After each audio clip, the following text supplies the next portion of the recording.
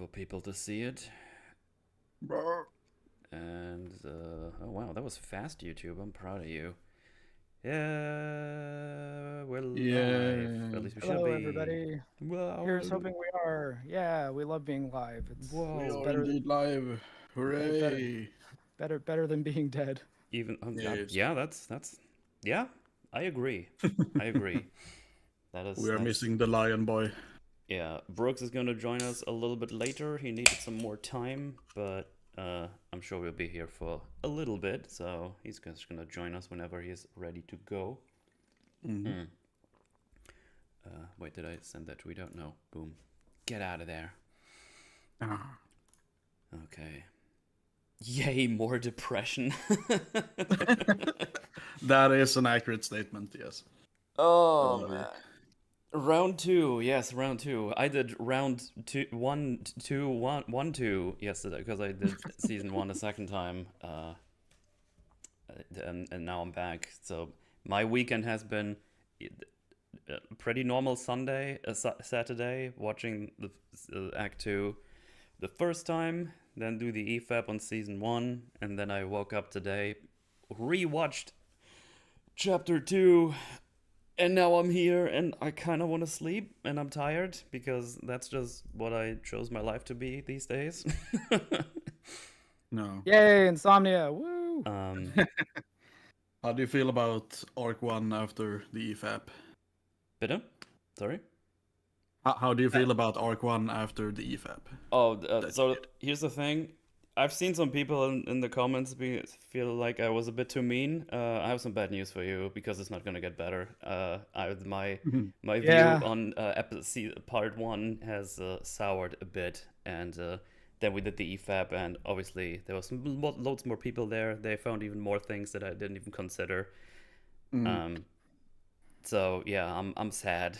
I'm currently sad. They were more negative than we were then in general. Oh yeah, way more. Okay. Yeah. I haven't watched it yet. Well, I did see a little bit of it, but I haven't watched the entire thing. I found it funny because it seems like some people thought we were mean last week, and then we did the EFA. I was like, oh, you know what? I think we were kind of nice actually. Yeah, like if anything, I was like, oh man, it's probably a good thing that A, I was not on that EFAP, and B, it didn't happen prior to our forge, because I feel like I would have been just getting leveled with my my good faith takes on a lot of the things that were pretty tismy. I see. I mean, we'll have to watch it later. It was a 7-hour big boy. Was the longest. Yeah. But yeah, not surprising. We're like 6 people and 2 were missing, so I think next week is going to be longer. I thought it would be longer than that, actually. Like, we did about 9 hours for the Rings of Power ones, and those were only 2 episodes. Yeah, that's true. Yeah, well, I mean, I noticed you guys did like 3 hours on episode 1. I was kind of popping in and out because I was doing a bunch of stuff yesterday. But yeah, it did seem like there was not a lot of positive from what I could tell. Yeah. Yeah. I was expecting around like a bit over 10 hours. But yeah, okay. Yeah. Well, next week there's going to be more people on the EFA because we'll be seeing Rando and Theo. Yeah. Yay. So if next week on the Forge I'm even more tired, you know why? Because I'm probably going to be spending like 10 hours on EFAP. Oh, fuck me. But yeah. I mean, honestly, the EFAP though did make me realize that a lot of the sort of good faith positive outlook things that I had might have been doing I'm writing interstitial things in my head that are making it make more sense than the show is actually presenting. Well, the I was like, man, we all do that to an extent. It's just a question of like how much you. Well, the big thing, and I just started to realize this more and more as the week went on, even before we did the EFAB, when I talked about it, because this thing marinates in your brain, right? And I was already pretty critical, I think, to a degree.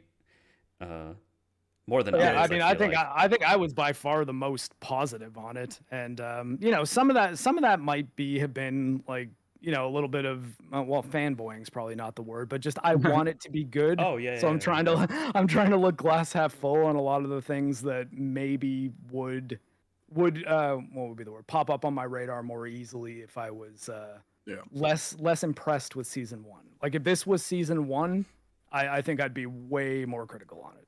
Well, it's also like the problem with the show is because I mean this is something we talked about last week, of course. There's a lot of things where it's like, oh yeah, I can see how this might happen somehow, but we just don't get to see it, and we rush through so many things. So there's like a lot of filling in the blanks for ourselves. But the more I thought, I was like, oh, we're just not going to get these conversations, especially after I've seen Act 2. It's like, oh, we just passed this. Like, we're just not going to address this. We're done with this. So that was sad. It was sad. And like, after I watched Act 2, I was like, man, I'm sad now. The thing is, I've seen so many people be like, this is amazing. This is like peak. We're back. And I was like, am I crazy? Like, am I the crazy one right now? It's like, I don't understand. Because it was like utterly like disconnected from the show, I feel like, when I finished Act 2. I was like, I don't know I don't really know what we're doing. I mean, I guess I know what we are doing. But we just got here. Like this again, like things happen in the last episode, and then we do this here, which is not too long away from the rest. It's just, it's one of those things where when you go in like pretty good faith, and it's like, okay, maybe we get some discussions next season, or not next season, next act or whatever. But then you get to Act 2, and it's like, oh, we're not gonna talk about this because we actually have a time jump here, which I think is like a couple of months. I think is the idea. I don't think we get. I have no idea. I don't think we got a proper time frame, but just judging by like Victor having a bit longer hair, and when Jace comes back, he's got like a beard going on. The kid looks about the same. Well, so... enemy like. I think Jace popping out of that thing was probably the thing that confused me the most, because I was like, wait, so I was like, are Echo and Heimerdinger in there too? Like, where's Heimerdinger's beard? Where's his like, you know? So for anyone who's we'll get to that, but that's absolutely fucked at the moment. Like, we're probably gonna get something in the next act surrounding that, but currently it's just super confusing and like, what the fuck's going on? Yeah. Someone in chat just said a good friend of mine texted me before I watched Act 2 that it was peak television, and it scared the hell out of me because this man said the same thing about Kenobi. Oh god. I mean, oh no. It's not quite as bad. But yeah, after the scene, I linked you the meme of Metal. After that, I saw that scene, I was completely disconnected from the entire show. Like the fucking clown show tier material in that garbage. Like I just couldn't take it seriously after that. Yeah, I mean, we'll get through things, but there's some stuff in there where I was like, man, you're trying to manipulate me emotionally right now, and I do not appreciate that at all. But yeah, let's see. Okay, Mr. Brooks is coming in like 10 minutes, so he should be there pretty soon. But yeah, that's what's been going on. The rejoice, my cold is basically gone. I feel pretty good, so the chances of me actually doing a gaming stream this coming week should be kinda there. But I also have like 2 long work days next week where I'm gonna be back home late. So I say that with not a lot of confidence because you know, real life do be real lifing. So maybe. But yeah, we'll see. Probably gonna do another Veilguard Strumble, I think. Doing a little bit of Smeagol's adventures, because that was funny. Making the Smeagol voice is fun. I kind of wish he wouldn't be voice acted, so I can just read out the lines in the Smeagol voice every time, because that would heighten the experience quite a bit. But yeah, we'll see. What else is I guess Darkwood, I can still play that. I'm just I've been kind of thrown off with what I'm gonna do next because of this cold and just being busy in general, so I'm kind of behind on like everything right now, which also includes the Rings of Power stuff, but oh well, we'll get there. How much depth of the game do you have? Oh, I think like a lot. Like I've did like 2 streams. Yeah, you haven't gone too far into it, right? Yeah, no. I don't know if I'm even gonna finish it. Like on one hand, it's not that interesting to play. Like it's fun to stream, and And I guess also kind of the buzz is gone. I don't know how many people actually want me to see finish it by now. I'll just see when I do stream to see what people think. Maybe do another little poll or whatever. Yeah. But we got like most of the game is like mainly boring stuff, and then some amusing cringe in between. Like it's not a good game. No, I'm not a fan. It was while watching Ass stream all of Veilguard. He did like 14 streams. It's it's crazy. He did the thing I normally do. Everyone ditches, and then I just go through the end and lose my mind. But yeah.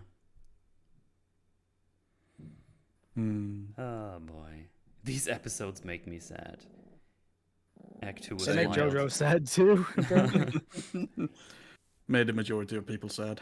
I mean, I guess for the glass half full element, there were scenes and moments that I definitely liked. The scenes in here are like in isolation. Yeah. There's some minor things I do like as well. I also like that they didn't ruin Vander, but yeah. I didn't want to bury the lead, but I liked a lot of the Vander stuff, even if the setup around it was foot on the gas pedal, hitting the nitro. Yeah. Like really trying to get to the end of this stuff fast, which it honestly makes me think that probably the biggest problem here was with the whole this is going to be the end of Arcane, season 2 is going to be it's over, and then we're going to maybe move on to like other League of Legends spin-offs in the same style of animation but maybe at different parts of the world. That sounds good when you think of the act structure as like 3 full movies worth of content that they can do a lot of really great stuff. But it all just feels so fast. It's like they're trying fast, to get through 3 seasons worth of content in 1 season.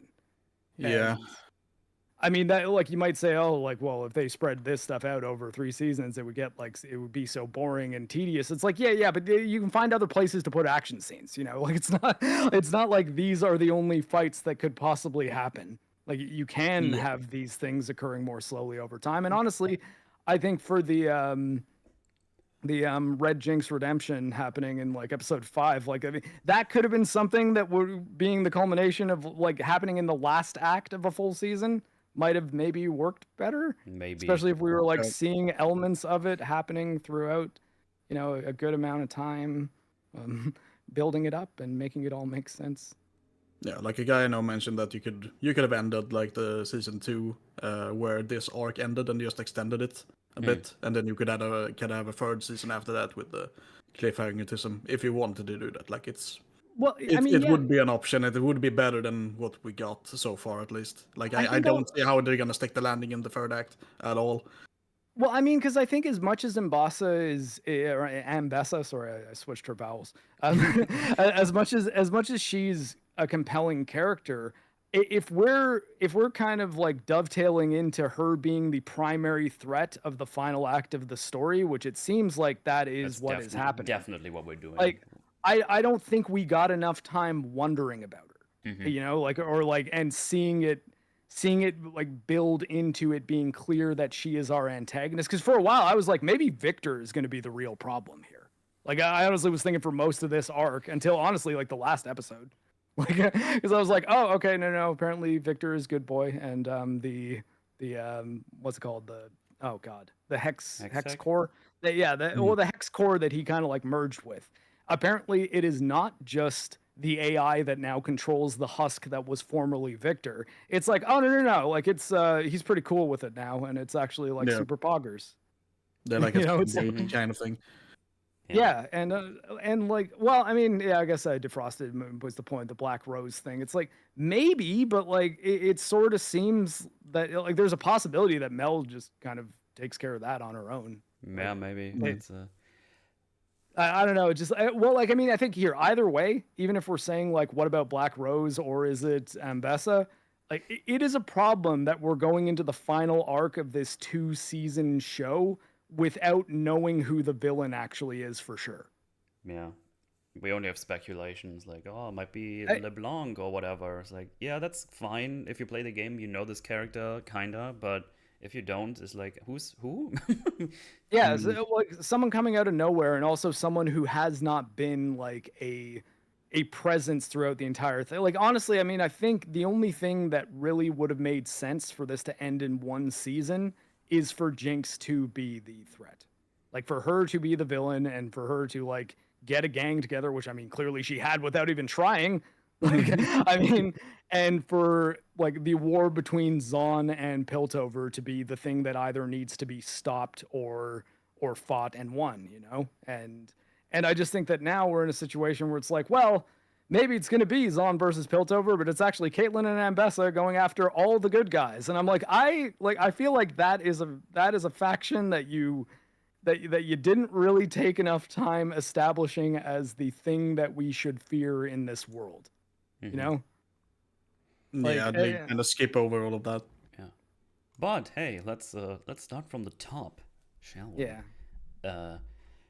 Because obviously, episode 4, we start with another music video. Yay! Hooray! Yeah! Amazing, yeah. I think now, maybe it was because we did The Forge last week, but I think this was the first music video that actually kind of bothered me. Like, I really like this one, yeah. Well, I mean, I guess it tells you some important things for the time jump, and like, but at the same time, I think you could have established the like Jinxites as like over just exposition and give us a scene where a bunch of them do something really crazy and like morally ambiguous and weird, and then we have a council meeting where they tell us what's been going on in the last couple months. Yeah. Because I'm assuming it's like, well, it's got to be like, what, 2 months? And I'm going by Victor's hair. Like, yeah. You can go by the kid. The kid hasn't really aged at all. The kid has longer hair too, though. Now I can tell the kid's a girl. Yes, but it hasn't been multiple years. It's not multiple years. Yeah, it's no. It's like been a few months max. A year maximum, I think. Yeah, and that would be pushing it. I think it's maybe 6 months at the longest. Because like, I mean, Victor's hair isn't even like down to the middle of his back. It's like still just kind of around his neck and shoulders, right? Yeah.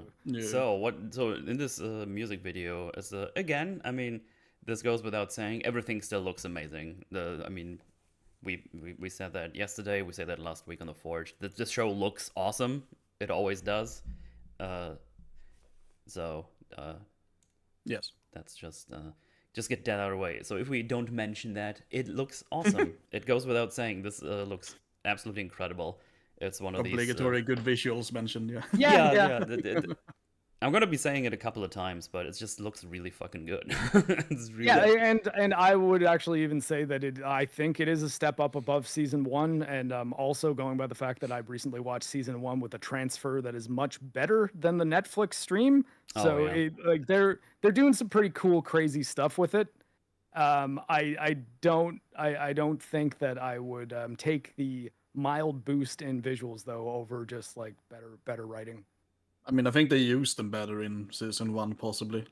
Yeah, and I mean, that's the writing part of it too, right? Yeah. Like, it's now we got another really cool, stylish music video, but it's like, but when you compare this to the Echo versus Jinx fight music video, like none of it is in the same league. Like, league. Talking about Echo, I wanted to mention it earlier, and someone's in chat right now. Any Echo and Heimerdinger fans here in chat haven't seen Act 2 right now, get your tissues ready because you ain't seen them. They're not here. They may very well be dead. Like, it could be. We don't know. Yeah, we have no idea. There's like zero fucking information on what happened to them. Yeah, you know what? Now I'm gonna say, like, assuming that time works the same way that it does in the I don't know, the world between worlds or whatever the fuck you want to call it, the like hex core zone. But Jace doesn't have more than 2 months of growth on that beard. I'll say that much. As a person of beard. Let me go through this music video. Not go through what happens in there. So basically, what we learn is the city is on lockdown. People from the underbelly are basically hunted and beat up. Police brutality kind of shit. It's basically martial law that they established last episode somehow without the council. Because we also learned in a little bit the council is no more. They just got rid of it. So I guess they just somehow made this. We said this yesterday on the EFAB, something I didn't even think about. They just established martial law and get rid of the council here, and that's just the thing they can do apparently. Yeah. Terrorists basically She's basically just a Roman dictator. Like she Right. got that title. Yeah. Yeah, like so the person that was just there to counsel the council on matters of war is now like king of Piltover apparently, and is just like I mean, granted that happens at the end of episode 3, but it's neat to think that like Ambessa is able to just take full control of Piltover, establish Caitlyn as like the war general, and like it's like wait, like how is this stuff all happening, and how are like the people of Piltover not like, yeah, what the fuck? Yeah. I mean, She I guess had the idea, soldiers, so that's why she. and I mean, this might. I'm gonna allow for the possibility that maybe JoJo was growling over when this was established or something. But do we really get any details of what the like Savika terrorist attack at the end of episode 3 actually did? Like, did anyone get hurt? The paint, or? Well, that's the thing. Was it just paint?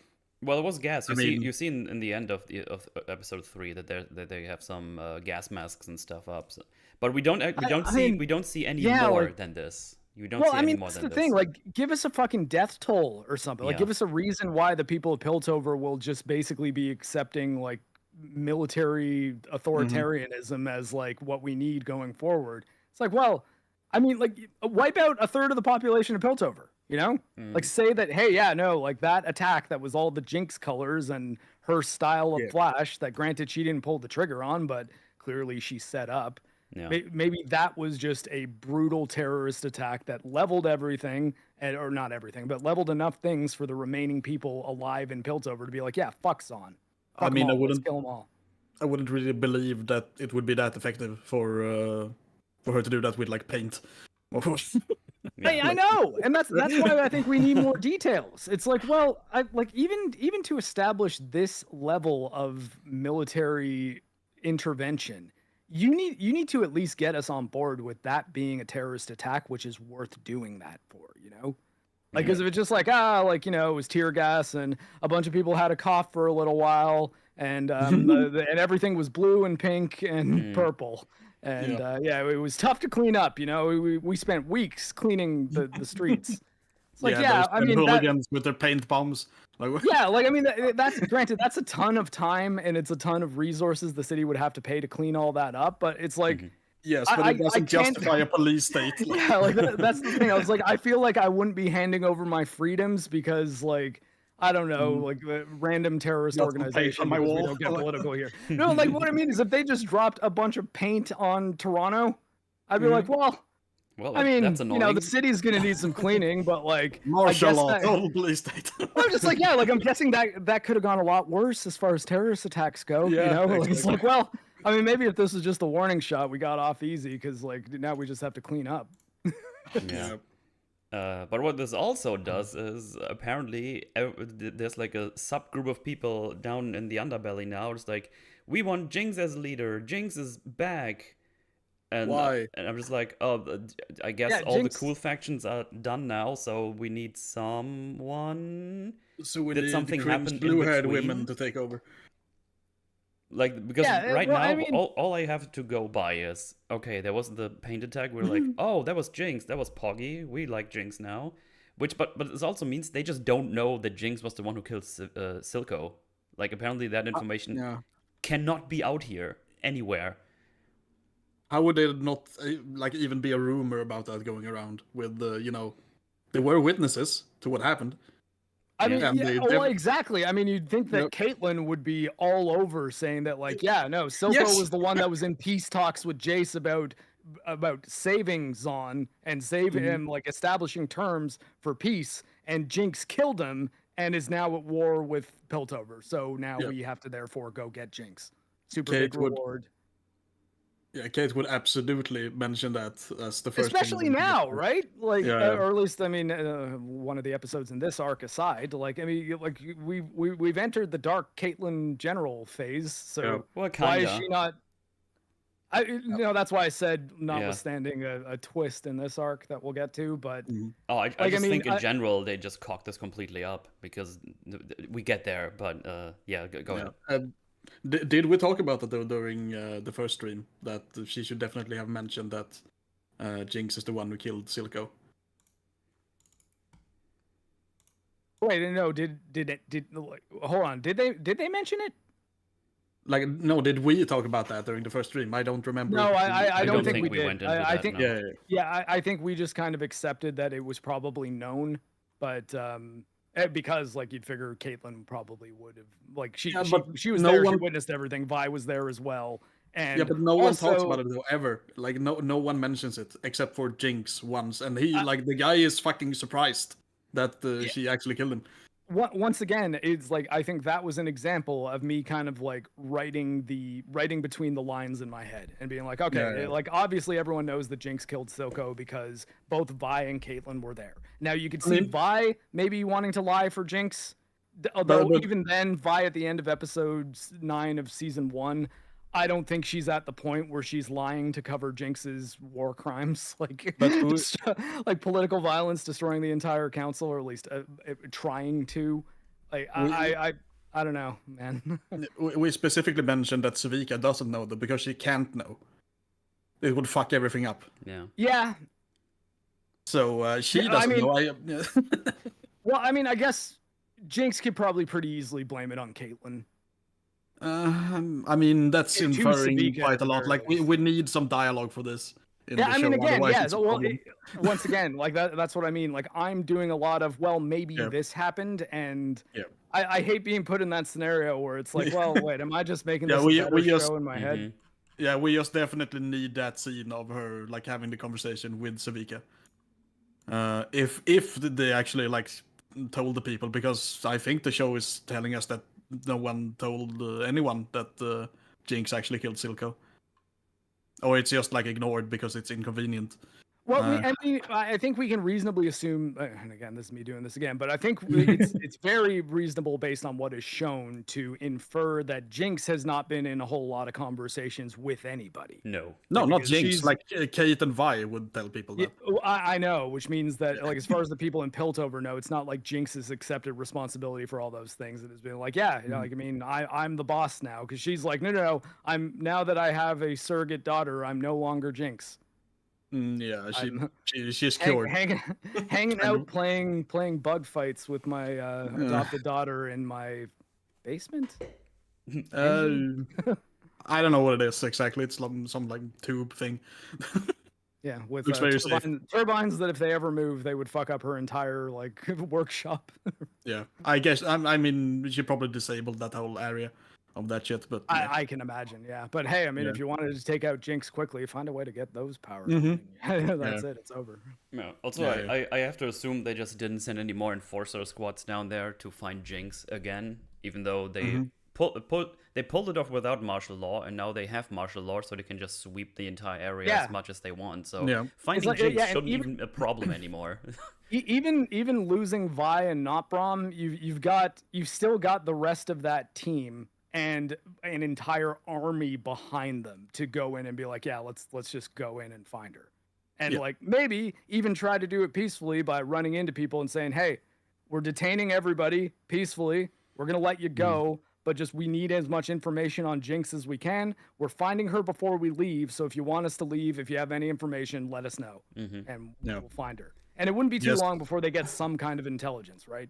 Because like, unless we're assuming that just immediately a switch flipped in all of Zahn's head to be like, oh no, Jinx is super cool and we love her. Like it's like there's gonna be someone that's like, I kind of don't like having to worry about enforcers detaining me when I'm just trying to get to work and back.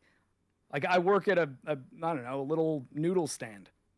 Like it's like, what do I have to do with any of this? I guess either they don't know at all where she would be, or they are just like super loyal for whatever reason.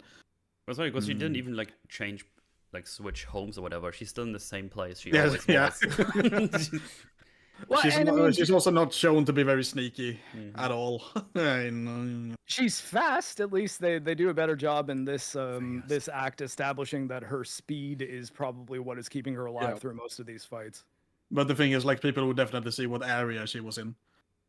And like maybe not the exact location, but she's like in this area of the city a lot. So she probably has something over there. Yeah, probably. So, I don't know, man. Off to a good start. Anyway, amazing. Yes. Anyway, blue hair are now forbidden. We see that a bit more later. Based. But yeah, there's this. By the way, they're called the Jinxers, which is a hilariously bad name, by the way. Yep. But now we go into Caitlyn's bed chambers. Nice. And yeah, she's now with Maddie. She's here. Ooh. So we went from we went from them having the first kiss last episode to extreme conflict where she says your blood is corrupted with her blood, to punch her in the gut, and now we're here and she's with Maddie now. Yeah, and she's fucking the girl who inspired her to actually put on the enforcer uniform. That's great job, Maddie. Fucking Homewrecker. Maddie cut V. Bye. Oh yeah, I wasn't here for like when you covered the third episode, by the way. There's not a lot I need to like go over there, but I watched a bit of your stream, and I was just gonna add like the gas thing. You didn't really mention the like elderly and sick, which have no fucking choice, and like they wouldn't be able to move.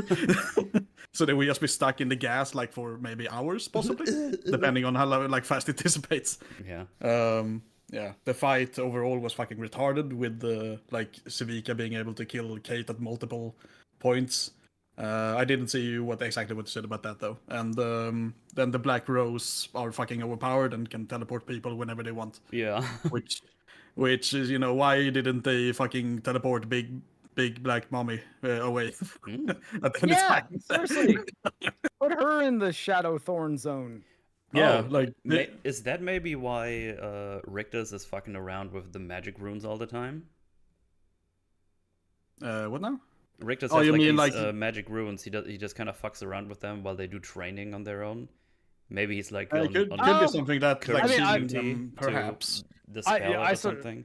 It's just a guess. I don't know, but you're still right. They can just teleport any other person that might be important. You see that the runes can like combat the magicism, but like. Is it like a constant thing that's happening with the runes? That they're just shielded forever because they do grab them and shit. Still. Yeah, I mean, I didn't think that well, I actually didn't process that as being like a little I don't know, protection stave or something like that for them. I kind of figured he was just like redoing the spells and making, or maybe he needs new ones after a while, and it's in that fire thing that he like actually casts the spells on it. Because I mean, I guess we're assuming that he was the magic user, right? Because we know that without Hex Tech, you need to be born with like an innate ability to cast magic, and it seems like he is the only one in that army that has the like crazy magic staff. It's the only one we've seen. Like he has he has some runes on these metal things, so they can either be like infused with power, or he has some like magic abilities. Yeah, well, that's the thing, and I thought that him being over the little like thing of coals that has the magic rune metal in it, I thought that was establishing that he actually is the one that's like making those pieces of metal magic, and like, this is the way he does it. Yeah. So that'd definitely be a thing. They're here. They're just hanging out. Maddie is horny, obviously. Because all she wanted was tap that Caitlyn V. That's what it is. Yeah, just like a little swift kick in the balls to all the guys last week who were simping over her. It's like, nope, not this one either. Yeah, and as Would you mentioned, like it's completely unnecessary. It doesn't lead to fucking anything at all. It's just but I mean, Caitlyn goes like, "Oh, I didn't think it would take so long." I was like, "Oh," so we immediately go from showing her as Caitlyn God Emperor to now here's like, are we the baddies? Like, fucking yes, you are. You know you are. You established that you were embracing being the baddie. Yeah, but we don't get any of this. Like, this is another thing. We could have had a couple of episodes where she starts to realize when we didn't have the time jump, because now we have to interpret it ourselves. And it's like, oh, what could have maybe happened in this time jump? Maybe she might realized, have worked. Oh, this might have also worked. Yes, I was going to say it might have also worked better if you did it not as a music video, but as a more traditional montage where you can actually have some scenes of, say, Caitlyn like ordering people into a building and then her trying to see how many people they've detained and stuff, and noticing that a whole bunch of people are dead, including a bunch of children. Like that might have been a thing for Caitlyn to see to make her think, oh shit, this is like I'm driving a nightmare into this city right now. Because we just skip all the well, all the complete arc from her going from evil overlord to actually I'm not super on board with this and actually trying to keep it in check, because that's that's more the vibe I'm getting throughout these episodes, where it's like, oh, there's like these cells later on when she talks to Singed. It's like, oh, there's all these cells that are inhumane and stuff. I've forbidden to use them so far. So it seems like she's more like trying to keep it in check than embracing it completely or something. Also, hey Brooks. Hello. Hey. How you guys doing? Oh, it's alright. Yeah, I've been listening a little bit here and there. What was like the opening thoughts for you guys, real quick? Sad. I'm sad. Yeah. Depressed and tired. Yeah, deflated, sad. And Mark, what about you? I'm less positive than I was last week, even if there were a few things about this arc that I really liked in isolation, but I also kind of have to give it a lot of credit to make those scenes make sense, why and when they're happening. So I'm not super thrilled to be honest, but you know, entertaining, but fucking rapid fire. I'm skipping so many important things, so many character things that we need to know, so many plot things we need to know, and this is like the worst timed time skip ever. This is not the time to skip this amount of time. Like, we don't even know how much time they skipped. My friend said he thought they said it was a year. I know, no chance. No, like, I'm going by Victor's hair and Jason's that's what I'm saying. Wait, I was gonna say, Mark, you convinced me that it can't be a year because his beard. But with Jace, we don't know if time works the same way wherever he was. But with Victor, his hair should be longer. I mean, at the very least, him coming out not looking the same as he did before means time is passing in there at a relative. I mean, he looks pretty damn rough. If they tell me he was in there for if they tell me he was in there for 17 years, I will believe them based on how fucked up he looks. I'm down for like time could pass like faster or slower in there. We'd have no fucking idea. I see. There's superficial things like punish Jace entertains me so much. Like, I don't even care why it punish I Jace. just love him. He looks pretty. I love badass, the idea. I yeah. love the idea of Jace being just strung out and like I just. I mean, yeah, it's so much. It's so fun. As much as I'm still on team, it was a couple months. I just saw Dr. Metalblood's comment there. The kid doesn't age at all. I don't think I would make the argument that there's no chance that kid went from being 8 to 9.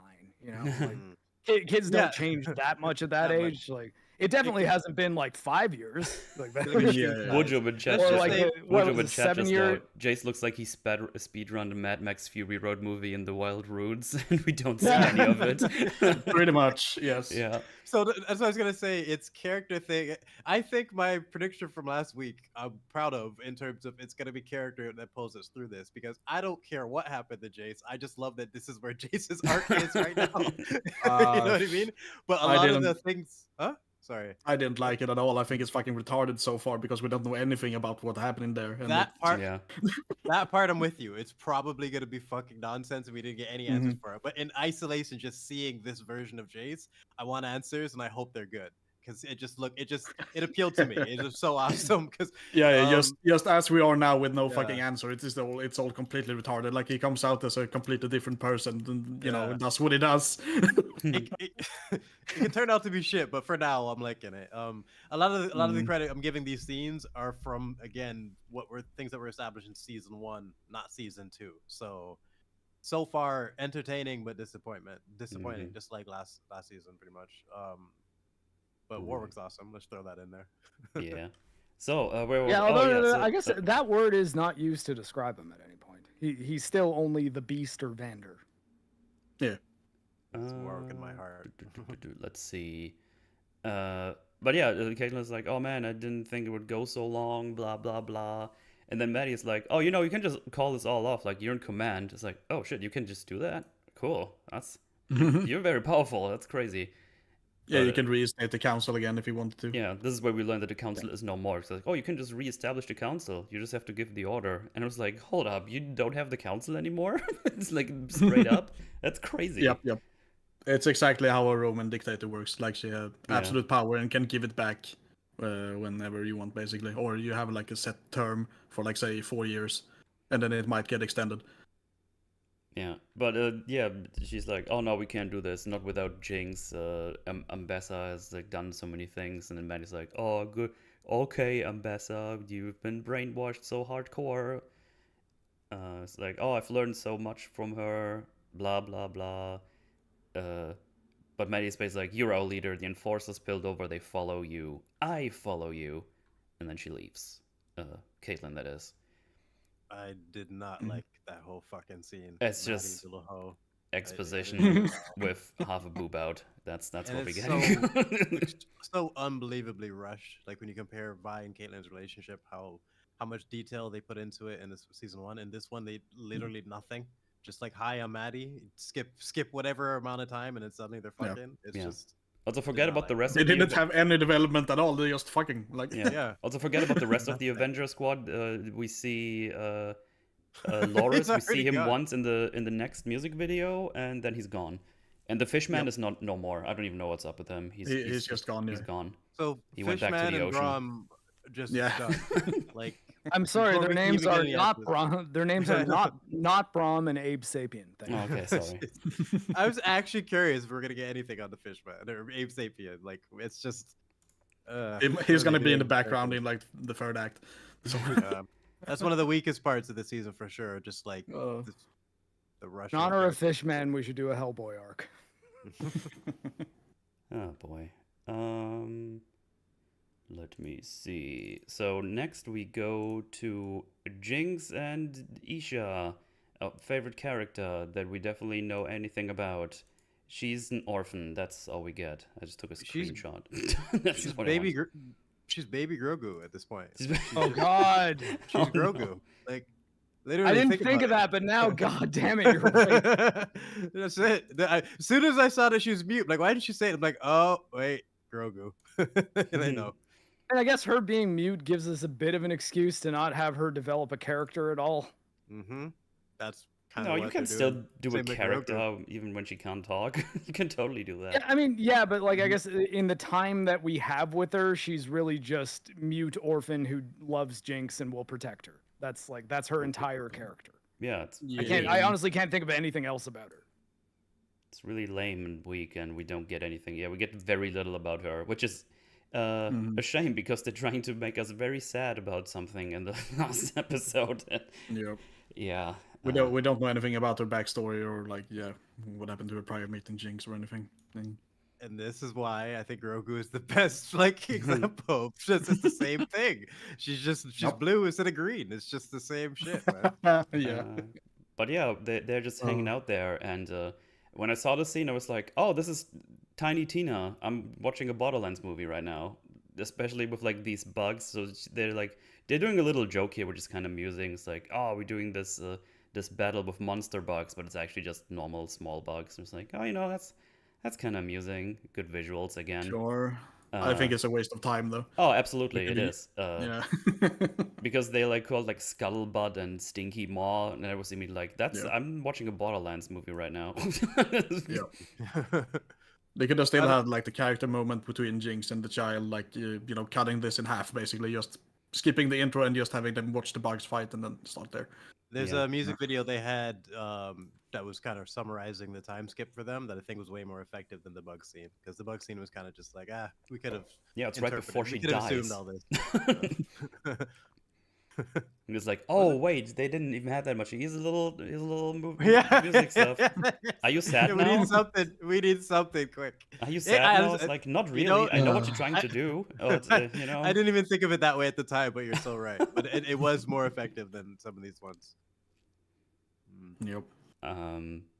But yeah, they're just watching a thing here, and again, Jinx is just more this fun character now that's basically not unhinged at all currently. Yeah. And apparently for these last months they were just kind of hanging out here and doing things. I don't know, because she's not interested in doing anything with the underbelly or with Zon, or if that's the same thing, or with Piltover. It's just like, okay, you were just hanging out here, I guess. Would have been nice to see you bond with the character, because here's the thing, I don't mind having this new character in here. I just want more of it, so I give a shit. Yeah, I'm not reformed. Jinx is just not as fun as Where's the chick who blew up mean, fucking Piltover yeah, from last season? I think it's she's- just. I mean, I like think I it's think just there's completely bullshit that she's cured. Like she shouldn't be this character whatsoever. I think you could get her there. I don't think it would be this Yes. fast. And I honestly think It that happened instantly, dude.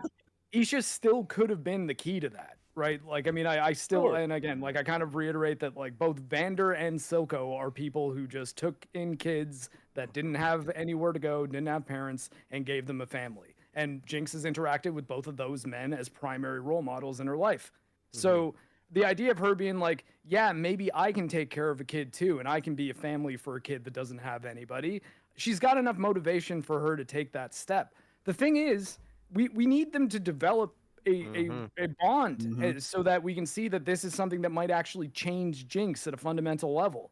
But it's just gas pedal. You're so right. Like I said, You're so right. That's actually a really good point because all the motivation is there, like from default. You know, there's a lot to work with, but they didn't actually. They kind of just they never went from there. They never went from like the rough draft that they were blessed with.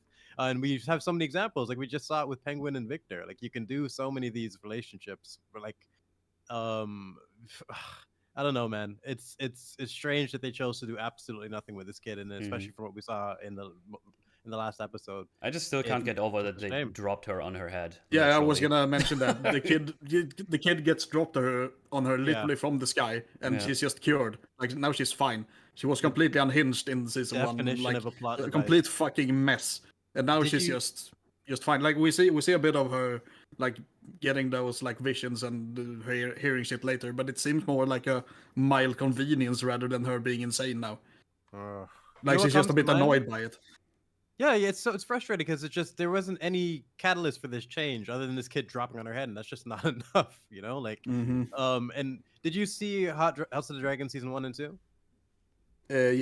Yeah. Okay, so at the very last shot of Hot D season 1 is Rhaenyra's like fury face. Yeah. And a lot of people were wanting that to be the character she was going forward. And the way her story played out in season 2, a lot of people didn't, you know, had took issue with it because they didn't get that. They feel like it was a failed. That image at the end of season 1 was a promise that they didn't get. But there's a reason for that. After what Daemon did, it kind of just took all the steam out of her, you know, her sales. And it's just we didn't get that with Jinx. The reason for her to go from that character we see at the end of Arcane season 1 to this like goofy person now, you know, it's not enough. Yeah. Like what Daemon did makes me understand why Rhaenyra had to just chill out for a second. This isn't enough to convince me with Jinx, even though the components are there, like Mark mentioned. Yeah. The pieces are there, but you still got to get them on to their spots that you want them on the board. Like, why rolling the dice and getting there? You can't just put them there and be like, I win now. Yeah. They skipped the part where you develop the great template that they had to work with. Yeah. Also, apparently they had little deals like when Isha's bug wins, she's gonna put on blue color on her hair, which is like, yeah, okay. But Isha really wants her to do something with this rebellion group. And Jinx like, no, that's from the past. Jinx is dead, and just throws like a thing at the shark. Part. And like, we're sure as shit not there yet. Yeah. So basically, what we're doing right now is like she just wants to hang out with Isha, just don't deal with anything after being the sole cause of all of this happening, basically by blowing up the council.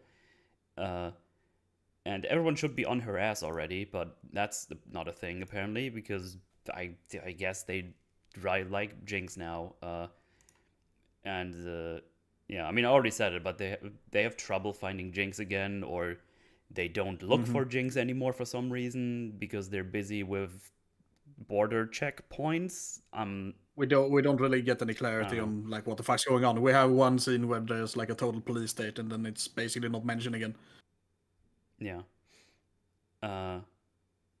Yeah, because with martial law now, it should be easy to just comb the underbelly because they can't really do anything. They have Noxian? So I actually don't know. Soldiers from Noxus. The entire concept of Jinx worked better when Silco was around. Without him there, you haven't convinced me that she's a mastermind that can avoid being, you know, she fucks up too much. She's too impulsive. I feel like she would have get caught in like a week or something. I don't know. Just a lot of plot convenience with Jinx that started to annoy Yeah, me. I guess she never leaves this room. No, Yeah, I mean, never. it's this room. This room is just, untouchable, untraceable. It's somewhere It in the has vents infinite up food there. and water in there, like they. Well, Savika seems to be getting here pretty easily, so Yep. She's the only one who knows her location. Savika's delivering. Savika is her Uber Eats. Yeah. It may sound like we're being harsh to people who enjoyed it. Like, I'm sure we all still enjoyed it. Just we know how I great didn't. this no, can be. I was miserable Oh? watching this. Yeah, were you? I did not enjoy this act at all. No, I I still enjoyed it. I wouldn't go that far for at least my sitting with it. I just mean, I Well, enjoyed okay, parts of it, but frustrated. overall, I didn't. I Very was fucking frustrated. miserable watching this shit. I think I would downgrade Arcane from not as a whole. Season 1 stands on its own as what is effectively a masterpiece of like TV animation, but now this version of Arcane is like it's at show's pretty fun, I guess it's worth watching, but not like, hey, you need to watch this seriously, it's amazing, watch it now. Like, I would recommend this casually to someone now, which absolutely was not the case with Arcane Season 1. Yeah, it's become very superficial to me now, where as soon as a particular character showed up in this episode, I'm like, yeah, now you got my attention again, because all the rest of this blue-haired shit just like I just just like, what happened? What are we doing here? Like, I just most of this episode, I just was like, eyes glazed over, and I would never imagine that in an episode of Arcane at all. No. There's just a moment got that my attention again. Yeah, there's just a moment that comes later that completely checked me out of the series as a whole. Like I'm basically done with it now. I can't take it seriously after that. Harsh words. Yeah, I mean it's just like such a huge disappointment that I'm just so disappointed in it that I can't really take joy out of it. I think I'm at still can't worth blame you. watching. I'm at still worth watching, but don't expect it to be on the level of season 1. Like, you It's gotta turned- understand that it's going to be disappointing if what you loved about season 1 was the writing. This is Yeah. yeah. This is why I was saying last week, I feel like it's already lost its opportunity to be great, and we're hoping that at least it's going to be good going through. And like we're seeing the difference between art and just entertainment. Like season And that's 1 a was good art. way to look at it. This is entertainment that is wearing a beautiful artistic product skin at this point, which is sad. Yes, that's kind of how I felt as well. I think There's this gonna is be a lot good to looking learn. It's shit. Skinwalker of season 1. That's my take. I think this is good looking shit. Yeah, I think I'm sorry. There's some I'm very very- isolated moments in there, but I've been watching a lot of mostly, this the last couple of days. I'm done, kind of. I I'm got gonna you. be Yeah. honest. we're at 6 Yeah. out of 9, so I think we've had enough of it to really have harsh opinions.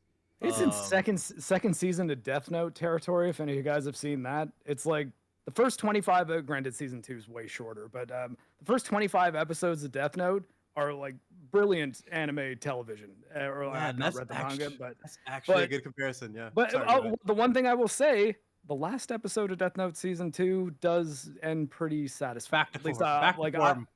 yeah, but the thing is, though, every time I recommend Death Note to people, I'm just like, yeah, the last episode is pretty good, but there's a lot of tism in the time between the thing that happens at the end of episode 25, which, guys, watch Death Note. I don't want to spoil that. If you don't know what happens, please don't look anything up because it's good.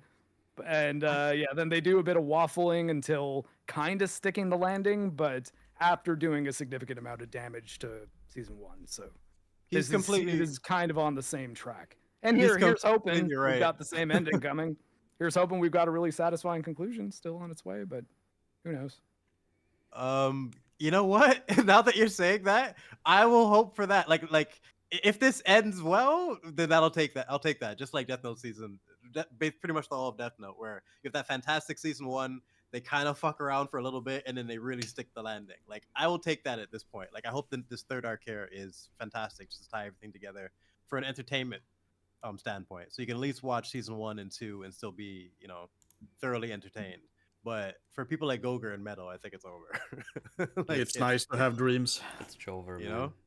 No, but this is why I said, like, I'm looking forward to watch Penguin after this because that show sounds awesome.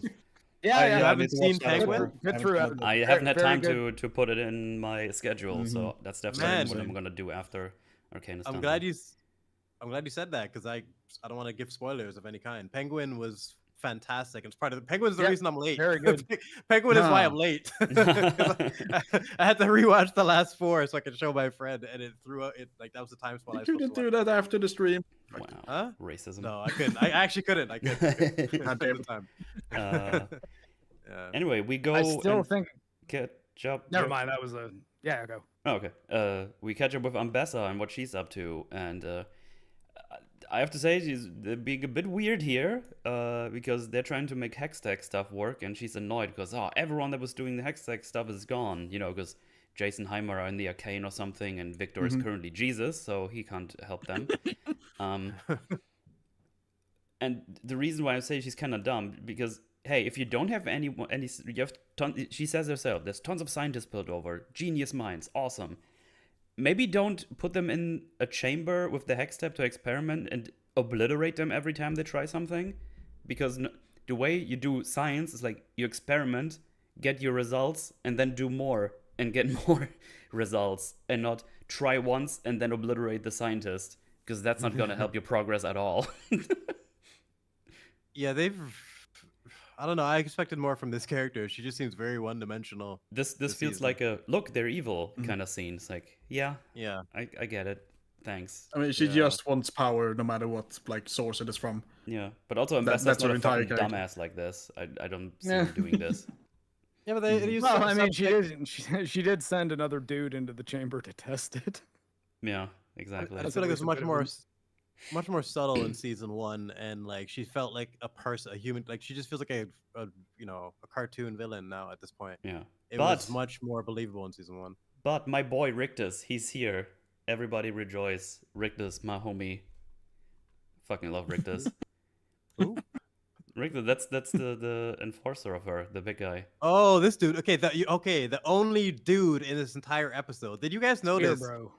Like, there was Is no it? guys. There's no POV from males in this entire episode.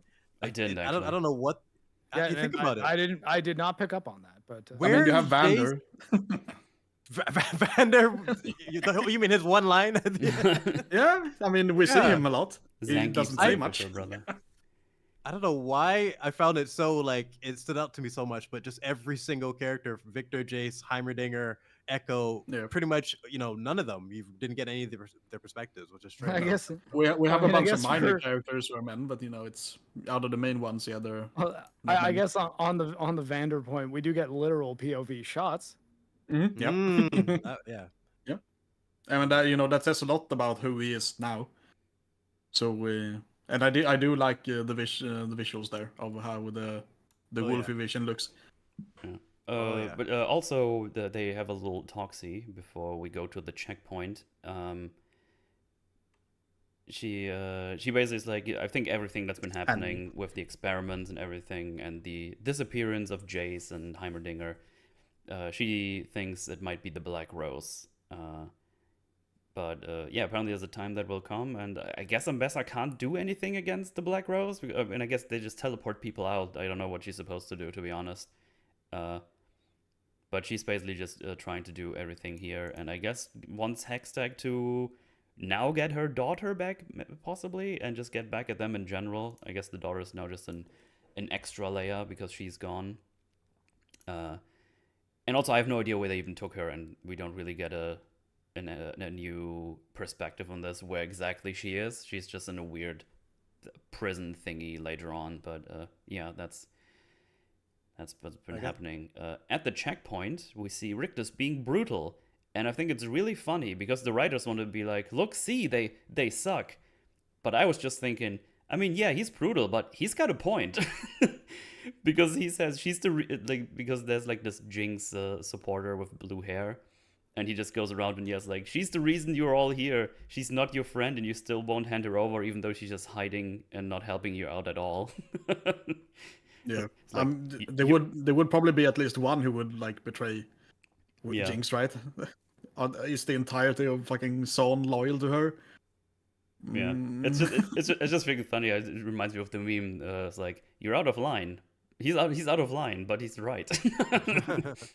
Yeah, I mean, there's certainly logic to what it says. Yeah. Whether you agree with him or not is a different question. I do agree with him. He's right. Zangief. From what we know, these fucking Jinxers are fucking idiots. No, Well, that yes, fucking name, they're the cringe and Jinxers. blue-haired, obviously. Yeah. The Jinxers, come on. That's what they're Oh. called officially. I It's know, such a I know. dumbass It's such a name. I hate terrible it. name. It's such a so terrible cringe, name. man. It's so fucking cringe. Ugh. But yeah, someone does some Jinx stuff, some shenaniganders, but it is not Jinx. It's Isha. She's stirring the pot, almost like she's like preparing the return of the Jinx. And immediately I was like, oh, something's gonna happen to her. That's gonna do advancing of the plots. That's gonna happen, and yeah. that is gonna happen. But yeah, she really wants Jinx to be this leader person, and she's like doing all the shenanigans as well, because she can also tinker quite well. It seems like maybe not as good as Jinx Jinx. has taught her some but shit, I guess. Yeah, she's been makes taught, I sense. assume. Yeah. Someone on chat, I can't wait for Isha to be a character. Maybe next season. I don't know. No. But yeah, It's this gonna is like be a another second thing where they're season, like, mileage. whoa, Jinx is back. It's so cool. And all the blue hairs are like, yeah, rebellion. Yay. Yeah, no, that's all I got. And the shit like this is what makes me think that it being a year is possible, because like there's no way she's this skilled in 6 months, and like I don't know. I feel like there's too much progression, like in terms of Victor's compound and everything you see with the Jinxers, for it to be like, if our hair theories are strong, but I still feel like based on the world building, it's got to be at least like a year. I would say it's inconsistent and how long the time has passed with the different characters. Yeah, I'm not Do you have any 100% sure. Do you have any examples, just to pique my mind? I mean, basically what we just talked about with the child, how much she learned, and like, you know, different hair growth on people. Like they could have, you know, but cut that's what I was their hair, saying. and, like, No, exactly. Victor could have cut Yeah. his hair, and Jace could have been there for like how many years? He could yeah, have. but the could have been there for child has decades, learned a like- bunch of shit, and yet she hasn't grown at all. Is she like an alien person? Or... I mean, again, No, like, I mean, again, she it- could have like, grown 2 years, and literally we don't. It's a shoe size difference. I mean, she would be taller. no, she's not still- everyone grows the same. Like it's not. No, that's not true. Yes, That's it not is. true. Some kids, I just, you know. I don't think it's been nearly that long, just by even just the state of everything. Like it doesn't seem like that much time has passed, really. Yeah. Like at least nowhere in the ballpark of a year, I don't think. Like Yeah, like- I don't. Yeah, I don't actually know, but like it might be inconsistent between the characters. Is what I'm saying. I don't know. Her hair is a bit longer. She's got long enough hair to have the Jinx braids. Or like I don't know. small Maddie, versions of them. Maddie seemed like a little kid compared to Caitlyn in the last episode that she's introduced, and now they're fucking. Something about that just strikes a little bit more Well, than 6 months. You know No, what I mean? like I mean, I don't think Maddie was a little kid. Like I mean, she was still No, in effectively terms a of her- police officer. I know, Like, in terms of her demeanor, and her demeanor compared to where Caitlyn was then was completely different. She So- seemed very naive and inexperienced. Yes, versus Yeah. Darth versus Caitlyn, who just lost her mom and is on this like dark path now. How did they end up fucking? I don't get it. Yeah, Count Where- Caitlyn fucking with the cape and all. Yeah, how do you guys feel about that? Like Emperor Caitlyn. It looks very silly, but I mean, It's a- okay. Just because how many times I've assassinated her in League, I'm just like, you can never try to intimidate me with Caitlyn. You can give her an eye patch, you can give her like anything you want. Like it's Caitlyn under there. Talking about Caitlyn, that's where we go. She's looking at her detective board because I guess she is still looking for Jinx. They're just incompetent. I don't know. It's really bad, apparently. They almost got her with 5 people, and now she has a whole army and just can't pull it off, even though she's just chilling in one place. You know, good job. No. But they're also because they're wondering about the attack just now, and they're like, "Oh, you know what? Maybe this is a copycat because there hasn't really been a big body count and not a super duper artistic thingy this time." And then Maddie's like, "I think we made them desperate to believe in someone." I was like, "Oh, is that your explanation why they like Jinx now? Is that it? Like they idolize her because of that? Because that's all we get from these characters on that." I don't know. It would have been nice to see maybe, I don't know, they could have used Isha to do some shenanigans while Jinx isn't aware instead of, They could have had the music you video. know, Silco as just a martyr icon instead of Jinx. Yeah. Yeah, it's just, again, just show me things. Because now I have to assume that it was either the gas attack or something else in between the time skip that might have happened. Maybe Isha did some shenanigans, which is a viable thing for me to expect, not expect, to assume happening. But we don't know. We don't really see it. The only thing we see in that flashback music video is her doing some spray painting on the wall. But that's about it. I imagine the gas attacks would not make the people happy, but we don't see any reaction to it at all from any Saw Knights. I mean, the only reaction we get is martial law, which seems a bit excessive. But but like we don't see a specific reaction to how they feel about being gassed every day. Oh yeah, no, not at all. We only see this one child in episode 3 of the gas mask, and then we never get anything else from Piltover. So yeah, bit lame. Yep. One of the many things they skipped over. Absolutely. Yes. Yep. And then Ambessa comes in. It's like, hey, Genicity waits for a Jinx return. It's like, sure, if you say so. I don't believe you, but that's what the show wants me to believe. And then Caitlyn is annoyed that Richter stirred violence, which I find funny because the way they showed Caitlyn in the last episode seems like she's going to be ruthless, but this is her more in the role of trying to keep everything like in check, which does not really check out with what they showed us in the last episode. I mean, she went around on the city gassing people and stuff, so I don't know. We talked about this already, I guess, but just we skipped all the steps where she got around to not embracing fully the evil persona, I guess. Because just the visuals alone, they were like, look, she has a evil cape now and does the hand gesture like the Noxian soldiers. And she was like super aggressive in the last episode. It's like called them animals and it grows and whatnot. Your blood is tainted. Your blood is tainted. It's like, holy shit. I mean, I would have expected at least one episode where she goes like kind of off the fucking rails, and then something happens where she realizes, oh shit, maybe I need to dial it down a bit. I was correct, then I need to And this is only the beginning. Like the third episode has like the craziest switch I've seen in a while.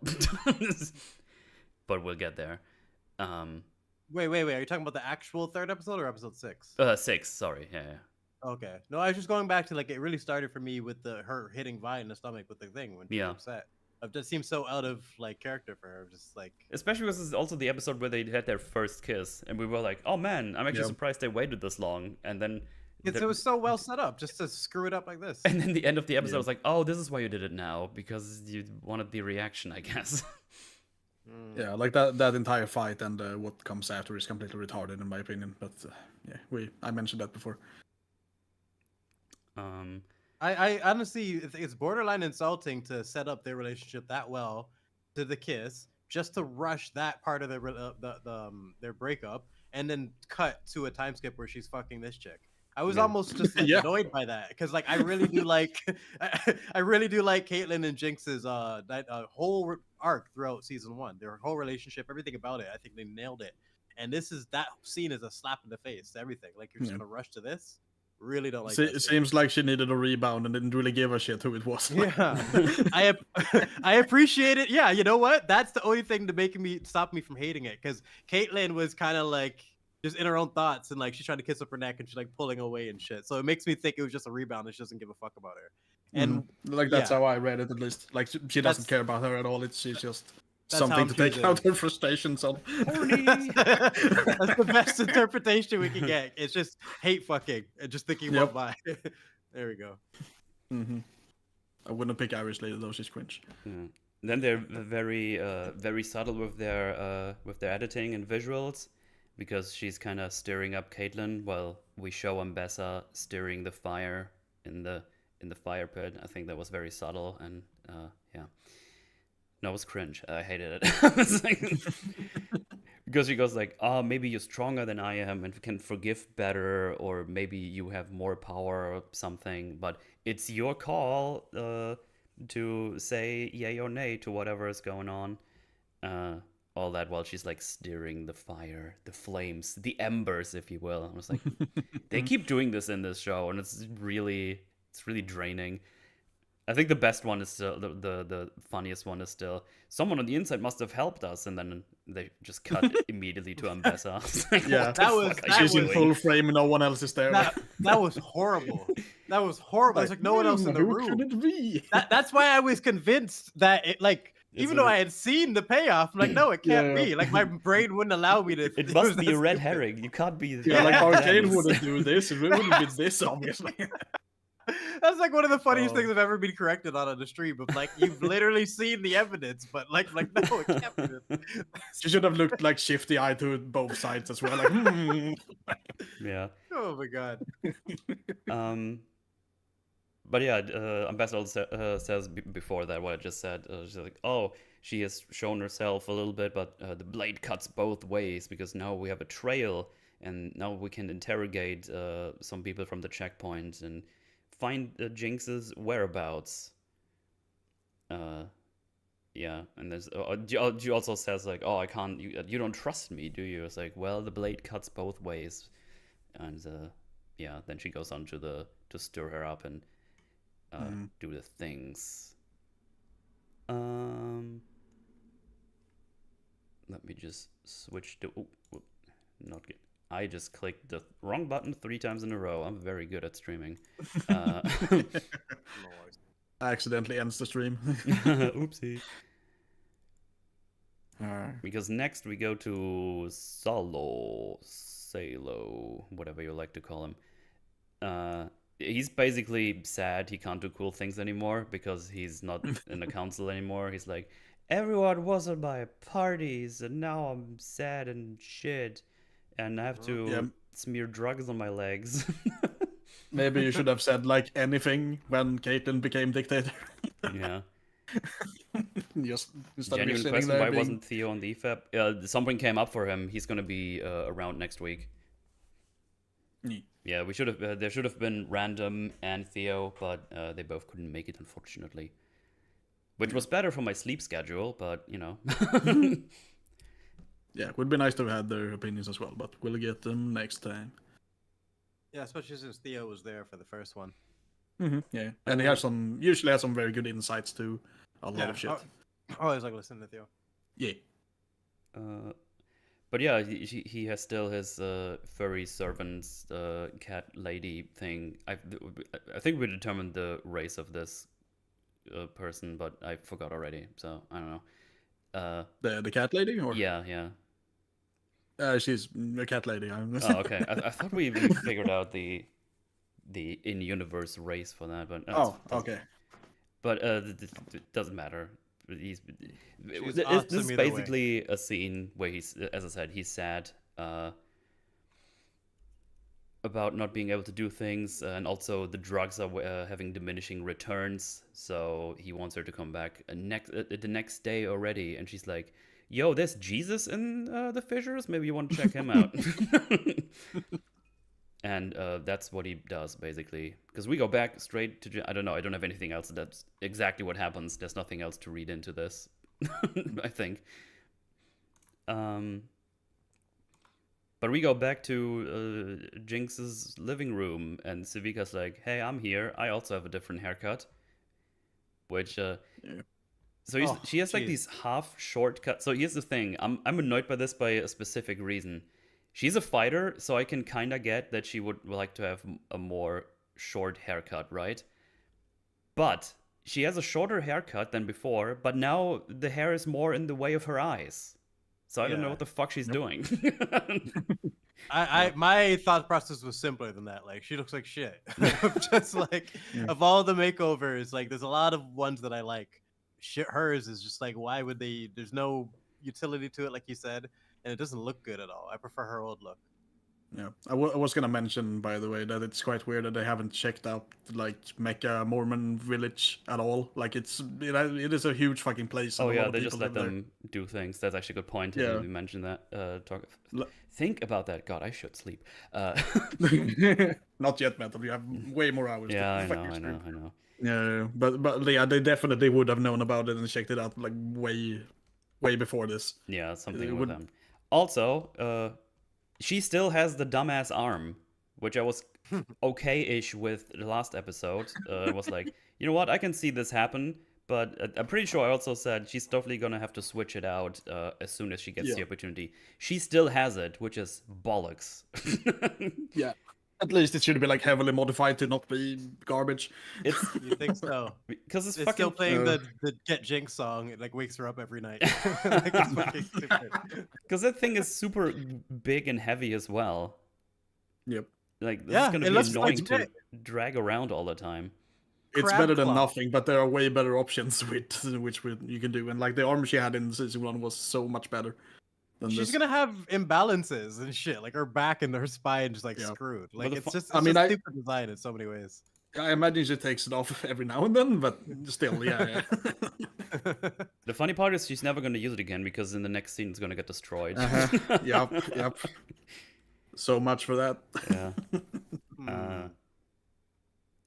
This next scene could have been cut, by the way, with that we just talked about, because she basically just tells us things we already know.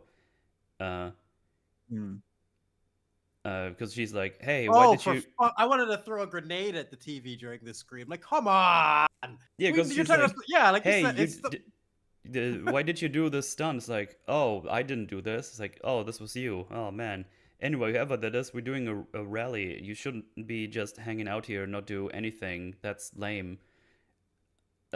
Yeah. I don't know. I feel like this was all information we've already known from the other scenes, so I actually don't know why we had this. This would have been fine if we had more time with other shit. Like, Yeah. there's way more things you needed to have set up and done except this. Like, if we actually had enough time to set up other shit properly, this would have been fine, but not when we have a bunch of other shit we need to do. Sorry, someone in chat just wrote, "Why did Warwick become a volcano in the end?" Yeah. Skins, baby, skins. You gotta buy them skins. Uh, That's how we pay the bills. I was gonna say, the scene. I thought it was the one where she was talking to Grogu and saying how she, basically just all the shit that we already know with those two. How like you remind me of Vi, and like that. This is them having like Jinx going through what Vi went through, like having a little sister. Yeah. Like we already can interpret that already. Like you did not need to spell that out. If some of the exposition is being like on the eyeball, not even on the nose. It's just a bit too much. Yeah.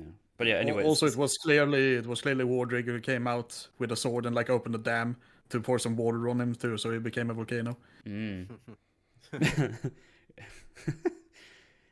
But yeah, so the thing is she can pull the people together somehow, fulfilling the potential Silco saw in her, and she can't be living her fantasy here anymore.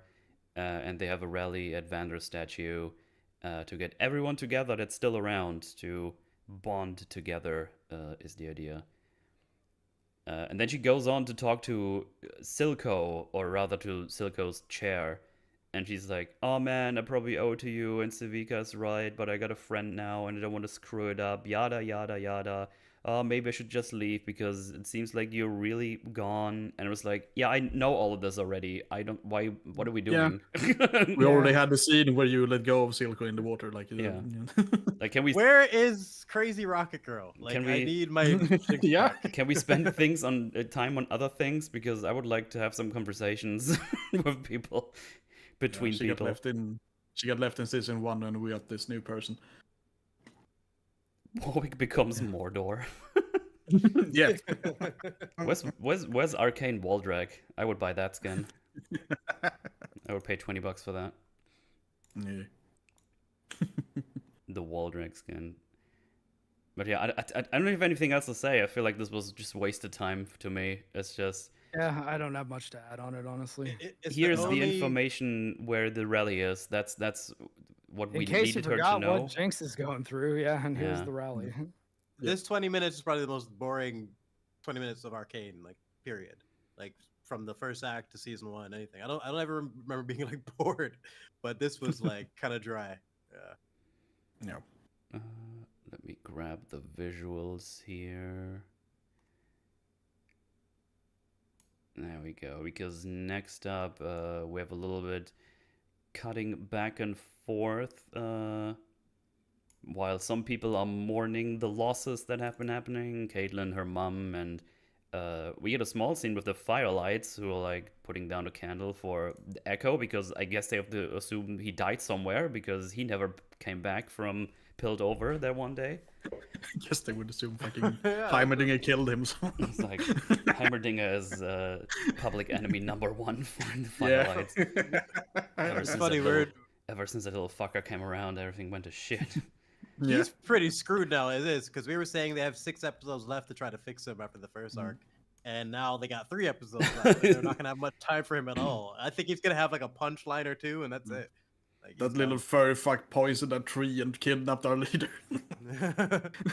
Yeah. So Rictus is currently beating up one of the Jinxers and gets out the information that they are about to have a rally at the Vander statue, so they can go invade those guys in there. Again, they can just go in there, look for Jinx everywhere, beat people up. You have martial law, so you obviously don't care. Nope. Shouldn't be a big issue to find Jinx with all these resources, but you know, don't worry about it. Don't worry about it. Yeah, she's in the pocket dimension somewhere. They can't find her. Now we see Savika tries to do like a rallying speech. It's like, oh, you, all the goons that are left over, firelights, even with all our combined forces, we're like, we have way too little people. Like, we have to come together, face them all together, like all of us, Jinxers, goons, and stuff. So, like, legitimately say all these factions that were down here because we got rid of the leaders. They're just not existent anymore. No one took the place. There was no one second in charge that took over.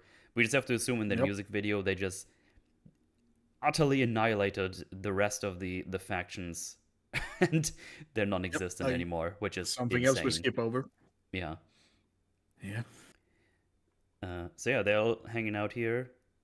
Also, Singed is here. Why? I don't know. Maybe he was bored and was wanting to check out what's going on. Yeah, I was like, what the fuck are you doing out of your hole, buddy? This Like, would just he's be a not the waste type of his guy. time. Yeah. He would not give a fuck about this. Unless it's specifically for what he does, like in terms of his plan, like, and he explains that. I don't see why he'd be here randomly. Like, he's not the person. I mean, to socialize like this. Like he wanted to be captured? I don't Yeah, think he yeah, I wanted to think be if it's- captured. I don't think so. But that's what I'm saying. It would have to be a part of his plan. Other than that, if it's not something like that, then it's very strange to me that he's here just hanging out. Yeah, then this is a man who lives in a they would cave. have to know a lot of shit that we don't like see that why he would know this. Yeah. That was very confusing, but yeah. But yeah, he's here. I just mentioned that because he's going to get captured here real soon. Because of course Savika is like, yo, we all need to rally together. And then one of the Jinx like, where's Jinx? I want Jinx. And then Isha puts out the blue smoke, and for some reason everybody goes like fist bump up and go like, yay, Jinx. And I was like, what is happening? Random child, yay. Why are all the random goons on board with this? I mean, I get the Jinxers. I mean, that's their whole... I don't get them either. It's just a random child. Yeah, I mean, I get why they would, because they pretend like this really happened, and they all idolize Jinx now. But the other ones, why are they not trying to reestablish their own groups? Why are they not bonding together and make one mega group and just take over the fucking underbelly? But we don't get this. They're gone. Don't worry about them. We don't care about these. We have our main characters to focus on. Powder was so much cooler than this piece of shit, man. Like, fuck her. She's just like a lame version of Powder. I'm just looking at the scenes in the background, like, meh. Powder is so much better. In any case, Rictus throws a spear and destroys the arm. It's like, okay, well, I guess now she has to replace it. Yep. Or not replace it at all. Just, fuck it. Yeah. And then Isha jumps from the top rope onto Rictus. He just fucking dives onto his face. And it's really funny because she tries to punch him, he just all takes it all, and it's like, what is happening? Why is this little child punching me? I actually like that a lot. Oh yeah, he just throws her into the well. It's like, fuck off. A based Rictus moment, absolutely. I fucking love It's, Rictus. it's funny when she jumped on him, I had to pause and I'm like, this is some bullshit. If she's not like dead or unconscious in the next 5 seconds, I'm gonna be fucking pissed. And then this happens. Yep. I'm like, thank you. Yeah, they didn't totally fucking fuck it. She's good at falling onto people. She is. She really is. Yeah.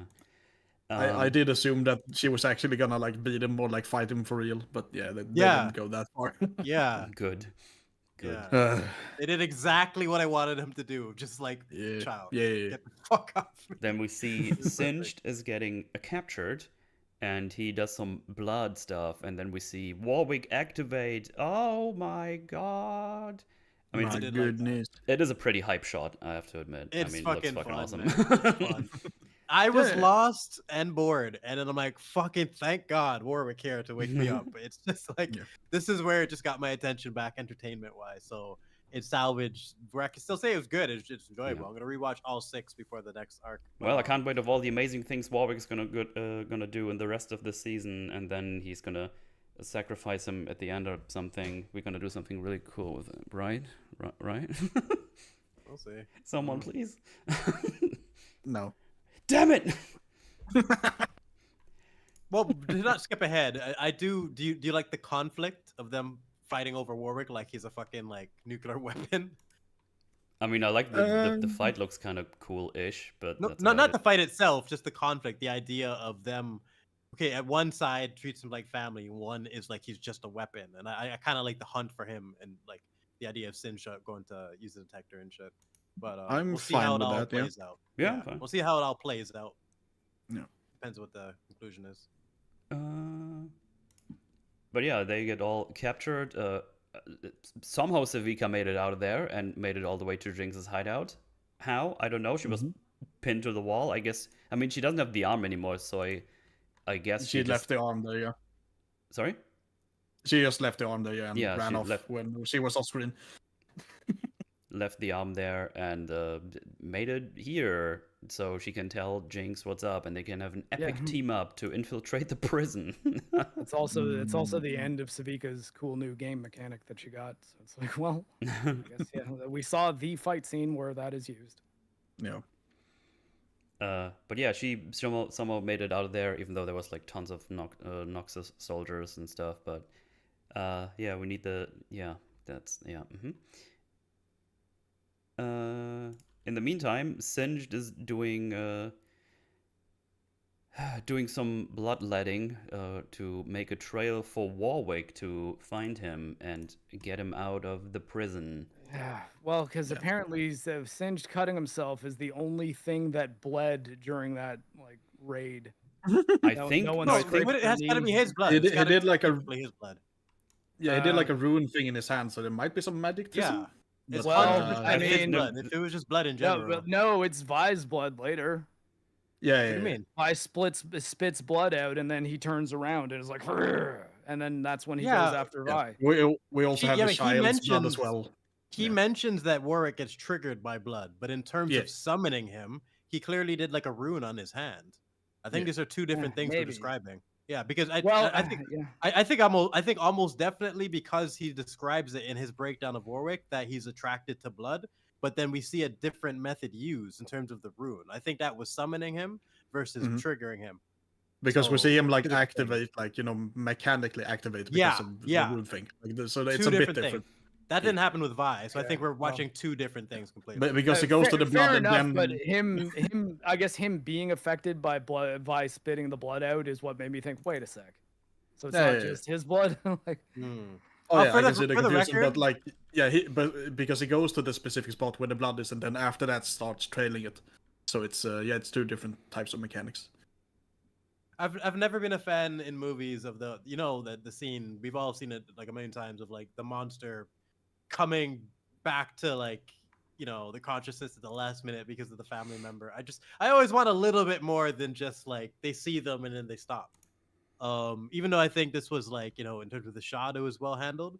I still not sure how I feel about it entirely. I guess we'll go through the discussion and then I'll figure it out.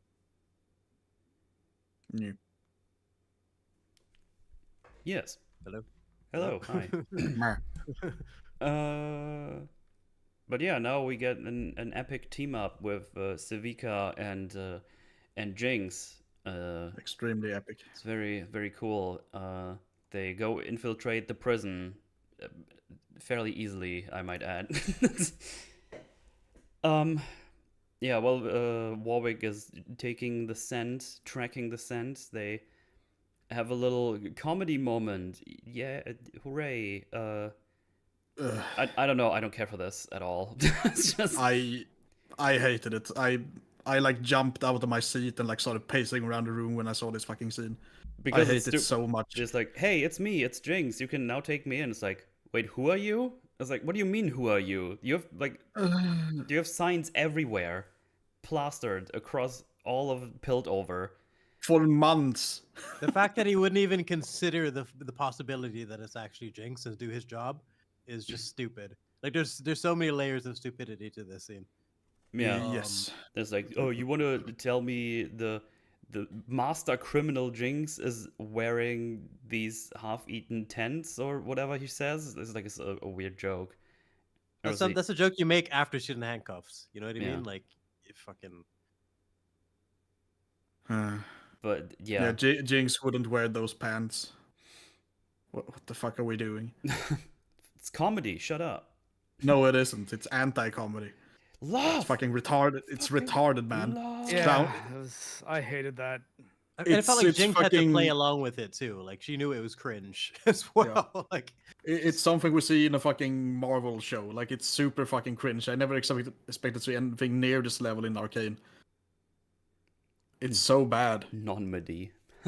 Literally, like Jinx- it's like they expected an enforcer to see the spitting image of the wanted poster that's been around everywhere and be like, "Oh, you're just a cosplayer." Yeah. yeah, Like- it's stupid. Yeah. It's stupid. Well, the thing is, it doesn't even It's- matter. It looks like they're already on military compound, so they would have at least, escort them away from this prison. place. It's fucking high security shit. Yeah.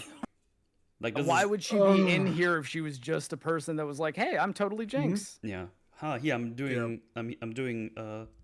an epic troll on you. It's like, oh, okay. We can do the rest of the podcast on this one scene. It's that bad. No, there's no matter who Strip she it is, away you like an raise the onion. alarm. Like, yeah. Jesus Christ, man.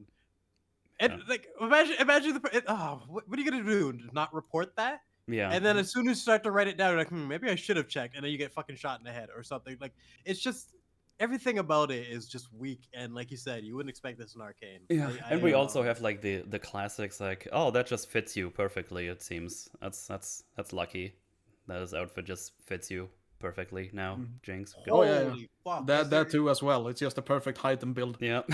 every time, man. It's so annoying. I've hated it on that trope for like. Is there ever? Can you give me a good example in like a movie that does that really well? Like actually takes advantage of the fact that it doesn't fit and it's like a part of the story. They usually just go snap touch Star screen and it's a Wars, perfect fit. like, That's in one of the Star the Wars, fact that like- Luke is one of the best references Yeah. is like sad. It's kind of sad that's one of the better references of them like utilizing it. Like I don't know. There's so many bad examples is what I'm trying to say. I can't even think of a really good one, and that's probably one of the better ones. This Yeah. one was they didn't even try. No. Yeah. Uh, Even prompted me to make a video because I was so angry. It's like a low tier meme thing, but yeah. but yeah, they get in here and then they have the big guy sitting there telling them where to get people, but also Ambessa walks through here and it's this tense scene ? It was like, oh, I don't know what they're implying. It's like, oh, maybe she recognizes us, but I don't think she really gives that much of a shit about these guys right now. And they look pretty well hidden, but I don't know, maybe they're just getting ready just in case or something. I don't know. Maybe they just wanted this tense scene in here. It's just, yeah. I guess they're trying to show it's tense for their side. Yeah. Like that's it. And then there's like, oh, okay, go get them to Block C or whatever. And like, oh, thank you, sir. And then they go in there. And then they take the elevator up. They load the the pistol, get rid of the shackles, and yeah, they knock out all the enforcers here, get rid of all of their costumes, Mm-hmm. and free all the jinxers and whoever has been grabbed here.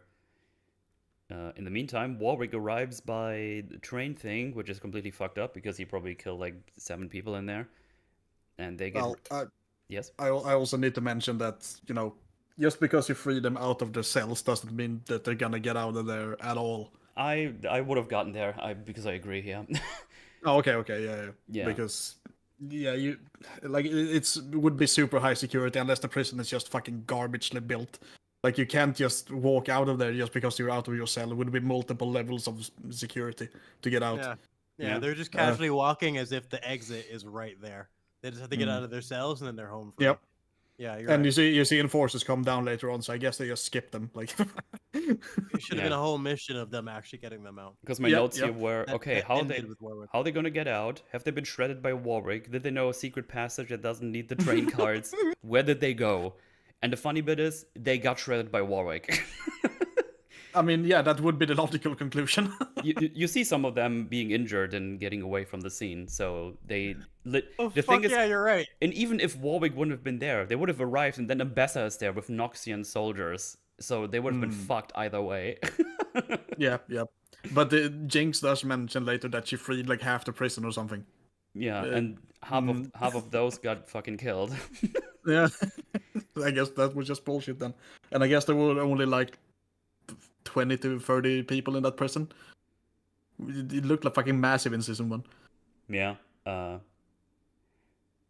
yeah, of course, Singed and Isha are not in the same place. For I don't even know why. They're just a little bit different. They're not with this crowd, so I guess we can switch. Not switch. Separate them all. Also, we have the scene where they all like kind of put a hand on Jinx's shoulders, like, "Yeah, thank you, very cool. Ugh. We like you." And I was like, "Yeah, cool." We don't see these guys. They definitely ripped that off from somewhere.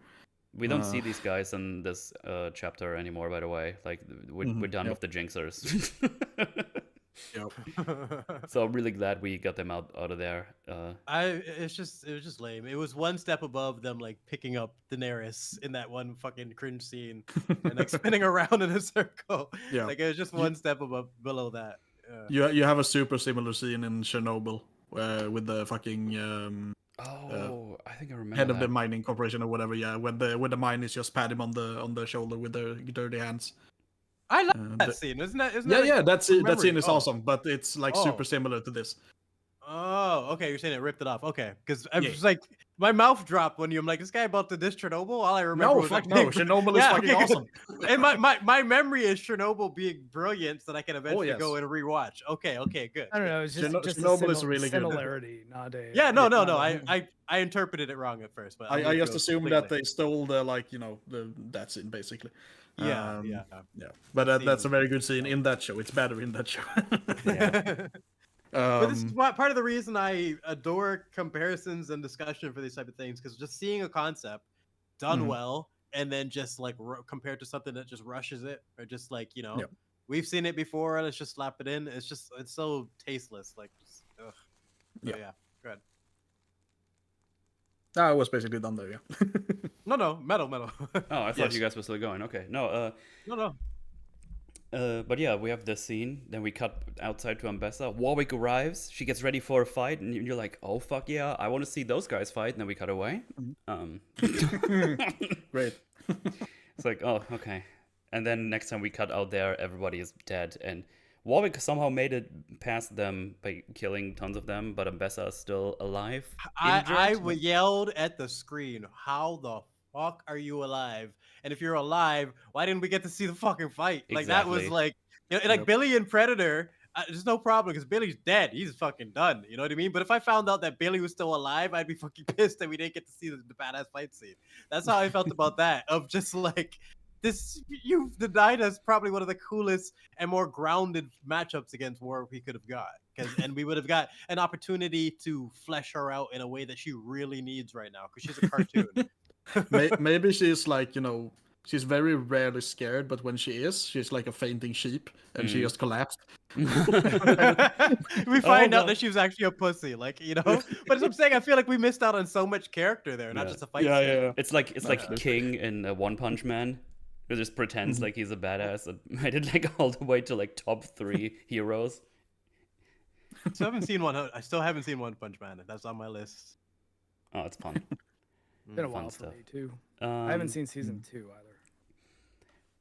But yeah, because next we see Warwick arrive. We don't see him visually yet, but next time we actually do see him, he's here because our homies, they found Singed and Isha.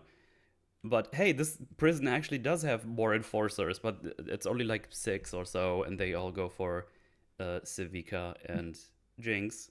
But we don't get to see them fight because Warwick is here, and he absolutely annihilates them. And he also has a pretty sick metal track, which I His enjoyed. fucking track was badass, man. Like that. It I is, really but get that immediately. I think it's the first instance where the music doesn't really fit the scene. Really? Yeah. I think the music is good in isolation, but I don't think it fits the scene very well with the fucking child crying and everything. I'd have to rewatch it. Maybe the song is too badass. Oh, I guess for me to when the think about Jinx that. portion starts. Yeah, I know what you mean. Yeah. Yeah, like in the beginning it fits like perfectly, but later on it becomes jarring a bit, I felt. Yeah, like it's not a big deal, but yeah. I'd have to rewatch it, but I'll keep that in mind when I do. Yeah, I mean, it's fun to see him slice and dice through the things.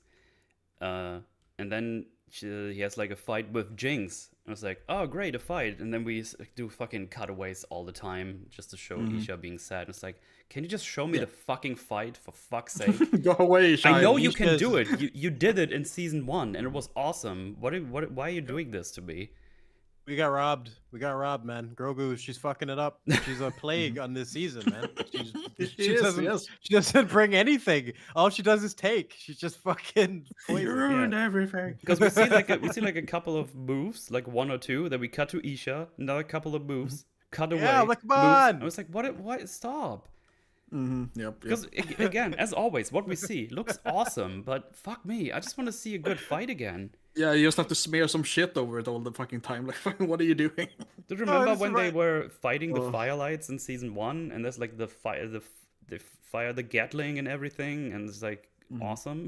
The fights Yeah. in season 1 are fucking bangers because they're so far and in between. Like I feel like there's a fight every 5 minutes in this season where Oh, they it's have like kind an of like action they become scene meaningless. basically It's too much. every episode, and It's so sick in season 1, and you don't even see them coming. Towards like you're so invested in the character, you don't even really need a fight. But when they happen, it's like, oh shit, it's so satisfying. yeah, Ah. Civica And you versus also get a lot Vi. of Yeah, that character fight is moments awesome in the too. fight, and yeah. Exactly. I have a video breaking down Civica versus Vi. I went over every fucking detail of that fight because I was so impressed. What was I gonna say? This reminds me of you guys watching Freddy versus Jason, liking their fight, and then they cut to fucking Kelly Rowland and fucking Linderman dying at the tree for like 10 minutes. Like, bro, die already. Die. Just die. We don't care. Just fucking bleed. Die. Like, it's so stupid. And like, this is the same thing. Like, I want to see Jinx versus Warwick bleed. Like, you've set it up. She has the shimmer to survive. I can buy that to some degree. But let's do it properly, man. I don't know. Stupid cuts. Sad. Mm-hmm. But yeah, but we also she gets the plot armor, obviously, because before she just ripped everything apart as soon as he got his hands on it. But when he finally gets to her, he pauses, and that obviously gives time to do the whole realizing thing, because it's not instantly, because it's like, I got you now. I'm doing the yelling, and then he looks at the grenade, and then realizes, oh, this is power. Yeah. And then we obviously have like the thing going. I was like, powder. I was like, oh, okay, yeah, cool. Did he ever see her make those things? Like, I assume that might have happened like between scenes or whatever in season 1, but I don't think we actually saw him ever like. I know. Even mention that, or I mean, he knows that she tinkers with stuff, but grenade stuff she did later, I think. Maybe it's the style, I guess. I mean, I can believe he would realize it's. Yeah, I can believe it too. I was just wondering if we actually saw it ever. I think it's very strange that he would recognize a grenade over her hair. Yeah. And I really think this scene could have used a Vander and Jinx flashback before. Like, I really think it would have strengthened the fight. Like, a Vander and Jinx flashback to establish like whatever component he needs to have it triggered for him, something really significant that like we can believe from the flashback. Cut into the fight, delete Isha, we never see her again. Like we don't even know what happened. She's just gone. and we actually get to see a proper fight. Mm-hmm. Yeah, I mean, you could have had that as the intro instead of the cringe music video. Oh, we got the warning system in season 1. That's true. The what? The Vander uses like this warning system in season 1. Oh yeah. Something like that. Vander's such a fucking fantastic character. He's around for like Yes. 5 minutes, like 5 minutes of screen time or some shit. He's phenomenal. Yep, He's pretty cool. Yeah. And he is awesome. yeah, now we got Warwick here. Okay. Sorry, I'm just getting back from the washroom. I just wanted to say, Yes. she was still building like machines and stuff that had the same art style. Yeah, that's what I was trying to say. Yeah. Yeah, like so. I don't know. I think that like seeing that machinery kind of like trigger some humanity in him. That was enough for me. I thought it was okay. Yeah, biggest I thing is- just didn't remember, but yeah. I don't have an issue with the machinery triggering it, but being over her hair, you would think the hair would be the fundamental thing you think of when you think of power. Well, her hair was significantly shorter back then, right? Like, I mean, I know- I'm assuming that multiple people in this world have blue hair. Yeah, So but that- she's had blue hair much longer than she's been building shit. You know what Yeah, but I Like, mean, she's lived like her whole life. blue hair might not be another thing to say. Oh, this is powder. You remember her, Yeah. like Like- Oh, like if, it you're could have saying, been- if you're saying both, the blue hair and the device. Yeah, it could have been a that. combination between the two, you know. Okay, but- okay, yeah, maybe. I think but the device was more specifically a like signature thing that she did. Like it looked Mhm. like the kind of things that she would make in her little workshop. you know what? Someone just pointed out the powder's drawing is what triggers Vi in the prison. So maybe it's kind of a callback to that. Okay, with that and what you said, I feel a little bit better about it. That's because for me, I just felt like it was like that much of a change over something that small. But you know, considering their relationship, he probably would be triggered just like Vi was. So maybe that makes a little more sense to me. But yeah, obviously we cut away now, and next episode they're just somewhere else. So before we even get into episode 2, question time: how the fuck did they get out of here with Warwick? Very good question. I have no idea. I guess they just killed everyone in the way and then left. Yeah, I don't fucking know. Yeah, because Rode Warwick out of there like a warg. Yeah, and big You know what? I Mommy would've just got a- let them go. We should have got a music video of that. Them riding Warwick riding out out of of the because it looks That like would've they been need fun. to use a rail card, so they must have gotten Warwick into a rail card and go over. Maybe they swam. Who I knows? mean, they also don't have track of him. Like, so he doesn't necessarily leave with them. oh yeah, he might just leave. Well, no, so- but how are He's they sick- getting out? Like, you know, Jinx and... yeah. Jinx followed him to that like bubble tunnel, wherever that was. Well, that's after. That's somewhere in the underbelly, I think, because this is like the Yeah, prison that's where they not- need to Yeah, go but specifically. for her, here. for her to need to follow him anywhere, it means it's not just like he's back and following her around like he is in the next episode, 2 episodes from now. He's Good, still yeah. kind of wild. He's like Ultron Hulk at that point, where it's like you can he's kind of chill, he kind of like in between. I don't know what they're doing with him, but Yeah, this We'll feels see. like something they didn't have an answer for and just skipped. Yeah, I mean, it doesn't matter if he's currently docile or angry. They still need to get him out of here with a card. Mm-hmm. Well, and outside there's like Ambessa and Noxian soldiers and stuff. So I don't know Yeah. how they pulled that off. They're in the belly of the max security prison and just walk out. Yeah. There's probably tons of you more know, enforcers. It's gonna be The, tough. the big wolf could probably beat like all of them, but you know they the fact didn't show any of it. the fact that they have a scene to show them sneaking in and then they just skip them getting out is pretty weak. Yeah, it's Yes. it's a staple of these kind of things where they get into something very secure, and then the big thing happens, and then we go to the next episode and they're somewhere else. Get out. Like the what's it called? I feel like I'm always referencing this, but like Mark always, at least Mark, I know what you're talking. You know what I'm talking about. The Marley invasion in Attack on Titan season 4, and the plan Yeah. to escape after. Like that was just like, Yeah, bravo. that was a desperate plan that required a lot of things to go well, and it's probably the only way they could ever have gotten out of there without like being killed, essentially. and that's so much more satisfying than just cut. just What we skip to the need next is scene. Keep What we need we is do a little Jing- pee. yeah, we need Jinx to get a little like enforcer outfit and have a cloak and hide the big wolf under the cloak. So no. We need like Kenobi style for sure. Yeah, that's what I mean. Oh, that's what yeah. you're talking about. Yeah, yeah. 6 legs instead of 4 this time. It's Yes, fucking but we need ridiculous. Jinx to hide Vander under the cloak instead of Oh my goodness. Oh shit. Oh, I God. think you know what? Here's a question.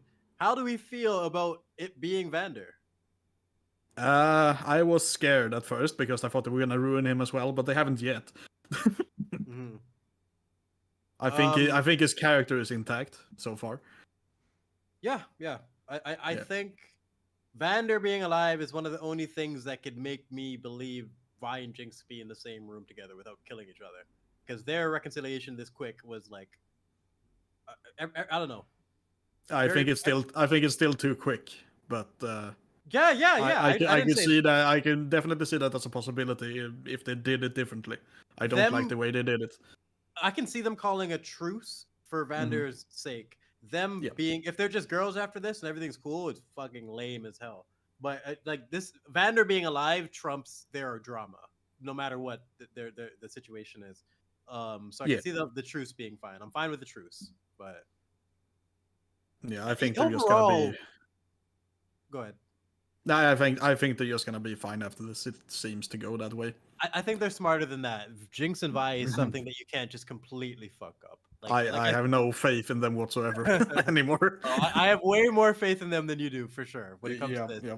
I still think they understand the characters that they have and the character payoffs that they have to land. They're not going to botch everything in this. There's too much writing on it. If they do, then They've watched a lot already, dude. Yeah, but this is the thing. Their intentions are clearly not the hyper focus on the writing of season 1. So to them, season 2 of Arcane is still going to be a massive success to a lot of people outside of us that are thinking more critically. Like I saw, it's like I've seen nothing but praise for the most part of this, other than the people that I took. It looks On the pretty. topic of intention too, I think the writing here is weaker, but it doesn't seem like they're intending to just give the middle finger to everybody who liked season 1. It seems like they're doing that part on by accident. Yeah, 100%. Malicious. Mostly This is not malicious. This is incompetence right now. This is them. like this is not a Joker 2 scenario where it seems No, like, no. he's like, yeah, you like the first one? Well, I'm fuck back. you. We're doing this now. No, I don't is- think it's that. I just don't believe in their competence anymore. It's Like- not. It's them not understanding what made season 1 work. It's rushed. It's see, like I think what I said earlier sums it up the best. Art versus entertainment. We're watching entertainment now anymore. It's no longer got that artistic refinement. Yeah. Hello. Hello? Yep. Metal, how are you feeling on Warwick's redesign? Wait, what redesign? It looks slightly different, right? Compared to the game? he's- Or I guess. Yeah. I mean, he's- he's never been in the show prior to now. I guess the one frame of the one shot of last season, I suppose.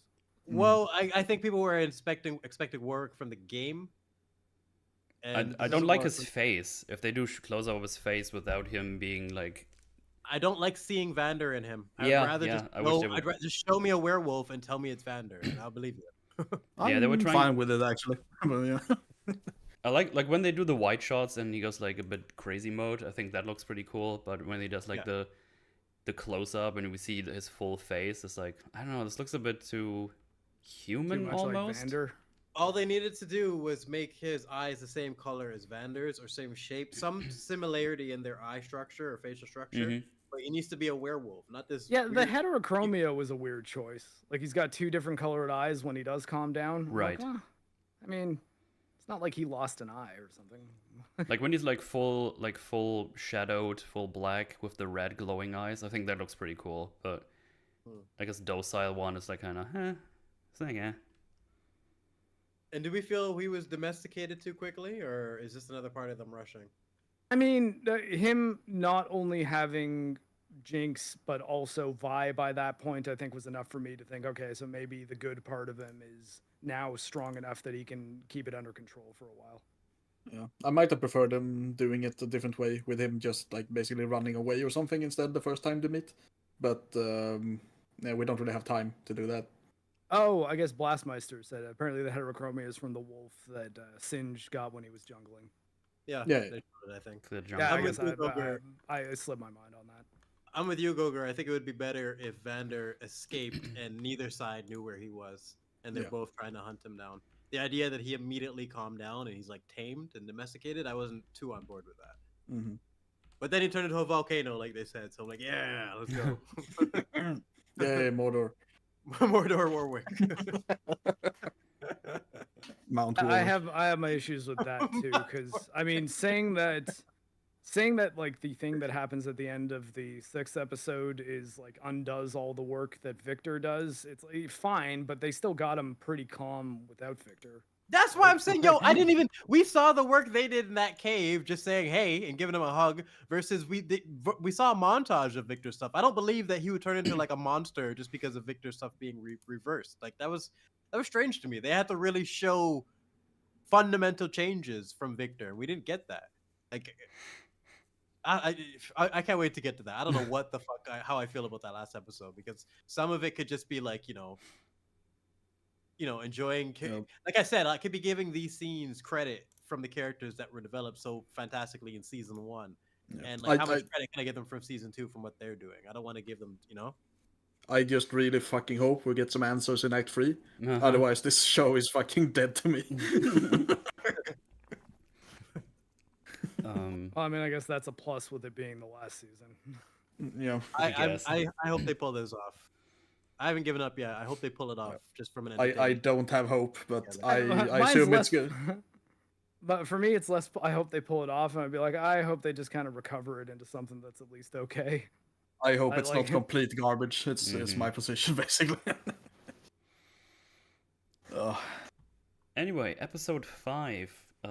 We got a more of a conventional montage music video thing, I guess, with things. Yeah. But yeah, Jinx has just been doing underground fighting, getting drunk, doing more fighting. You mean Vi? Vi, sorry. Vi. Yeah. I like this one. This is probably one of my favorite music videos. Mm-hmm. I do like Vi's character, and my question would be, what the fuck would Vi be doing right now? Yeah, this one's alright. This, I just, if you're gonna do a music video, fill me in and like get some character out of it, and like, post breakup Vi, like, this makes sense to me. So yeah. Yeah, I don't hate the design of Goth Vi either. I like the fucking oil. You look like an angry oil slick. It's like the greatest insult I've ever fucking heard. Like I do like her look. I felt very disconnected when I watched this. I don't really care. I'm just so over the music videos, dude. I think that's the thing, that even when they're good, it's like, okay, they've already burned the bridges. Like I heard you guys saying at the beginning when episode 4 started with a music video, I immediately just went, oh, you just enough. Like I'm out. They've overdone it to the point where one like this. I like this one. I figured it out. I figured out how they could start everything with a music video and have it not be shit. Just have that be the opening credit sequences. Have them be different every week and have it end with Arcane, League of Legends, and then the episode starts. And they can fucking kick Imagine Dragons to where they belong, to the fucking trash. That would have made it make sense, because it's like, well, they got to do it because it's the opening now. Like they're doing an opening where they gotta have some Imagine Dragons in there. So I guess Vi is not an enforcer anymore. I guess she just went back to the underbelly. We see her hanging out with Loris, but then she's mean to him as well, and he leaves. So that's it for Shieldman, I guess. I don't know if we ever see those guys again, but we're done with those.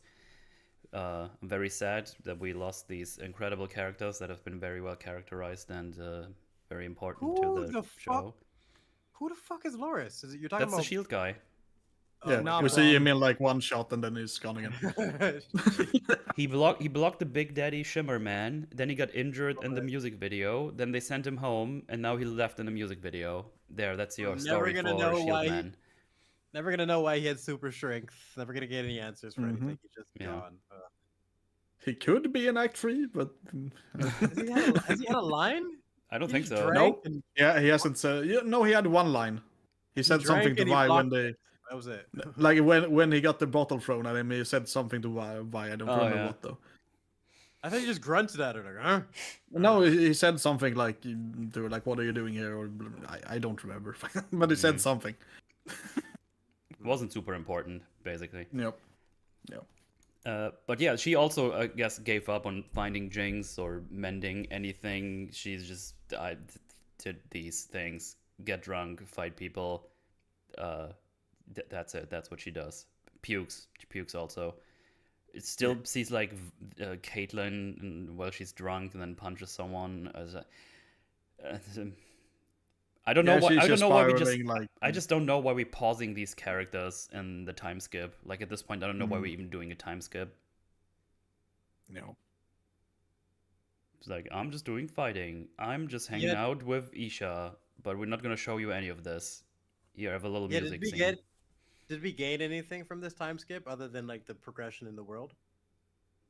Don't think so. Not really.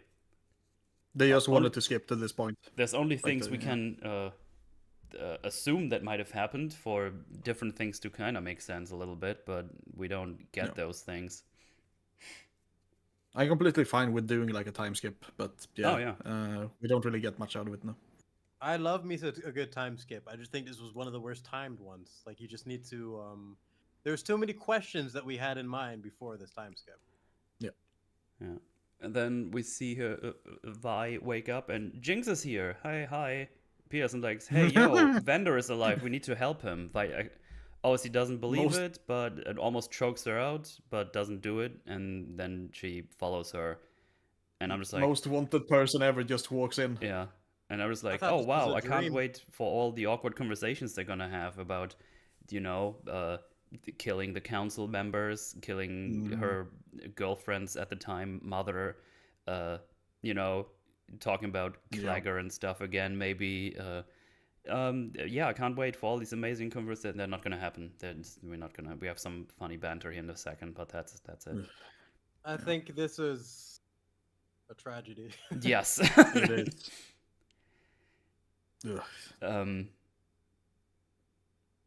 Yeah, I don't know. It's like, Vander is alive. She's like, that's bullshit. It's like, no, really, promise. See, I did a little cry. And it's like, oh, I guess she's not lying this time.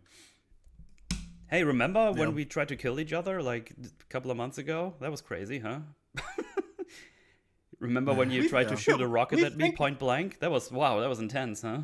We think it was a couple months ago. Like we don't even know what the fuck's going on. Like in terms of the time period, it's we need to fill these things in. And but no matter if it was a day or a year, I don't care. This conversation like happening this way, you can't waste Jinx and Vi.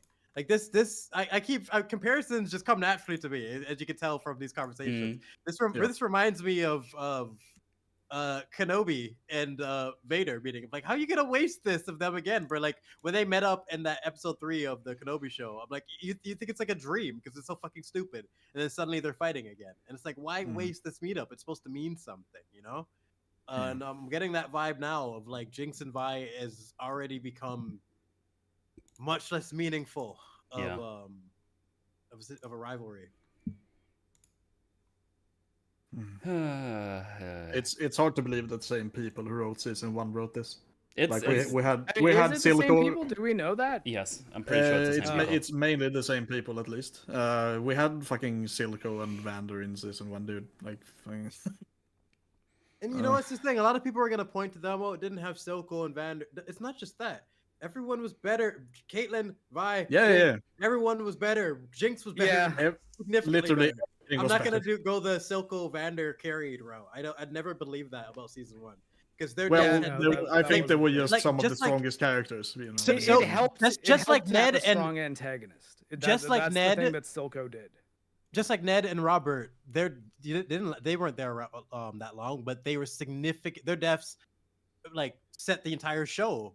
Like everything up from there, and Silco and Vander were kind of like that, where they're fantastic characters, but you can't say that they carried the show. But there is, a significant portion of what worked at the beginning. It's part of the reason they wanted to be so successful. But I feel like people are going to use that excuse and ignore all the things that made season 1 work, and that's fair point. It's the biggest thing for me here is just like they don't know what they had with season 1, like a lot of shows and a lot of things do. Like we've seen it a million times. George Lucas didn't know what he had with the OT, so we got the prequels. It's just we've seen it a million times, man. And it's sad to see it like a modern example. You'd think we'd learn from this shit by now. It's just everything was so well thought out, and like, you know, there was so much detail to everything, and a bunch of, you know, Yeah. everything came together really well. It was so solid, and now it's just fucking garbage. Like, well, what the fuck happened? I'll say it's garbage in comparison. I think we need to like have that asterisk there. No, That's at least I don't think that's we how do. I felt. I do. think it's garbage. I do. I really don't think it's like at the point of just being in shambles. I really don't agree with that. I think it's okay. garbage Sorry, you've been agreeing with so many things you said, and you're trying to tell me you don't think it's in shambles. I kind of don't believe that. When I'm discussing my entertainment, no. Oh, I mean, well, it can still be entertaining, but the writing is fucking shit, dude. Which part of that have I disagreed with? Everything has been. I said this was. No, but that's what we're tragedy. talking about. Like that's what we're talking about. Yeah, we're talking about the writing. And then you said it's not in shambles. It's like, but like the overall quality of the show, and you know, mainly the writing. It's the overall quality of the show is not on par with season 1, and it's been significantly flawed and rushed all over the place. But my enjoyment there is still like, if they can pull off something that's entertaining in the end, it's still something I could watch with season 1 and be entertained. But I'm not gonna have the same investment. It's not gonna touch my heart. It's not gonna fucking make me feel anything.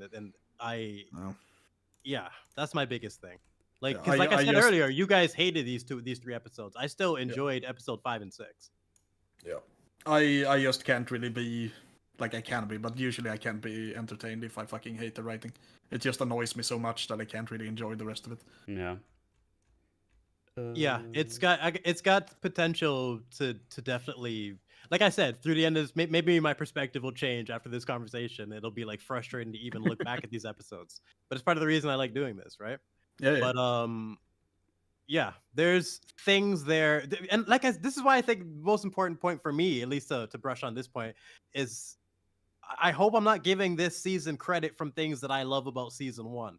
And that might be part of the reason I'm still having a little bit more hope than you guys. But like I said, Metal, you've rewatched it, and the power of a rewatch is like it's god tier. It's just you have all the Infinity Stones. I got nothing. They're right here.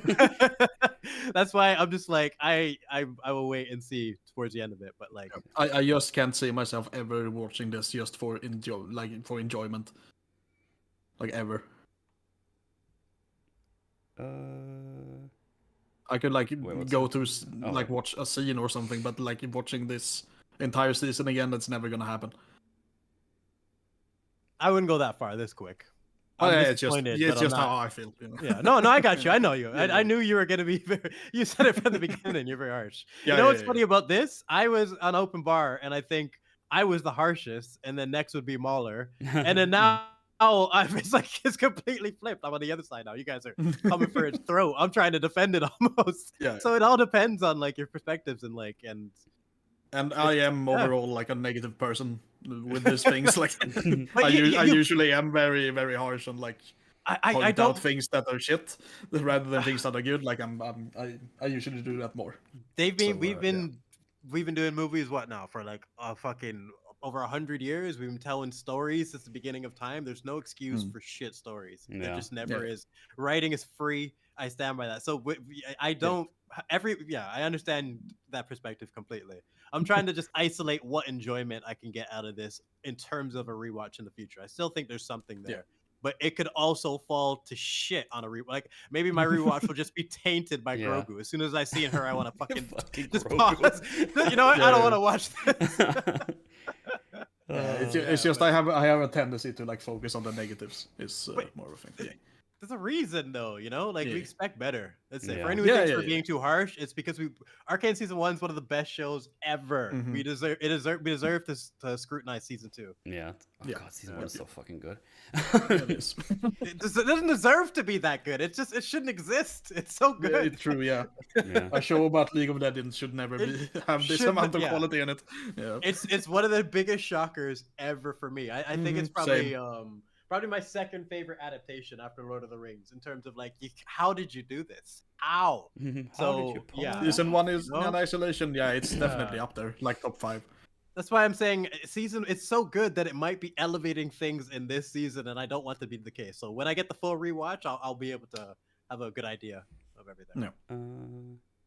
Anyway, let's go to Singed. Singed is cool. I like Singed. He's actually pretty cool still. He's still intact. He's still intact. Yeah. So he has been taken in, and he's just like cold as a fucking cucumber. Like he's like, "Hey, the beast came for you. It was summoned by you."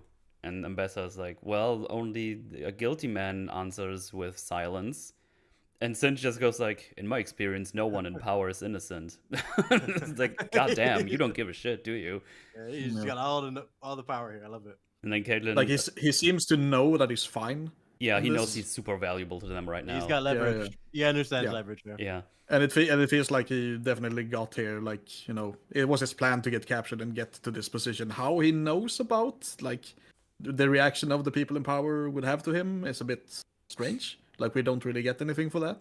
Well, the fact that he has a history in Piltover makes me think he would have a great understanding of how they would react for certain. well, he has been The only working for them before, right? That's Yeah, what yeah, we yeah. learn later. Yeah, he was a former apprentice of Heimerdinger, and like Right. they even established they never explained his crime, so he's kind of got like a little mystery there. The only problem with my whole premise there is like Mark said, this isn't Piltover anymore. Fucking Ambassadors just took over the whole place, so it's like I don't really know what the protocol is. Yeah, anymore. and it seems like Ambessa is the person he like tries to convince specifically, so he knows what Yeah. her reaction would be to him. So he must know a bunch about her specifically. What was I- So Singe, we and don't really know. what was Singe's plan exactly? So I think they just they needed him here so he can summon Warwick, and that's why he Yeah. randomly showed up to that rally and got captured. I think that's the only reason, because he doesn't want to Yeah. get captured. He just wants to continue his research. yeah. And now he But this now is he just probably the best way to do it. yeah, and then he just goes to happens to be in the rally, and Yeah, like now we he's in the see story. we see his motivation later on as well, like why we see the- specifically he does this. Yeah, we see the motivation why he's doing all these crazy things and created Shimmer Mm. and stuff. But yeah, the reason he's here is completely by accident. I'm pretty sure. Yeah, I mean he must have had knowledge about Big Mommy Lady, like how she would react to him and like how she would think she would be able to use him and shit like that. Anyway, So it's Caitlyn a goes calculated in. move. Oh, go ahead. No, it was down there. Yeah. So Caitlyn goes in hard. It's like, there are cells buried deep within this prison, so devoid of light and fresh air, and all basic human considerations that up until now I have forbidden their use. If you do not want to waste away the remainder of your days in one of these, you have one recourse. Tell us everything we need to know to hunt down this beast. And then Singe just says, like, your youth betrays you. Patient is a product of age. Both of which I possess in abundance. It's just like, you stupid fucking kid. wrecked. Yeah, just smacking them both. He Yeah. dominated the scene. I do like the lighting in the scene as well, Mhm. like just visually with the with Caitlyn there. Really Being, nice like, shot. Yeah. Yeah, and then Flappable it just skin. goes like, this is your final chance. Tell me what you're planning. How was Jinx involved? And he just scoffs, and then she says, you will rot in here, and that's it for now. Guess it's like lucky he doesn't get tortured, but you know he might be able to bear it. I guess. Yeah. If he actually did. Yeah, Singe comes out of these episodes pretty well. I'm Yeah, very happy about that. You could put him in any scene in any scenario, and he's gonna be interesting because he's got connections Yeah, to yeah. everyone in a certain degree. I actually want to He's just see more of him. I want to see his crazy experiments and what he's been up to in general, like what kind of crazy Singe- shit he's been doing. I've been saying like, man, there's so many characters that I want more of. Like, give me a Singe spin-off almost. Just give me like an episode of just him Hell yeah. tinkering with shit, you know. And I just want to mention this quick before we move on.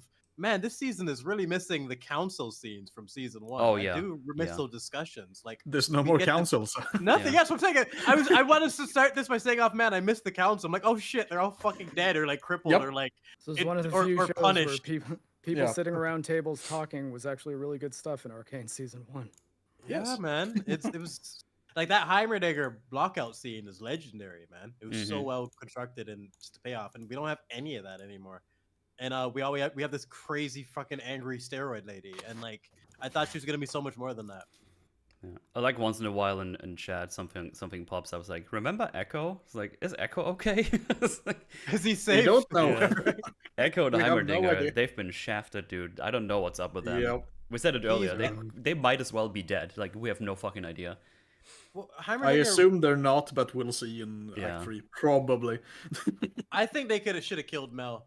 I think they should have killed Mel. I really think, like, her mother just being this tyrant right now would be Yeah. more believable if Mel was dead. Same with Caitlyn's, you know, like I said, Darth Caitlyn's more believable because her mom died. Yeah. Like I think they needed that together. They both lost. They should have killed her from the start, but now she's in like a pit somewhere, so she's just disappeared. Mm-hmm. So maybe they assume she's dead anyway. I don't really know. Well, talking about Mel, she is in a crazy prison cell put in the Black Rose. They put her in there. They teleported her here, and she's like, whoa, this is crazy. I mean, again, crazy good visuals, like the red rose stuff, the thorns grabbing her and stuff. The ceiling shaped like a rose. Yeah, Elora being like in these shackles and stuff looks really cool. Yeah, but you know, she basically gets picked up from wherever she was and put here by magnetisms, and you know they could probably do this to whoever they wanted at any time. Seems like doesn't seem to be much of a limitation to it. Yeah. So a bunch of other people they could have done this too, but didn't. Yeah. But yeah, there's Strange like time to this introduce something like crazy cave prison thingy that has like this deep hole that goes down. It's like a spiral almost when you look at it from the top.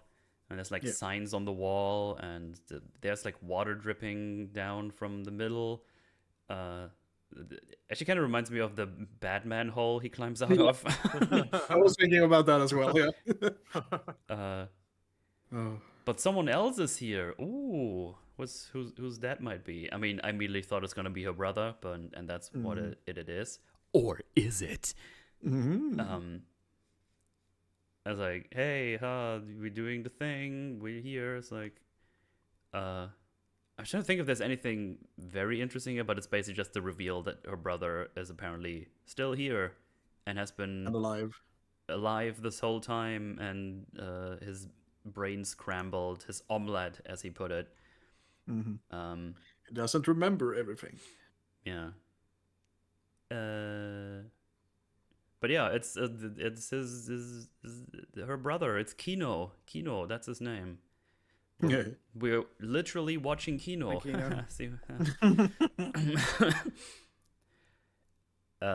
I mean that's it. I mean we're in an undisclosed location with Kino apparently alive. A bit dirty but pretty well groomed, so that's interesting, I guess. And with Brooks's favorite haircut too. Oh my god. No, that's not. It's the Killmonger here. No, that's they keep doing it, man. I don't know why. I think Echo gets a pass because Echo does have pretty like kind of spiky hair and stuff, and so they kind of gave him more like black hair. But Echo predates so many of those characters, just like I know mine, that's with the purple thing. and blue That's why I'm hair, like, you know? I don't really mind it in that context. But for this guy, it's like, they could have picked any hairstyle. Yeah. Should have had Guile hair. But yeah, she's in here. We get some more Sir scenes a little later. Marhouse. The writers have been felted this year. There you go. Oh, also because for some reason this season they don't trust the audience. They show you what happened 2 episodes ago where she got taken. So yeah, they show us how she got here properly, I guess. I don't know why they played the same scene again. It's a bit weird. Training wheels, it's like the Jinx exposition scene. Like, it's little things that they wouldn't do in the first season for sure. Hey, back to Mel and to Vi and Jinx, because they're in the mines. They are in the mines looking for wherever they lost Warwick down here.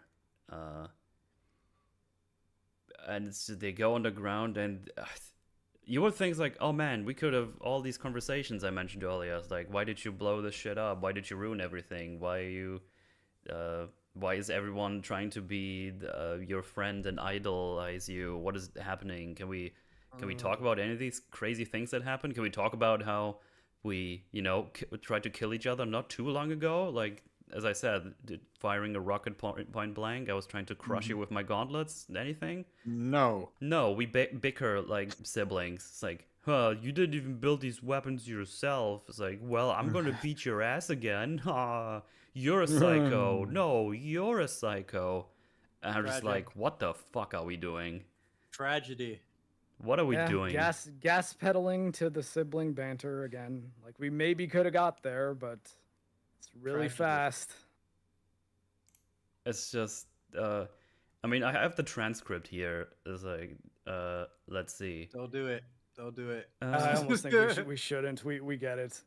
Don't even remind me. It's no, like... we have to do it. Chat needs to suffer too. I'm sorry, chat. It's like, because Vi's like, why would you Vander all the way down here? Beats me. Ask him yourself. And it's like, when will you admit that this is just one of your fantasies? Or do you want the kid to know how? Don't you want the kid to know how delusional you are? And it's like, she's always like this. She actually used to be pretty cool before I kicked her butt. And Vi's like, see what I mean? Delusional. Wish I was just seeing things when you decided to throw in with the Pilty goons who murdered mom and dad. And then Vi says, at least they never had to see the psychos their daughter turned into. It's like, okay. And Jinx just says, which one? Wake up says, I'm a hero. I busted half of Zaun out of Stillwater. A lot of them got killed by Warwick while you were passed out in the bottom of a mug. And now Candid and keep walking before I kick your ass again. And it's like, you wouldn't last 1 second without your ugly gadgets and chicken shit tricks. I was like, what about those over-designed bitch mittens you didn't even build yourself? Yeah, and then they... Yes, this is what I'm saying right as the season 1. Everything, like, you're giving me, like, PTSD from something I watched this morning.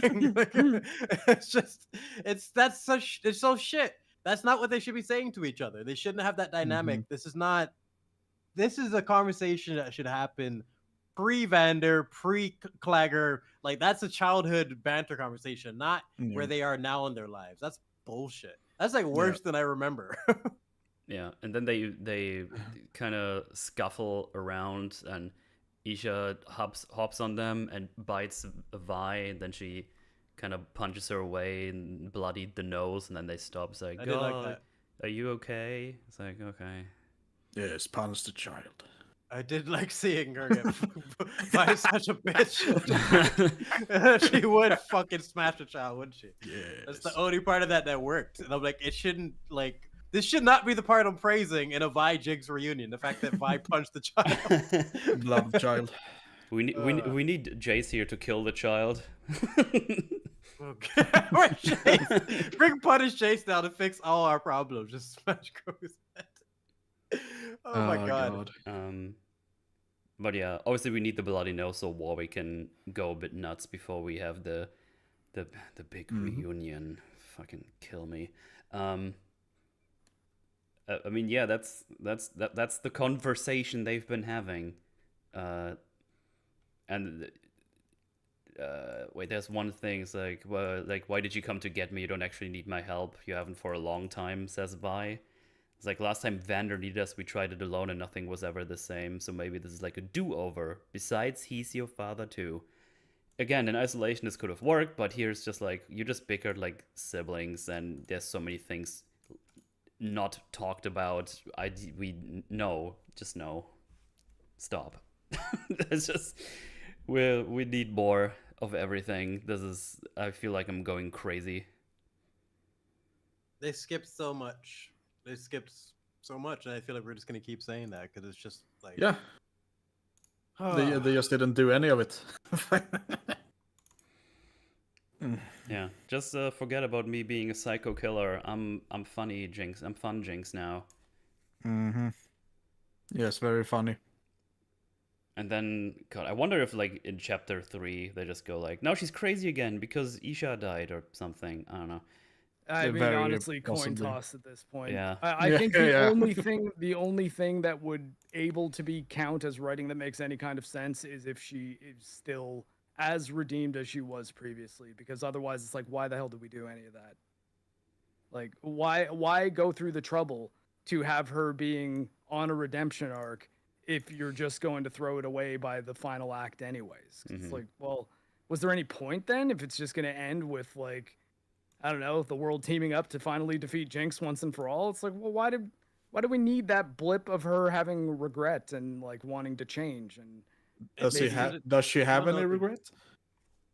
I mean, I guess like I suppose so. Otherwise, she probably would have been fully on board with the world, or well, not the world, but all of Zon kind of getting behind her and being like, yeah, no, like we want to follow Jinx. If she was just like full blown crazy mode, she'd be like, oh, sweet, I have an army now.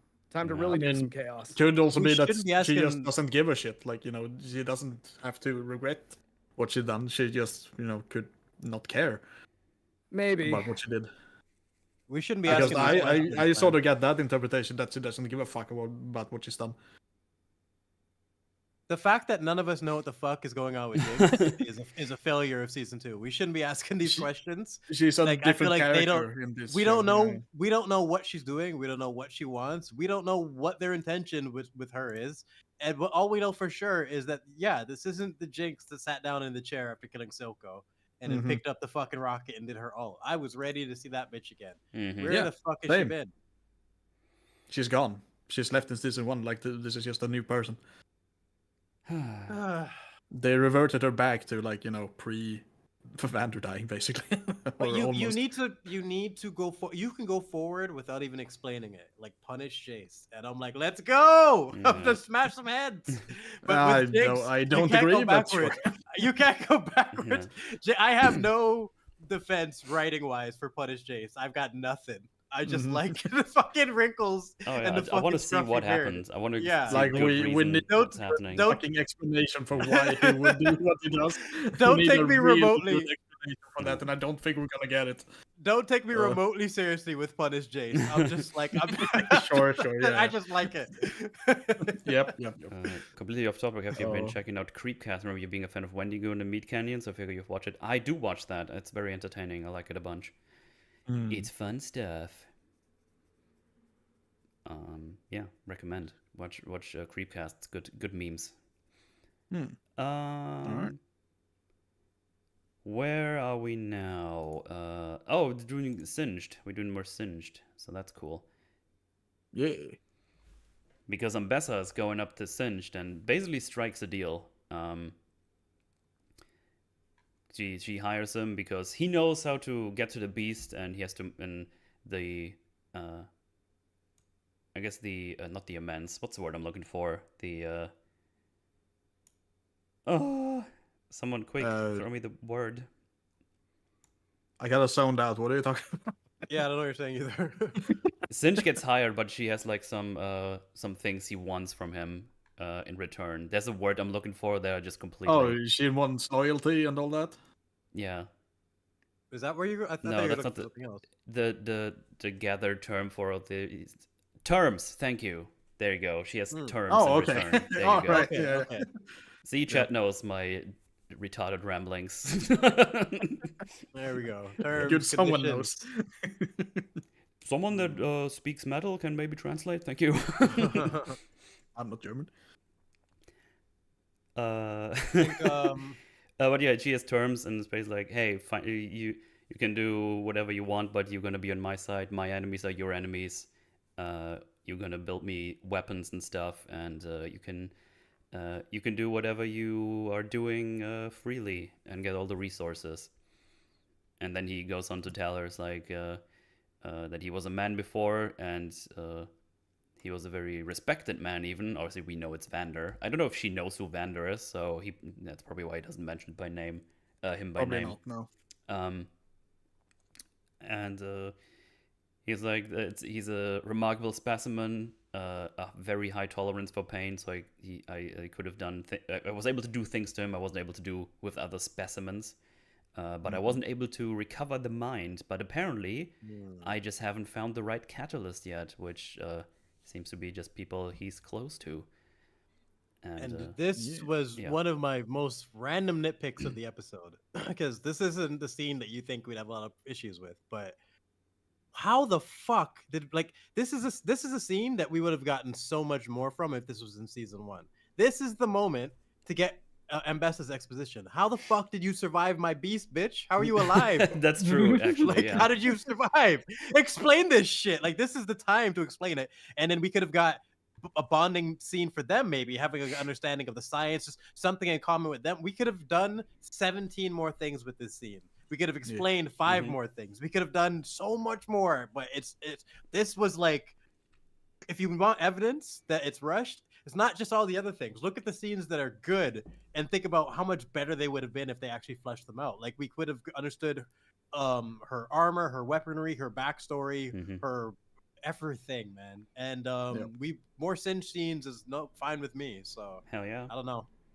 That is not the scene to rush. Yeah. They don't want to put attention to that though, because that is a problem in the show. Like that's just something that happened off screen, and you're not supposed to think about it. It's me trying to add all those components to it, but if I just want to take it in isolation of like, I think it's almost out of character for Singe not to be curious how you survive. Like, you know what I mean? Like face first. Yeah. Because this is a potential specimen for him in the future, so he would inquire about. He would want to know. This is for science. Tell me how you're alive. Like, and he would be a bit sneaky about it, probably, because Seriously. I just is no problem with the scene. I just think that could have been an amazing scene. Instead, it was whatever. No, enough of this. We go back to Mel in the weird prison with her brother. She's just kind of looking around and draws like a thing on the ground and figures out she can press a thing behind her. That just happens, and she says, "I don't know. It feels like it's a puzzle or something." I don't understand. Sure. I just don't understand what's happening. She draws the symbol that's behind her on the floor and then presses it. I was like, okay, I guess this is a puzzle somehow. I don't know why. I don't know what is happening, but sure. I mean, I have legit nothing to go on by, and we don't really get much more explanation as to why there's things you can press on the sides.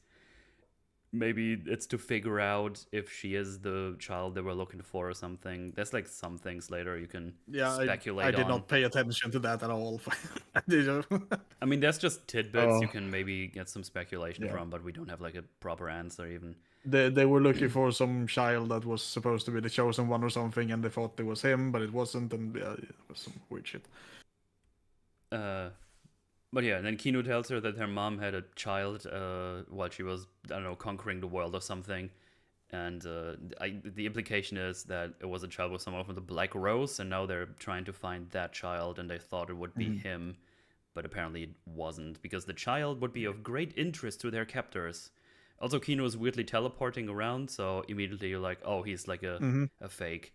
Because he's doing some weird shit. Yeah. He legit teleports like behind her when she was looking at him. So yeah, why would this much person like this do season? this? It only seems like it might be Kino, but yeah, but why? Like it isn't Kino, but why would this person do this? I have like no it's so idea. obvious. Like why? I don't know what's no fucking reason. But yeah, he's most likely fake, which he is. Well, we just go back and forth between Singe and this scene right now, because now Singe is back in his goon cave or whatever, and he's brewing some stuff up. And the best's like, is this gonna help you find Warwick? It's like, no, not precisely. But then Kate arrives, and it's like, she knows who he is, and he's the one who creates Shimmer, because he was also in the archives, because there was like a state alchemist that went away, but there was no record of his crimes. Yep. And Kate is also completely fine with her, like him being let go, apparently. Yeah, I would have mentioned that after this, because when the scene ends, he's just with them now, even though she's very angry at him, calls him a monster, and wonders why he did all the things, created Shimmer, and did all these things to the people. And he tells them... Yeah, just last time Kate saw him, she said, "You're gonna rot in here." Yeah. And now she's just fine with him being free. Yeah. No questions, nothing. Oh well. But he's just the same thing that always makes people do unspeakable acts. Love. And then we see him go into his back room that is behind the wall. And turns out everything he's been doing was to cure his daughter, I think, is what she's supposed to be. Yeah. And she's he mentions in season 1 that he has a daughter as well, or had a daughter, yeah. Right. And she's like sat in like a casket kind of thingy that has all kind of singed goop in it or something, some brew that I assume preserved her body. Yep. I just stopped saying the sentence because why not? Yep. Yeah, Chad, I'm very sane currently, as you can tell.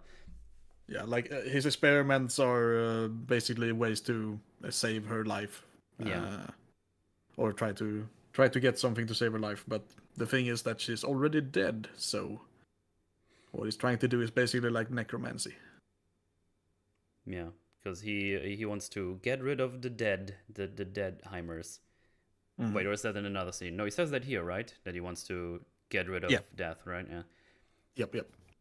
Yeah, so basically by creating Shimmer, he just distributed a drug and made everyone who took Shimmer a specimen for him to see what's up. Mm-hmm. Kind of fucked, but I like the scene. I want more Singed now. Can we just get rid of everyone and just do Singed, the movie? he is at least an interesting character, you know. Oh, is that supposed to be like an Oriana mention? I don't know the Oriana lore. I just know she's like this. Isn't she like a clockwork puppet in League? I actually have no idea. I don't know. I've never played her, so I have legit no clue.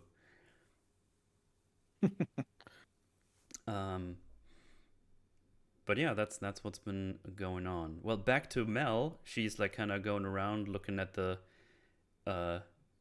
all the signs and stuff, trying to figure stuff out. And, you know, Kino is just kind of weirdly teleporting here and there and says like, oh, you should probably not do that. It's going to be bad if you try. And she just kind of looks at him and is like, you're not my brother. You're just an illusion. And she smashes him into the wall. Yeah, turns out it was Ethan Ralph all along. No. Wasn't Kino. Yeah. I really like the visuals. I like the really dark red and going into black. It's I think it looks really cool. I really like it. But I know that's what happens. And then whoever is capturing her just kind of recaptures her, but in like a more aggressive way with the shackles. And then we see her use her power. So we now have definitive proof that she has some kind of power going on that she can use.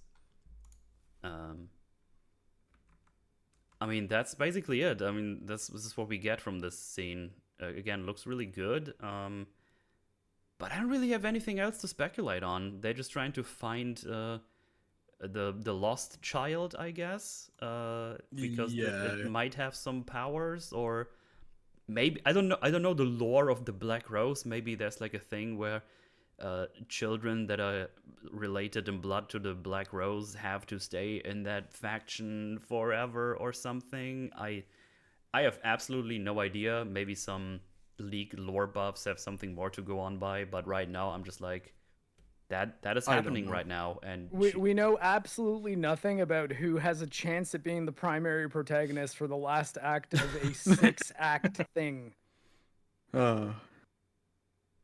Yeah, we don't know. Like, there might have been like some prophecy or whatever, or could just be the mixing of these two families specifically. Yeah, that's something like who the fuck knows. Yeah, I've legit no idea. This is definitely something that just stands here now, and have to see how it concludes. How she gets out of there. What even happened after she used her power? I have no idea. But she has some powers apparently. Absolutely, yeah. Yep. Well, now we go to the second to last piece of this episode. I'm starting to realize there's like a lot of things where just like, yeah, that doesn't make sense. That also doesn't make sense. This is kind of weird. Hey, Singed, awesome. Pretty much, yes. There's very few scenes where, you know, it's just all fine. Yeah. It's always something to point out. Anyway, Warwick is Warwicking all over the place. He has the scent of blood currently. I'm just getting the visuals here, Dunzo.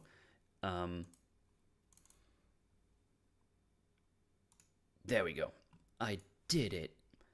But yeah, Mel used her powers and whatever they are, and she's free now. Maybe she just overpowered for now. I don't know. We don't actually get anything else from her in this act, so gotta wait for the next one. I have no idea. In the meantime, Jinx, Caitlyn, and Isha, they're just going around in the mines, and they find the Victor and Silco's break room, I think, where they've been working, because there's their jackets, they're on the wall. And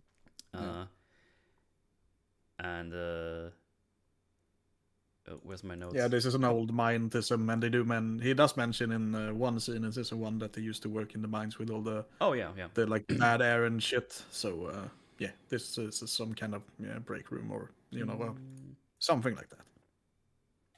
Also, maybe to answer the other one, the voice that Mel is talking to says, "Oh, he had potential, but he wasn't it." So I assume Kino might actually be dead. That's all we get from Kino, I think. Yeah, I assume Probably, that was definitely the implication. Yeah, I thought I'd just throw that in here before it gets lost in translation.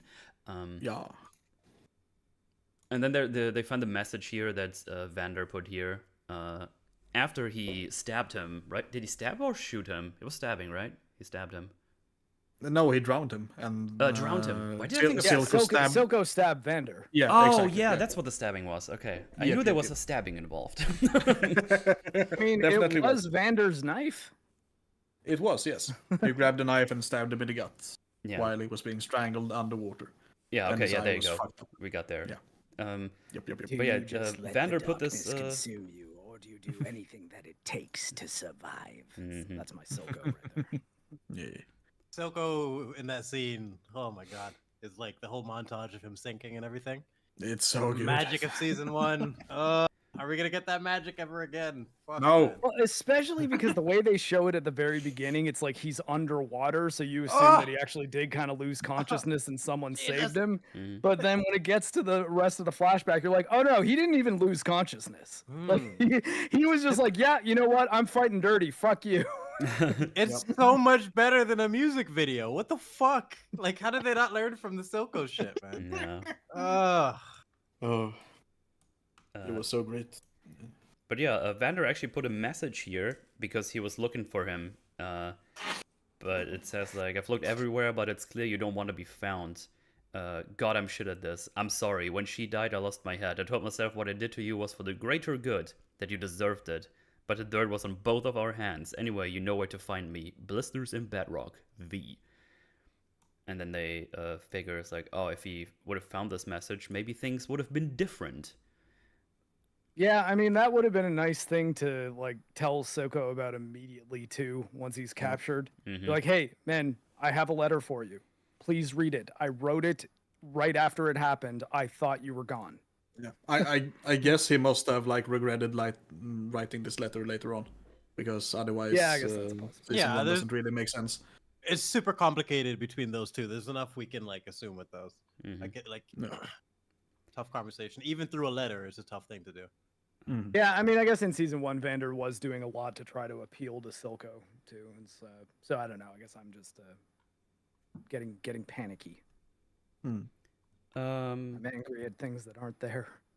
But before they can even think about it further, the blood from the scuffle, Anisha, attracts Warwick now, and we get a fight where Jinx tells Vi, it's like, not hurt him, that's him. And she's like, that's not Vander, that's a crazy beast monster, we should probably kill it.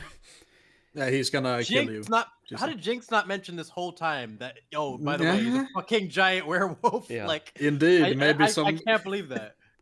maybe some important information that Vander is now a big werewolf and is like, probably listen, gonna try to kill us when he sees us. This might sound crazy, but...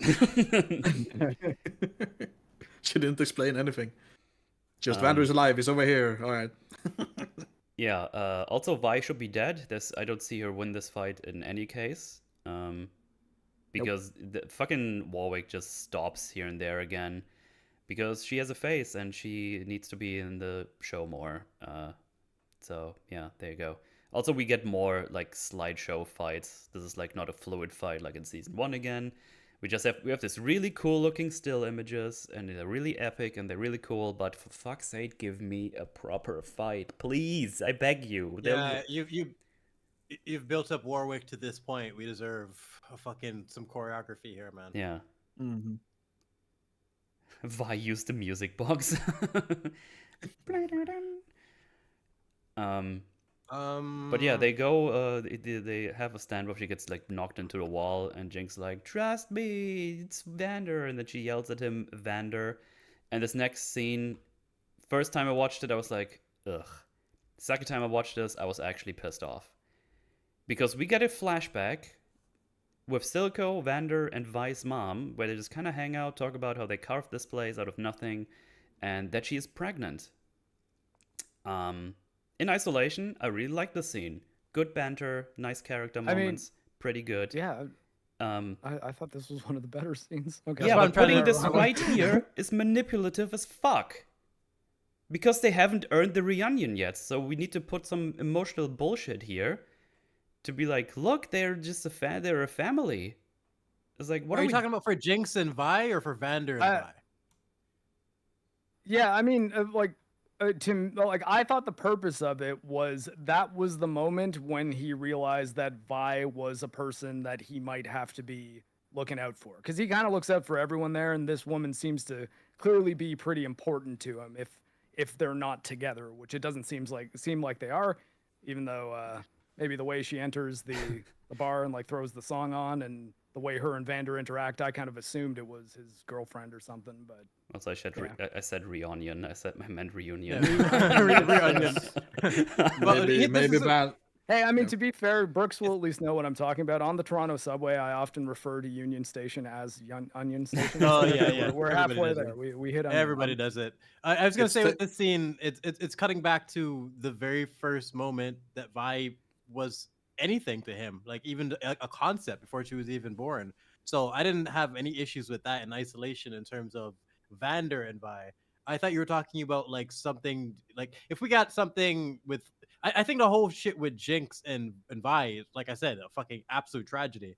I don't really have an issue with this scene in isolation, depending on just because of how much we already have with Vi and Jinx to play off of. Or sorry, to Vi and Vander to play off of. As I said, I like this scene in isolation as well, but the way they place it here right before they have the big embrace, and I think that's manipulative as fuck, because they haven't done any work to actually get this big reunion, not reunion, that we have here. Okay, wait. So you're talking about the reunion? I'm not sure. Wait. I'm just saying you're saying about the reunion. It's a manipulative for the reunion itself. For all four of them. No, actually, fuck Grogu, get out of here. All three of them. Right? Yeah. And you know what? I'm kind of with you on that, because it kind of skips forward on the Jinx and Vi stuff. But if you're talking about just Vander and Vi, I don't have a problem. Yeah, I assume this is just Vander remembering this. When remembering this, and like I think, like Hikira there in the chat pointed this out, and I don't know why I didn't bring that up when I was kind of defending this as a memory that might actually trigger something. It's him remembering that he named the person who he's about to kill, and I think that is like, oh wait, no, this person actually means a lot to me. That's why I think it works perfectly for Vander and Vi, but for the whole reunion to just get rocket fire to, if that's what you're saying, Metal, then I'm on board. And there, I thought the only way that makes sense if it was just having the 2 points of grounding, like having both now Powder, aka Jinx, and Vi, was enough to like keep him at least docile enough to be able to think for a few minutes. You know, he should have killed the kid.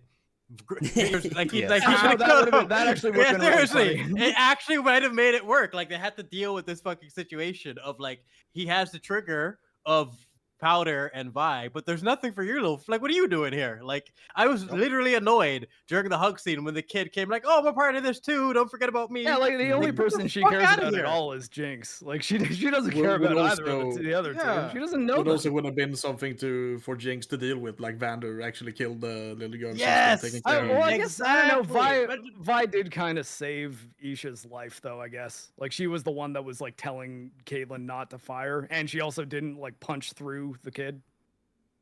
Oh yeah, she did, but like it would have been better, like, you know, in terms of the storytelling, if he actually killed the child. We would it would lead us to the problem. We wouldn't have to deal with her going forward. It would help, and it would the drama. Imagine Vander, Vi, and Jinx having to deal with this dead kid here, like, and you know what I'm saying? Like that drama there is something that this season could have really used. Absolutely. Jinx would have to deal with like Vander actually killing the child she cared about a lot. You know, do I forgive him for this? He was a beast. Exactly. You know, there's something there to actually seriously have some drama. Kill the kid. Saves everything. Kill the child. Yeah, kill the child, even though right it's after not, this, maybe not. Oh, sorry. Go ahead. Oh no, finish. Sorry. Yeah, we can move on. Because right after this, we see Jinx looking for them, and they're just having a big hug, and Vi's like, what are you waiting for? He's your dad too, you know. I was like, for fuck's sake. Why? This is what I mean. Why I feel like this scene, the way they placed it, feels really stinky and gross to me. It's just like that line is cringe. Like, look at this. You could have done it in variety of other ways. Yeah. Get the kid out of there, man. That fucking I don't know. kid, fuck off. Kick the kid. Maybe if they made it a moment between Vi and Vander in isolation. Like if this was a hug just between Vi and Vander, I think it would have worked way more. Jinx and Vi shouldn't be hugging right now. I'm sorry. Absolutely not. Yeah. Also, Warwick has just been introduced, and we're already at this place where we've already domesticated him. Yeah, I was like, man, you've built up fucking Big Chungus Warwick coming to destroy everybody, and he's already. So I've got mixed feelings on his domestication. Well, the thing is, what I expected to happen is we probably have like, because obviously if you've seen this, you know, he is not gonna be here after the next episode. We get rid of him already. I'm gonna just jump ahead here a little bit, because what I thought we dead? We don't know for sure, but I mean, that looks like that would happen. I would have. I played way too much Warwick. If I'll be shocked if he's dead. Like that's some bullshit. That's no failed adaptation if he's dead. I mean, that's your coping. At the same time, he pressed W. He pressed his W. There's no fucking way he died. You have to account for how powerful hex tech explosions are supposed to be in this version of the lore. So I don't know. I think if you have to account for Warwick's W, Mark. Be alive and have it make sense. You have to be fair, I think it would be really funny if the kid just exploded itself for no reason. That's literally like 90% what I think is gonna happen. If Warwick dies from that, I'll be not even disappointed. I'll be pissed. I'm like, are you fucking shitting me? Like from a show standpoint and a lore standpoint, him dying from that would piss me the fuck off. I think that is what's gonna happen, honestly. Yeah, I'm pretty sure. I want the dead kid, injured Warwick. If he dies, that's bullshit. I mean, it's gonna be the kid sacrificed itself to like spare him the pain. The thing, everything was shot and everything. I'm pretty confident to say he's donezo. Hell no. I'm gonna be the one man out here to say like I think they know what fans are expecting with Warwick, that you can't kill him like that, even if he's like incapacitated or they do it to stall. But the idea of him being dead, no freaking way. Any other character, it would fit. Just to address Blastmeister's point there, that Warwick did tank several hex tech shots from Jinx and Vi earlier. I think the difference being that, or at least as far as I'm understanding it, so just I want to make sure I'm clear on it. The kid put a bunch of extra hex tech cores and that made it so that it was an unstable reaction that created a massive explosion. It wasn't like she just fired, right? Yeah, she's overloading it the same way that Jinx or Powder did in season 1 with the grenades. So it's gonna be like a big fucking explosion. Yes. Well, we'll see. I mean, I'll be open to the things, but I'll be furious. I mean, I can see it going both ways, but I do think he's dead. But I can definitely see it going both ways, that they could save him in some bullshit way. But we'll see.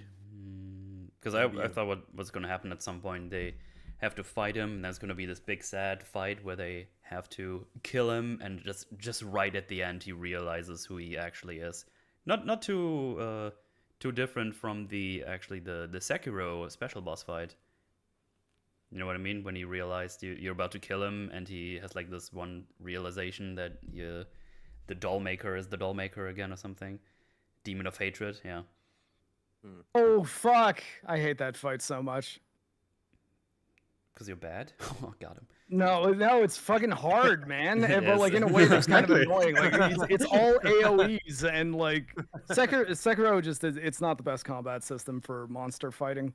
It's much better for I'm actually going to defend that fight. I was in your position once, and then I fought him again, and then I was you call yourself a weeb. This works. I'm bad at games, guys. Like, check my Steam achievements. I've beaten him. It's not like I was not able to beat him. No, I said weeb. Oh no, I'm talking to the chat. They're like, "Cause you're bad at games." I'm like, "Come on, no." Like, I was the one that was telling Mahler to play Sekiro for like a year and a half before he played it. I've heard nothing but good things about that game. I have proof. EFAP on Elden Ring. I'm the one who wrote Sekiro as my favorite. Triggered Mark is funny. Yeah, I like Sekiro a lot. I just think it's better for one-on-one combat than it is for monster fights. Then again, I did like the ape. Do you recommend Souls games in order? Like there's so many Renegade ones. No. matter. There be ones you can skip. Oh boy. Two. When the time Skip comes, it. I'm gonna come to you guys specifically because I'm planning on playing all the Resident Evil games. I'm gonna play 1 all the way to 8, and I'm gonna probably stream it, like get more comfortable with streaming. The answer, like which Souls to start on, unless you've got like a PS5 or like a PS3 emulator and want to play Demon Souls, the answer is just Dark Souls 1. Like just play Dark Souls 1. Try not to look. Just the fight your way original through one it for sure. That's the only one I've played. And also, I think its pace will be easier to adjust to if it's your first experience with it. Whereas Dark Souls 3 after Bloodborne, I think, kind of accelerates things a little bit. So you might feel a little sluggish if you go back to 1. It's still probably the best as far as design goes. 1, I mean. Yeah, but, Dark Souls 1 is my favorite still. Like 1, 3, Bloodborne, Sekiro. But it was Bloodborne.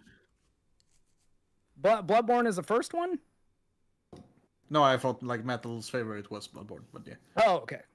Yeah. Dark Souls 1, Bloodborne, and Sekiro. Those are the ones that just visually appeal to me the most. Yeah, DS3 is pretty good too. I'd recommend that one. All right. We'll see. After the Resident Evil saga is done, maybe I'll check it out. Talking about skipping Dark Souls 2, only 33 more subs, I think. 32 actually. Yeah, get And those it's subs in. 10K subs, and then Hey. Hold on, wait. We've had a couple Kino Casino references. Let's get some subs. so yeah. Yeah, you're right there, man. If the 10K is there, you get that Dark Souls 2 stream when I'm over at Mahler's. You should start covering Rukada Metal. That will get you over the edge for sure. What should I do? Covering Rukada. That will get you over the edge for sure. Oh, okay. Nice segue, Metal. I mean, I had to do it. I gotta shill. I sometimes I feel like I don't shill my channel enough. Actually, I'm bad at promoting stuff. Anyway, back to Arcane because it's time for Jace to come back. Let's see. Yeah, we go back to the fail-save hex core thingy. It's all gooped up and stuff with the arcane hex tech thingamajigs.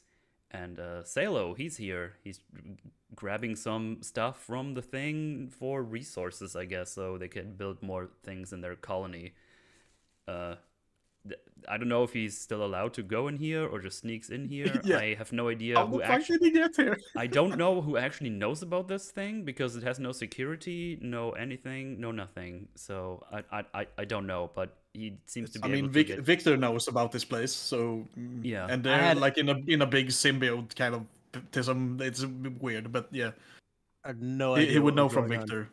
But how did he even get here in the first place? There would be a ton of security. You would think so. What happened to the police state? They're all in Zon right now. Yeah, apparently. It's absolute carnage and Piltover. No security of the fucking massive fucking reactor thing that could probably blow up and kill the entire city. But yeah. But yeah, Jace, he gets out of the arcane somehow, and he looks punished. I mean, we've been calling him Punished Jace for a reason. This is a bit rough. I thought that I just didn't watch the episode 3. I was like, wait, hold on. Same. I was so confused. Them establishing that they've been trapped in there, and because they seemed to not be too upset about it. Like they were like, oh wow, this is cool. I did not get the sense that they were trapped. And, that's the last time I'm gonna see Jace with that haircut. Like this is I wasn't ready for this. Yeah. So Jace has his hammer is completely fucked up. It's distorted. It has hextech goop all over it. It has a new skin. He's got a rune embedded in his wrist with a stone. So I don't know what that's about. Maybe that's another thing. Part of me was like, wait, hold on, is that something did he used to have that in a bracelet or something, and that's what was controlling the hammer? It was calling into question so many things about how my memory functions. Yeah, it looks similar to the one he had in the bracelet that they used. I know, that's the thing. I'm like, did the thing just fuse to him? What's going on here? Oh, that's actually good. I didn't even think about that. Yeah, But yeah, this is definitely new in his wrist. It wasn't inside of him before. Yeah. Also, he has a leg brace, so the shit was going down in the Arcane, and he's rocking the punished beard, of course. God, I think we're at a point we need to just for funsies, like, take bets. I really think he was in there for like years or some shit, man. Like I think they went nuts. Well, I mean, the I whole guess- beard theory. I think he shaved. Like this is like he shaved many times. This is like the thing third is, look like, he's been through. I thought what he was saying about the the Arcane isn't a like it's not a what he says something along the lines of it's not a gift, it's a curse. And I thought that was just I thought that was only informed by them finding out that when they use hex tech, there's like something that happens that's like kind of the negative reaction. I thought that was I thought we were going to get more on that in this act. First of all, B, I was like, wait, hold on. So now are we at the point like if they did he learn more stuff that just we no longer know? Because I mean, he's willing to kill for what he knows is an innocent person. At this point, and a bunch of other people as well. He kills he basically commits a genocide. I mean, just like I mean, he doesn't even take a piss before he kills somebody. Like I mean, he does it right away. He's like, no, you don't get it. Like I can't let you leave here. Oh yeah. But oh my god, yeah, no, like everything about this bothered me. Yes, we don't have nearly enough information, and I don't think there's gonna be an explanation good enough to convince me that this is Jace, and he would make these decisions. I mean, like I guess immediately just like they've got to be baiting a flashback where we get some context for this, because I think again, Blastmeister mentioned. No, wait, hold on, it was someone else. That Dr. Metalblood says he almost kills a kid. I'm assuming that's from season 1, and and that like changes his character almost entirely. Next episode. Yeah, no, that's why I'm saying. Okay, sorry, I thought okay, but to reference his like change in priorities, I guess to say like the idea of killing one innocent person was a deal breaker for Jace. And now whatever happened to him while he was in that thing has now turned him into be like, no. Killing anyone that is connected to this in any way needs to be killed before they can even give the opposition information, because it's like fate of existence that matters. Like he seems like he is at least convinced that it's not an option for him to let anyone away from this. He has one goal, and we don't really know what it is, but that's like he is solely focused on that, and he was gonna do no matter what to achieve that goal. That's why I'm saying you can't really judge this scene without like waiting for the context that hopefully we're gonna be able to get. That's why it's like I can judge it and say we need the context. Yeah, of course. But that's the only way you can judge it. But for me, it's it's one of the one scenes from everything we've seen that I actually have faith that we'll get an answer of some kind for. You can't just come and bring this type of Jace out and not tell me why. You can't do it. Then that's the thing. So I guess my complaint then, assuming, like, let's say hypothetically they write something that makes this all make sense. I still have an issue with this being formatted for this way for Jace specifically, because wait a second, like he's not even the same guy in any of his scenes, so it's like I feel like that's not something you can Tarantino, like I would need to see there might be an explanation that exists, but I don't think we're gonna get it in this show. I would need to see the payoffs. Yeah, like I'm still kind of assuming that they might actually. Yeah, but but think about it. The same. It's not completely out of character for Jace to commit to something. The same resolve that led him down to go into Zon and start fucking shooting off like a madman to the point where he killed a kid is the same thing that we saw here. But we need to know what the motivation is. That's why I think it's years. I think this was frustration and years and new information. We're looking at a different person who doesn't have that same, like, he knows what he needs to do. It's not even a hesitate. He didn't even hesitate in killing that guy versus the Jace that we know of the past. This would have been a whole moment. So I kind of like it in that. I think like with Jace, a time skip works with him more than almost any other charter. Well, we'll just have to see. I don't know. Not considering what he does at the end of episode 6. I think that's kind of the thing. Except that we need. Yeah, you know what? Yeah. For some reason, it's like my mind just blanked that out in all the Drake's conversation. I need to add that for everything you were saying with Goger. The things I've been saying about Jace has been for the scenes we've seen so far. I don't know what the fuck we're gonna do with it. Like, I almost forgot that happened. I'm so traumatized. Well, like, please. I did mention genocide. Sorry, I didn't mean to what would be the word for it? To distract us there, like because I think I'm mostly focused it on Sola's death. Because I think the thing is, we got no explanation before that version of him. Jace, who will not hesitate in murdering a, for all merits, innocent person. Yeah. That I think we needed that before he did something that was whole series plot critical with this version of himself, you know? Like, I think maybe get to the point that we could have an idea as to why he might even think this. Possibly the worst scene I could like forget while I'm making my points about James. Like, oh yeah, you did say genocide. I was like, what's he talking about? Oh yeah, I don't know how I blanked because I watched that right before I popped on, pretty much. Yeah, like don't worry. We'll get to that. We should put a pin in that. Otherwise, we'll end up doing a 40-minute tangent. So let's keep going. In any case, he's back and he's like, Salo, the fuck you walking around? You were a cripple. What's going on? It's like, oh, Victor fixed me. Actually, you want to talk to him so Victor can take control of everyone who's touched by Hextech, it seems like. So that's cool-ish and probably a problem, but I don't know. This is a weird cult. They seem all to be cool with Victor doing whatever the fuck he does.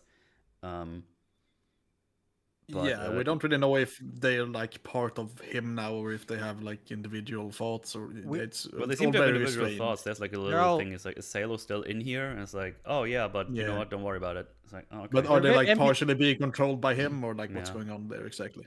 A bit NPC-ish. We could have got a little perspectives from people in the village, like just even a few lines here and there to see what they think about what Victor is doing.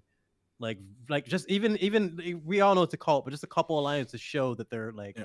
They believe in him or whatever. Yeah, because Victor can take control of like this guy whenever the fuck he wants. Basically, like he talks through him and shit. Yeah. So now we flipped again. Whatever Victor has been doing this whole time, he's like, "Yo, Hextech, super poggy." Like I've given it to like hundreds of people possibly. I was like, "Oh, okay." And now Jace is like, I hate Hextag. You're a curse. I need to fucking annihilate everything. It's like, yep. We're not gonna get any context next episode for Jace. So nope. I saw also someone in chat said in the preview there's still Warwick around. So there you go. Apparently. All right. Aha! Yeah.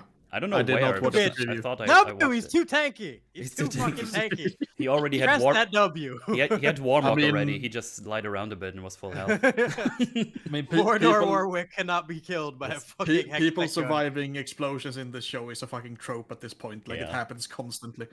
Well, Caitlyn's like just slips out. Like she can survive any blast. I actually missed Warwick. I watched the preview because I saw that Jace is there and he's I say council. He's like with the other people talking. So yeah, I never watch those. Yeah, I don't either. It feels like just watching some spoilers for the next. I just wanted to. I don't care anymore, to be honest. So fair enough. Just for context, but yeah, they kind of switched positions again.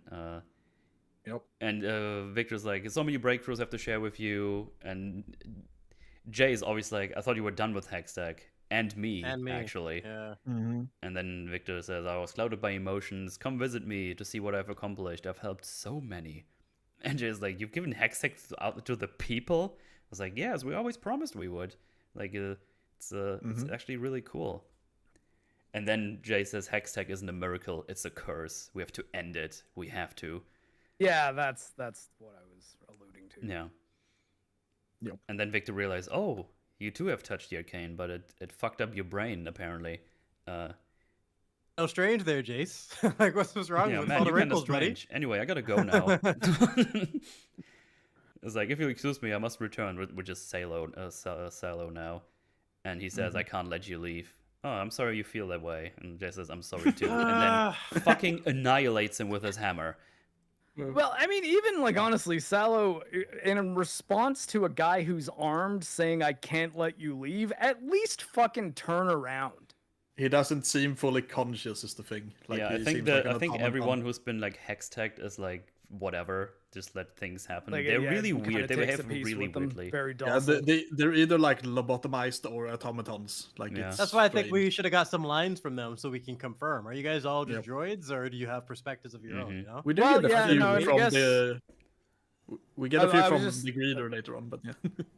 I was just saying, I guess them not having autonomy or like not having any part of themselves really left, even if they have like the memories of it, like someone else being behind the wheel, would maybe make a bit more sense if Vander is dead from this, because otherwise it would be like, well, okay, so he's fixed, but now he's like just an automaton, and we're gonna have him pretending to be Vander for like another act, and then I guess he's gonna die again. Yeah. They don't know didn't what they're finish the gonna do. process with him, and it seemed to be different with him. But yeah, I don't know. But I didn't understand the process. Like I was more convinced. Like I'm not really sure. And what the honestly, fuck they're I gonna do, man. I thought they actually just believed in Victor, saying is like presumably he'd cured every single one of them from like a terrible affliction.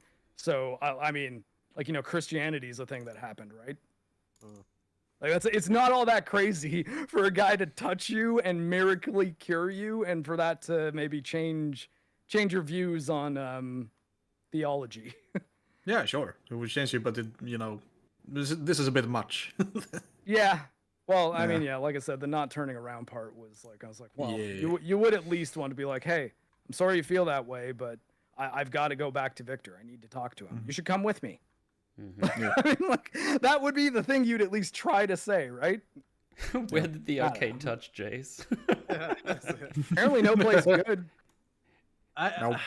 All this conversation was reminding me of is how Victor and Jace's story and relationship is one of the most interesting things in this show, and them slowly slipping away, and like, I wish they had more time to really flesh that out, because like I think Victor being the final villain would have been way more interesting, and Jace and his relationship being pushed to that point. Mhm. And I'm not sure what they're doing with him now. Like it's just, Yeah. I don't know. Okay. Also, just one last time, Heimerdinger, Echo, no idea what's up with them. They might be dead. They might still be in the Arcane, flooping around, being touched by the Arcane while Jace has escaped. I don't know. Yeah, well, they better do something with them. I'll be even more annoyed when we just forget about them. Yeah, I don't know. Heimerdinger, Echo who? Exactly. They're the two characters that were like underused in season 1. I thought they were really gonna get some good payoffs here, and now they've just been booped, like not even put on pause. Yeah, because They're just, like, they've been panic. we had them in season 1, and they felt like, oh, we introduced them here. He is like the leader of the thing, and probably Heimerdinger is gonna come back, and shit's gonna go down in the council. So they're gonna grab him back and say like, oh shit, you were right. Can you advise us, something like that? But no, Heimerdinger has just been a goofy dickhead in this, and then he got fucking eaten by the Arcane. And Echo was just And along for the ride. Sidelined for at least 3 episodes Yeah. after kind of being comic relief for what, 1.5.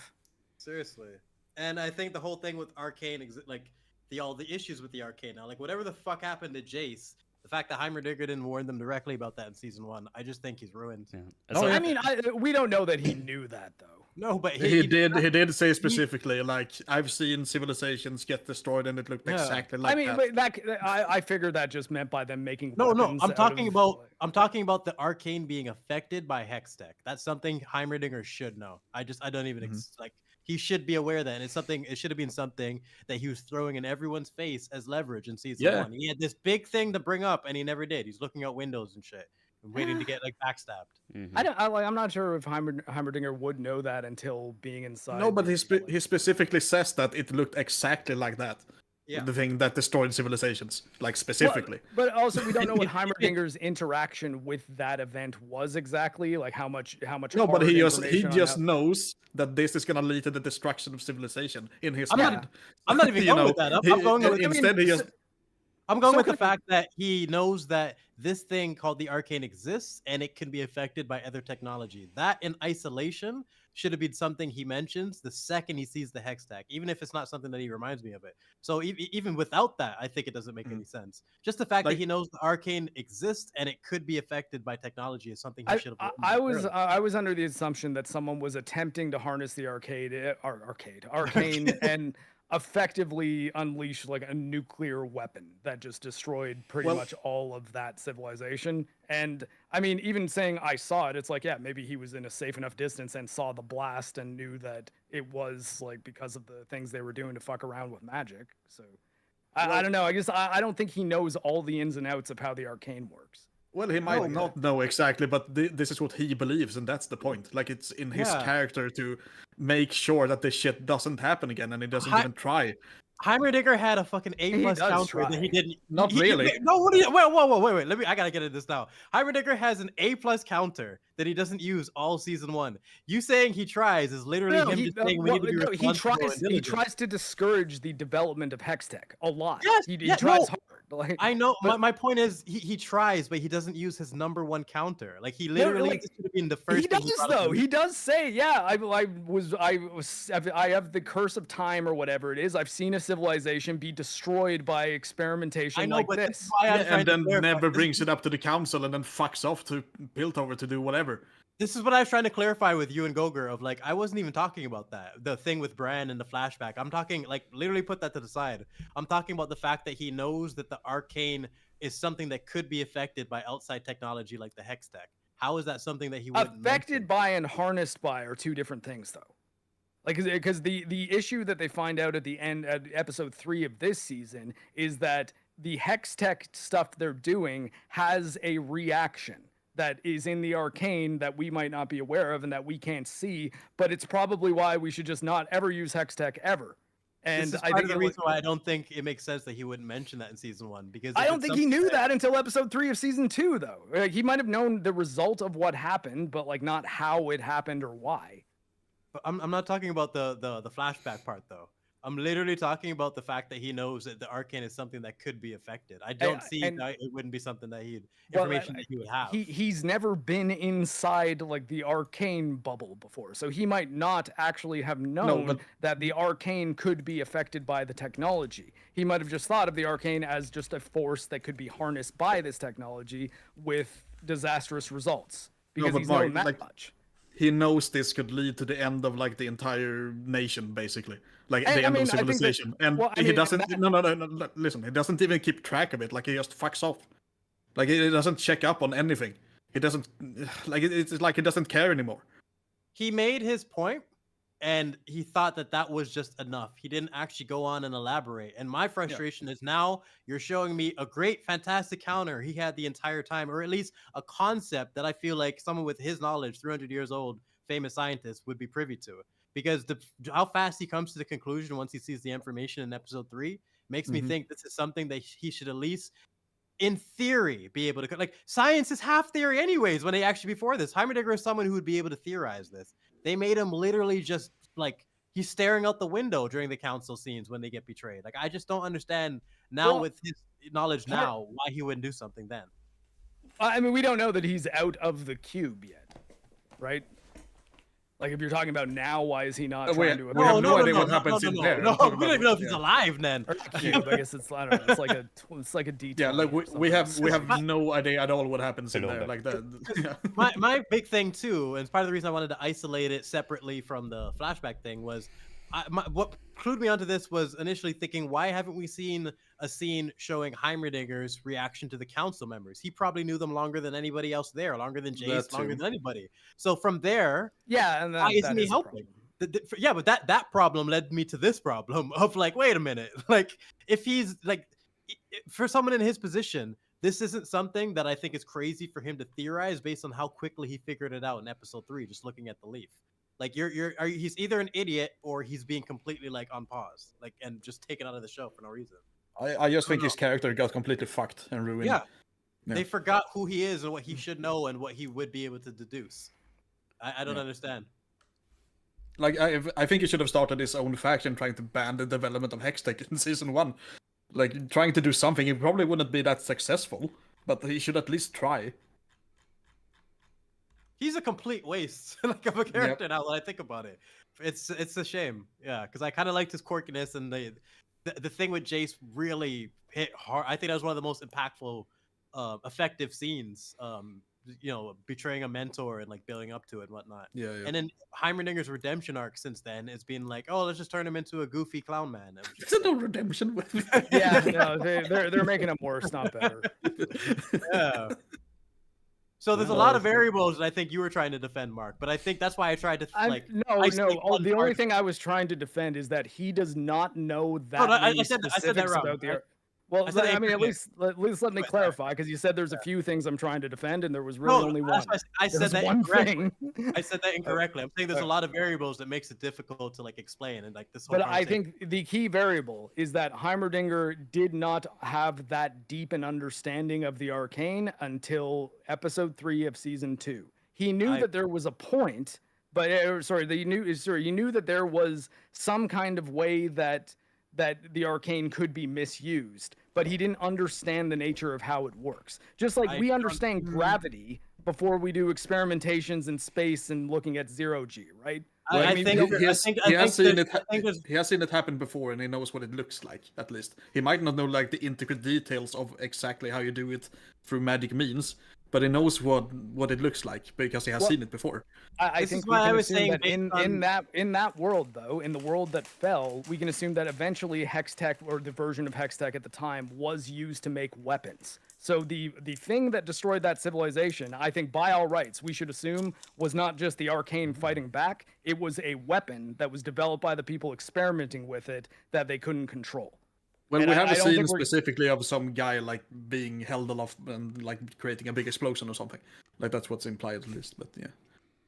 Okay. Well, I mean, I don't know. I don't think it's a foregone conclusion that Heimerdinger had if you fuck with the Arcane fucks back, because there's always a consequence to these things. It's like, no, he was kind of more like, I've seen what happens when humans get power hungry and build shit that they shouldn't be fucking with.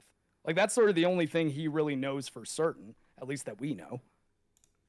But part of the reason I'm not sure about that. Part of the reason I separated my analysis completely from that, I was never, ever talking about the flashback. I've been trying to make that clear. I'm talking about Heimerdinger's assessment of the Leaf in episode 3 makes me think that he should be able to theorize the things that we've talked about in the Arcane throughout season 1. These aren't things that are like, this isn't crazy science. Like, this is not super complex. Part of the reason at least be suspicious. It should be something he should be suspicious about, or at least a theory that he would bring to the council, even without evidence of any kind, because someone in his position would be respected through a theory enough. And I just don't think it's something that he would just completely sleep on. Yeah, he could just go there and say, like, this is something we need to investigate. Yeah, he doesn't. I'm not saying, I never said he has proof. We know 100% that he knows all about the Arcane. I just don't think that Heimerdinger is the type of character that wouldn't, after they establish how important it is and how much he knows of that this is a threat, I think this is something that he would be able to easily theorize based on how easily he figured it out when he saw the Leaf. It just makes him an idiot in season 1 if this is that true. I don't understand. It's strange. So like, yeah, there's no way to confirm that he knows it, but we should, based on what we know about Heimerdinger, it's reasonable for him to like be able to theorize this in season 1. This isn't too complex. And it's like, what the fuck was he doing? And it's just, these are the scenes that we should have been getting with him rather than him. I mean, yeah, and like I'm not at all arguing that this season is written perfectly and they've given us everything we need to know to have a good assessment. No way. I just also don't think we have enough information to say that specifically creates a problem in season 1. That's why I was saying there's too many variables. Like Heimerdinger also, he is curious and inquisitive about it, right? Like he does allow some of the experiments to kind of go forward. Yeah, he just wants the development to be a bit slower. Like that's his thing, and he wants them to be careful with it. Yeah, and it's not until the council kind of overrules him and votes him out that he loses all power to affect any of it. And part of that might just be him respecting the process of the place where he was.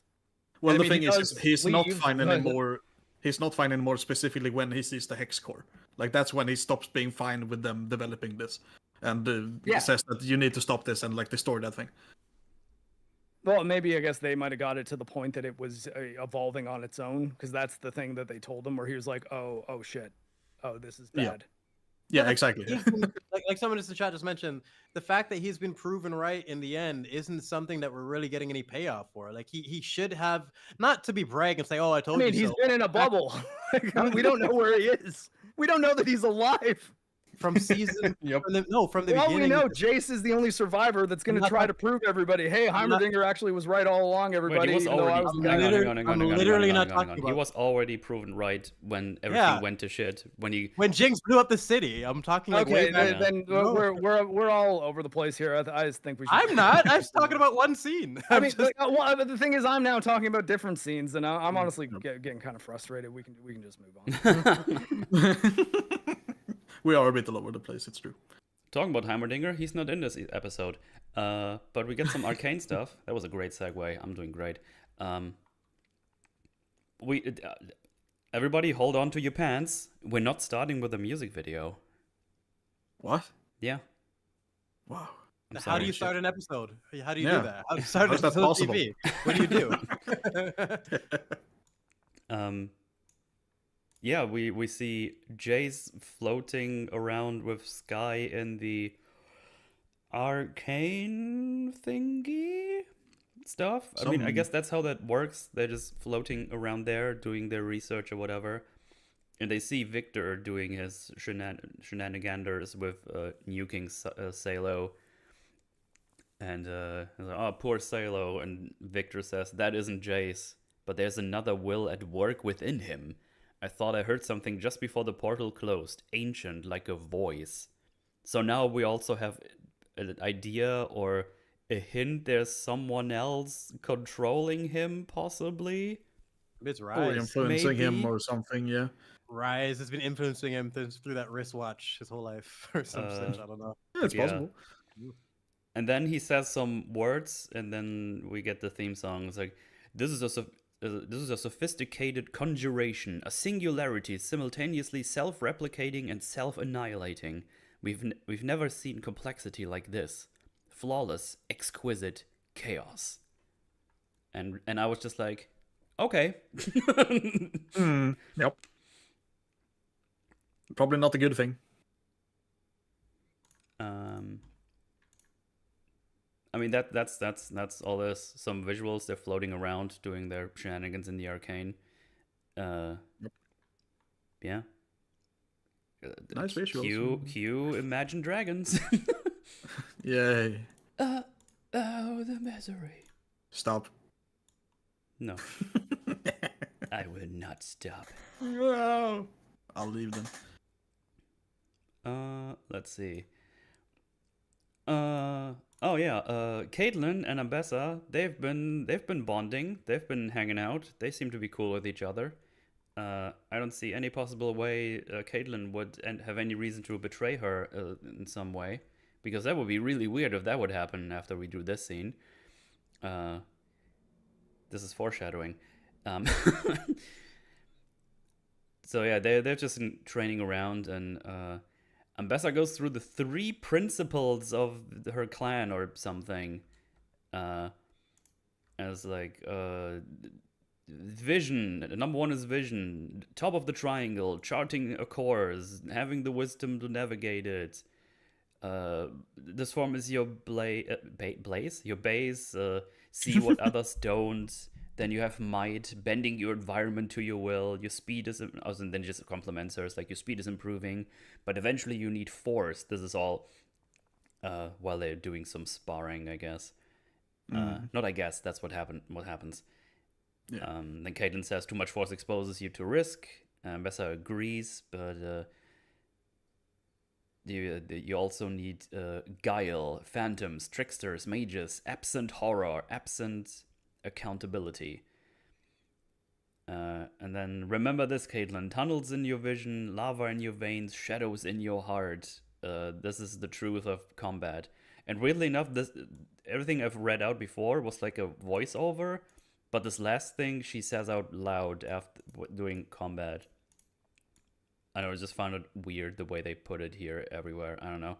And then Ambessa says, I've discovered a 4th principle, one that heightens all others, sacrifice. The temper born of suffering, we understand it as others cannot. We are kin. So basically saying, yo, we're homies. I trust you, Caitlyn. You're cool in my books. Yep. We also see Zangief putting the runes in the fire system and doing some shit. He's doing some chanting or whatever. Yeah. But yeah, I assume this is basically only here to show, hey, they've bonded, they've been hanging out, they've done some training together.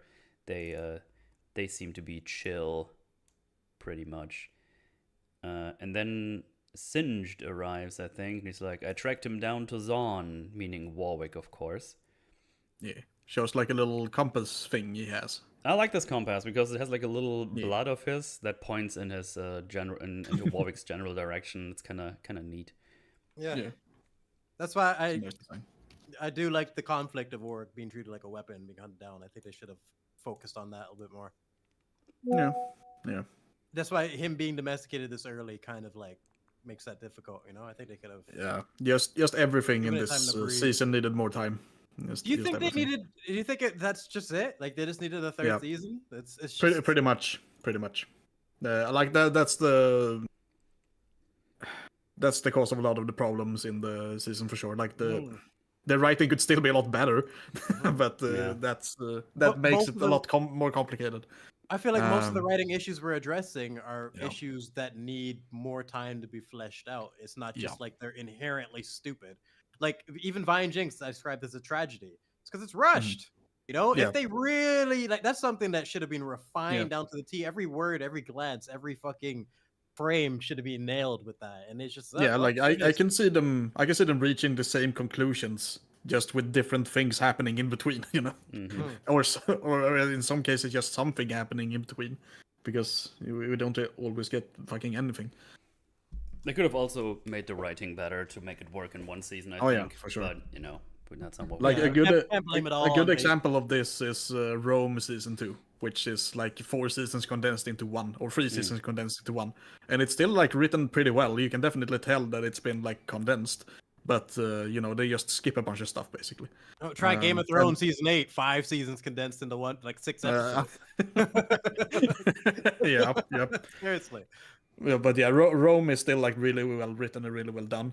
But it would have been way better to have the complete like 4 seasons that they planned from the beginning, because it cost too much and they had to like condense 3 seasons into 1 season, which was sad. Because it's a really good show. Yeah. So, last time we saw Jinx and Vi and the orphan child, and Warwick, of course. They were all embracing, they were all hanging out. And they made their way all the way to Victor's goon cave hideout thingy. But yeah, no, they're... I guess none of the enforcers spotted them on the way. In the fucking police state. Warwick had a big hood. They had a cloth. They had a cloth, man. The big cloth. Yeah, totally hidden.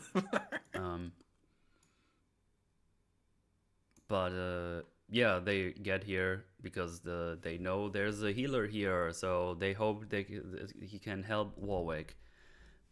Jinx also has no disguise. She's the most wanted person ever. Oh, don't worry about it. Yeah. Yeah, her lack of stealth and like just no stealth, like no, not even a hoodie, like fucking hell. Yeah. It's starting to annoy me. She had a hoodie on in some of the earlier scenes, which made sense. Yeah. But then she's just you stand out so much, my girl. Like, it's a bit more than annoying. She's the most recognizable person ever, and she doesn't even have a hoodie on. Well, I mean, I guess now most of the Undercity has blue hair, so. Sure, but there's still been posters of her everywhere. Like, people would recognize her. Well, yeah, I guess we established that problem in the previous episode. Except that one enforcer, he's like, or she, whatever. It's like, oh, you're not Jinx. It's like, yes, okay. Yeah, it's just now she definitely had to walk like a fair distance to get here. Yeah, because sure. I don't think this is right next to the mine or whatever when they found Vander, right? Oh well. We should be using some of these music videos to give us the logistics of Zod. Like, so we can have our understanding of how big this place is and where. That would have been nice. Because I'm kind of like trying to picture everything. Like, where is this from Silco's hideout, from Jinx's like underground palace, from Vander's bar? Like, we should have a better idea of the layout of Zod. Yeah. Well, they arrive here, and Huck, he's the gatekeeper now. He was the first one to be. It's Waldrick. Oh my god, it's Waldrick. Welcome to Mordor. Welcome to Mordor. Are we on episode 3 now? This is episode 3, right? Yeah, I was asking the same thing. This act. Yeah, We're on yeah, yeah. 6. Six, yeah, Episode- 6. 6, yeah, like episode 6. But I mean, Yeah. like, you know. Yeah, I know yeah, what you yeah. mean. I know what you mean. We've all made that I- mistake already. I was Confusing. urinating at the episode change. It seems. Mm. Oh wait, no. Does the Vander? No, Jace stuff happen at the beginning of episode 3? Yes. Is that the first scene? Okay, cool. First Sorry, when scene you is, watch them all in a row, it gets kind of Yeah, tough to figure it out where the Mhm. break totally- is. The before gets intro sequence is Victor floating in the Arcane and seeing what Jace is up to. Ah. Hmm. Okay. But yeah, Hug is like, you will need to surrender your weapons, and they just hesitantly do that, not without Jinx immediately pulling a gun in his face and Mhm. threatening him, but eventually they get away. Vi just throws her gauntlets on the floor, not even like And on I- the side somewhere. Like, do you Yeah, want to I put them? immediately asked. No, go. Sorry. Yeah, do you want to put them somewhere safe-ish? I mean, they're not locked or anything. You just pick them up. Like I- everyone yeah, can just that's pick them up. That's where I was going. Is there a key? Like, you can't start it like a car? Like, and if so, why did you park them in the corner or something? Like, it seems like nothing, but it makes you ask so many questions that you shouldn't be asking. Just like- put them right in the middle Yeah. of the road. Like what? Just had she put them to the side and like click the button and remove the component, I would never ask anything again. Like, okay, there's Yep, the yep, key, yep. there's the mechanism, but instead she just drops it off. Like, Little metal doors close over the armholes. Yeah. something. Well, it's So I know it's- so. Padlock on it. I just realized something that's double weird because, of course, we learn later that Isha took out the the gemstones out of there, right? Because she used those does she? to overload the pistol later on. She took Vi's gemstones? Yeah, that's why they show her looking at them. I'm pretty sure she took out those gemstones to Could be. overload. Because I'm pretty sure Jinx only has the one to shoot the thing.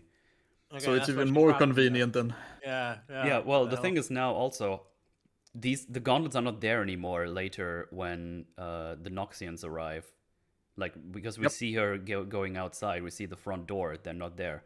Who fucking moved those things? They would have need like 10 people to move those to somewhere Yeah. else. That's true. That is true. Maybe the kid moved them before she took the stones out. I would have loved to see that, just a kid with those Her big-ass dragging it gauntlets. across. Just dragging Yeah. it across for 5 minutes. The fucking gauntlets are bigger than her. Like, But yeah, that was Meth Jesus, there he is. good old Meth Jesus. But yeah, they look around. Really peaceful place, really nice. I hope nothing bad is gonna happen this season, this episode. But yeah, they just walk around, look around. Warwick gets agitated by some loud noise, and then he loses Dote, and everyone's like, but then immediately go like, no, it's fine. We just, you want some healing or whatever, so it's fine. You don't need to put the hood back on. So everyone is cool with this, I guess. This is a weird cult. They don't have any self-preservation. It's kind of fucking weird. Them being cool with this monster just being there, it's like, it doesn't Yep. sit right with me. they're just should've been- really chill and zen. You know, they're all Yeah. fine with everything. Zen and thriving. Yeah. But Hug is like, hey, Victor's awaiting you. Come, go over here. And he checks out Warwick, puts on his little flumpy hands on him, and he sees, whatever is left of Vander. But he gets yeeted away. He doesn't succeed right away because he's all flumed up with the shimmer and everything. Yeah. And he hears like Sky in his mind, I think, or she's like behind him. whatever the rules for Sky are in this, I'm actually not entirely sure. Not sure. I mean, I guess she's just always there too, Victor. Yeah, They're that's what I one, think. Yeah, like, yeah. consciousness at this point, which I kind of like that she's not just deleted. Yeah, I from just the like we show. didn't I forget about think her. it's more just a figment of his imagination. Like it's his coping mechanism. Yeah. I hope I it's mean, more than that. but I hope it's I- more than that. At the very least, though, because her physical appearance changes, like when she's in space with him, I think at the very least he's like constructing a version of her that he actually is seeing. Yeah. Even though like not just Either like, oh, him. he's not like Jinx with the dudes from like the first act of Yeah, the yeah. first season. There's a scene of her grabbing Victor's arm, so it almost feels like she's got her own like awareness of things. In Yeah, it terms of might- her own consciousness. Yeah, I don't think it's Sky though. Like it's probably some other entity in that case. Like it's not literally Sky. I don't think. I hope it is, just like in terms of like for those two characters at least, because like that's the best payoff they're gonna get. At least being able to like, they basically live in one body or whatever. I mean, it could be, Yeah. but I don't think it's her. I think it's some other entity like using her image like manipulating him. You think? Yeah. That would work so much better if he's like the final villain or something. Because like them, like I'm okay. If you take this villain, how do you go? Sorry, if you take this Victor, how do you get him to go from being like the messiah of the Undercity and getting to snap? Like with some type of manipulation. All like fucking hell, he better rise up, Victor. He better have a plan B, a backup battery, Terminator fucking style. But yeah, whatever Sky is, she tells him, you always say machines have a limit or something along those lines, and he says this one is worth it. Which I think the idea is like, hey, he's been very useful for the underbelly, and if he would be back, that would be very beneficial. He would maybe even be able to broker some kind of peace, maybe, or something. I don't know why else he would say he's worth it. Maybe you see something else, some entity that's useful. I'm not entirely sure.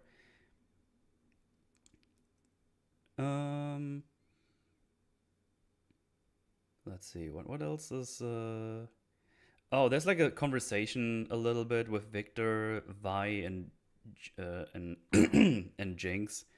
And Jinx is being annoying. Like, she's acting like fucking Harley Quinn, and I really hate it. Yeah. It's like, oh, he's like a machine fortune cookie. I hate those. It's like, fucking shut up. It's nonsense. Like Victor knowing her name is Powder should have been something that really shook her and like shut her up. Instead, she's just making a joke out of everything. Well, it does kind of shake her. Like, she used to be the non-cringe version of Harley Quinn, and then she just turned into actual Harley Quinn. Does it? I swear she doesn't really have a reaction to him. No, he says Powder, and then just kind of goes silent and almost falls over. She just like hold herself. Does she? And she drops the gear that Victor keeps dragging around. My memory was her literally making a joke after that. I hope I'm wrong. I hope like you're right. Like I'm remembering it incorrectly. I think she still says something after this. It's still sense. cringe, but she does react. Yeah. I don't remember. Let me see. It's probably here in the transcript here. Yeah. I liked that Caitlyn's eyes like shuddered when Vi called her cupcake. Like just a callback to like their relationship. That's kind of what I would have been that's what I would have wanted from that scene. Like get a facial reaction of like Jinx just stopping in her tracks at someone calling her Powder. Like, no, she definitely does that. She does that 100%. Okay, good. But yeah, but the dialogue is still cringe. And Chad, you won't be spared because I have it right here in the transcript online. So I'm gonna read it out to you. Victor, Evander's psyche is deeply entangled with that of the beast. And Vi asks, "How did you know his name?" "He told me." And then Jinx says, "Ask for a miracle healer, get a metal fortune cookie." Haha, funny. And says, "I saw your father, his dream of your family and vision of Zon as it could have been. It was beautiful." And then Jinx just does like a cough and goes like, "Cookie." I'm just like, what are we doing? Stop it. Yeah, right. It's like, can you? I know why I blocked that out now. Yeah, can you help him? I will do all in my power. However, I have one condition. And then Jinx says, "Looks like you have a couple." It even says, like, in the transcript, it does, like, a Snickers after this. Yes. It's really funny. And then Victor says, "You have much to offer this commune, Powder." And then she gasps and just kind of goes silent. "Your talents can be used to build instead of destroy."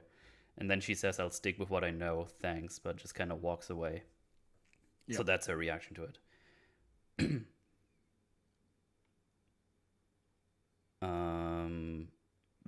Yeah, I've seen a hum of which he's capable because he wants him to be restrained at night so he doesn't like go crazy, which I guess makes a lot of sense if he saw what's been happening.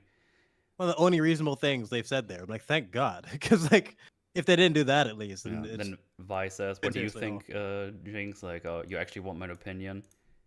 And she's like, "Yeah, I guess." She doesn't say anything. You just look at her and she scoffs. And then she says, "I hate fortune cookies." And then Vi says, "We're gonna get you out of here, Vander." Like, whatever Jinx said here was, like, fucking cringe. Like, all of it. Yeah. I really, really hated it. But don't worry, we're not gonna get through this without another musical number. And this one is actually, like, implemented into the show to some degree, so I don't mind it that much this time around, but... And it looks good. It has like these these like faded paintings and stuff because like he's like doing the memory trying to get his memory back and stuff like that. Yeah. I mean, I like the visuals quite a lot, but Yeah. I don't like the music. What do you As mean? usual. Are you saying I they're a don't like little it. bit on the nose when it starts with "Can you find me? I'm not hiding." A little bit, yeah. Oh, could have picked something better for this. Like this is the little more lyrics. subtle. Can you find me? I'm not hiding. All my memories aren't mine now. Not me. Show yourself. Not me. Show yourself. I was like, God damn, that's a bit on the Yeah. nose, isn't it? Yep. In case you didn't know what's happening, you know. Oh. But yeah, some cool visuals here, like a lot of outlines that look like a beast, and they just walk over it. There's just some decently good art in these scenes here. Yeah, and Victor seems to be trying to get through him for a couple of days as well. So yeah, pretty neato, but cringe music. I mean, I guess it's fitting, but holy shit, when I saw the first line, I was like, Jesus Christ. I mean, is it even fitting? I mean, honestly, I didn't even really take note of it. I couldn't tell you what the song was. It's just some garbage. oh well. Yeah. And then we have a conversation with Vi and Jinx, and it's not as interesting as you think, as you might think or expect. I mean, I'm come to expect that at this point. Yeah, I know. Because there's like the stone where they measure themselves, which luckily, conveniently, is very close to this place, and they both went here. And they just talk about like, I remember his mom smells. It's like, oh, do you remember them, meaning the parents? It's like, oh, I remember the smell the most, and they both say axle grease at the same time because they were working in the mines and so on. It's just like, hey, do you think it could actually work? Just hanging out, we could stay here and we could help them. And then are we a family again? Oh my! That's all. By the way, this is the whole conversation. That's all we get. We're done already. Like this is like 1, 2, 3, 4, 5, 6, 7, 8, 9, 10, 11 lines. Yeah. 5 of them having 2 words. It's at least something, but not very good. I mean, I don't even know what to say. It's like, I guess They shouldn't be at this point yet. Vi is now considering just leaving everything, what happened behind them, and just start a happy family with everything. Like, just because Warwick or Vander might be back doesn't mean all the things that have happened are just gone now. Like, this still needs to be addressed. We need to talk about all these things. Talked about it, yeah. Like, imagine Vander is back, and they tell him, it's like, yeah, I blew up the council, and he's like, the fuck, you did fucking what? Yeah, I killed, hundreds of people, technically, Yeah, actually, I was working with Silco for a while. I was like, okay, what did you do? I just built weapons for him and helped him kill lots of people. It's like, Jesus Christ. Yeah, build this drug empire. Yeah. Yeah. He's like, no, we're just gonna build a happy family. It's fine. Yeah, Milo and Clegg are still dead. Exactly. Like they're still donezo. But Metal, the past is dead. No, We either move forward or that's die true. along with it. Yeah. My bad. Oh god. Yeah. So we're doing this. Anyway, Ambessa, Caitlyn, and the Noxian soldiers. They're here now. They're doing all kinds of things. No, they're trying to get inside. Like, they have, like, a whole army with them. And you have, like, fucking Huck in front of them. And it's like, you have to lie down your weapons. The Herald insists. Just look at this fucking visual. Yeah. Like, you have, like, all these soldiers. And he's like, you have to lie down your weapons. And he's about to get fucking murdered, by the way. Like, Ambessa's like, Richter's fucking take care of this goofball, dude. Yeah. He ain't stopping shit. No. Oh.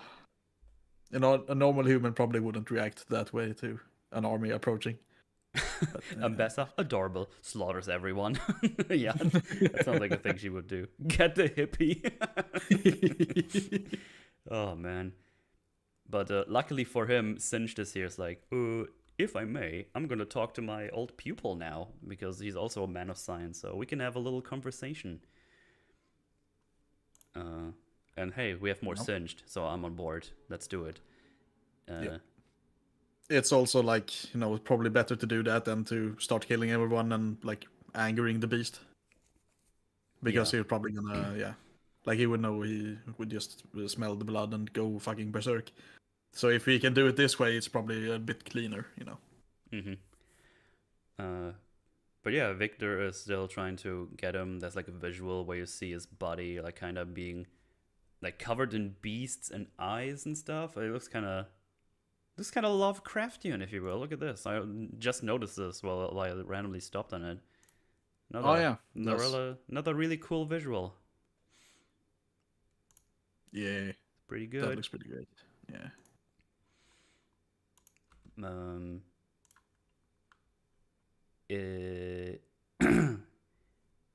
But yeah, he's like kind of doing his shenanigans, and then Singed arrives, and Singed is obviously stoked to see him in the condition he is. He's like, "Yo, what the fuck? That's insane! Like, I wish I could see what you've been seeing. That's crazy." Yeah. And they do go a bit back and forth. I'm really happy the transcripts are already out there. I'm really happy when these are out there so soon because it's really helpful for these kinds of conversations. Because he starts with, "You felt it, haven't you? Your decline." Talking to Victor, of course, like telling him that his power is finite and it diminishes more with every use. Obviously, Victor has been expecting him, and as I said, Cinder's like, "This is incredible. What I wouldn't give to glimpse the world through your eyes, to know what you know."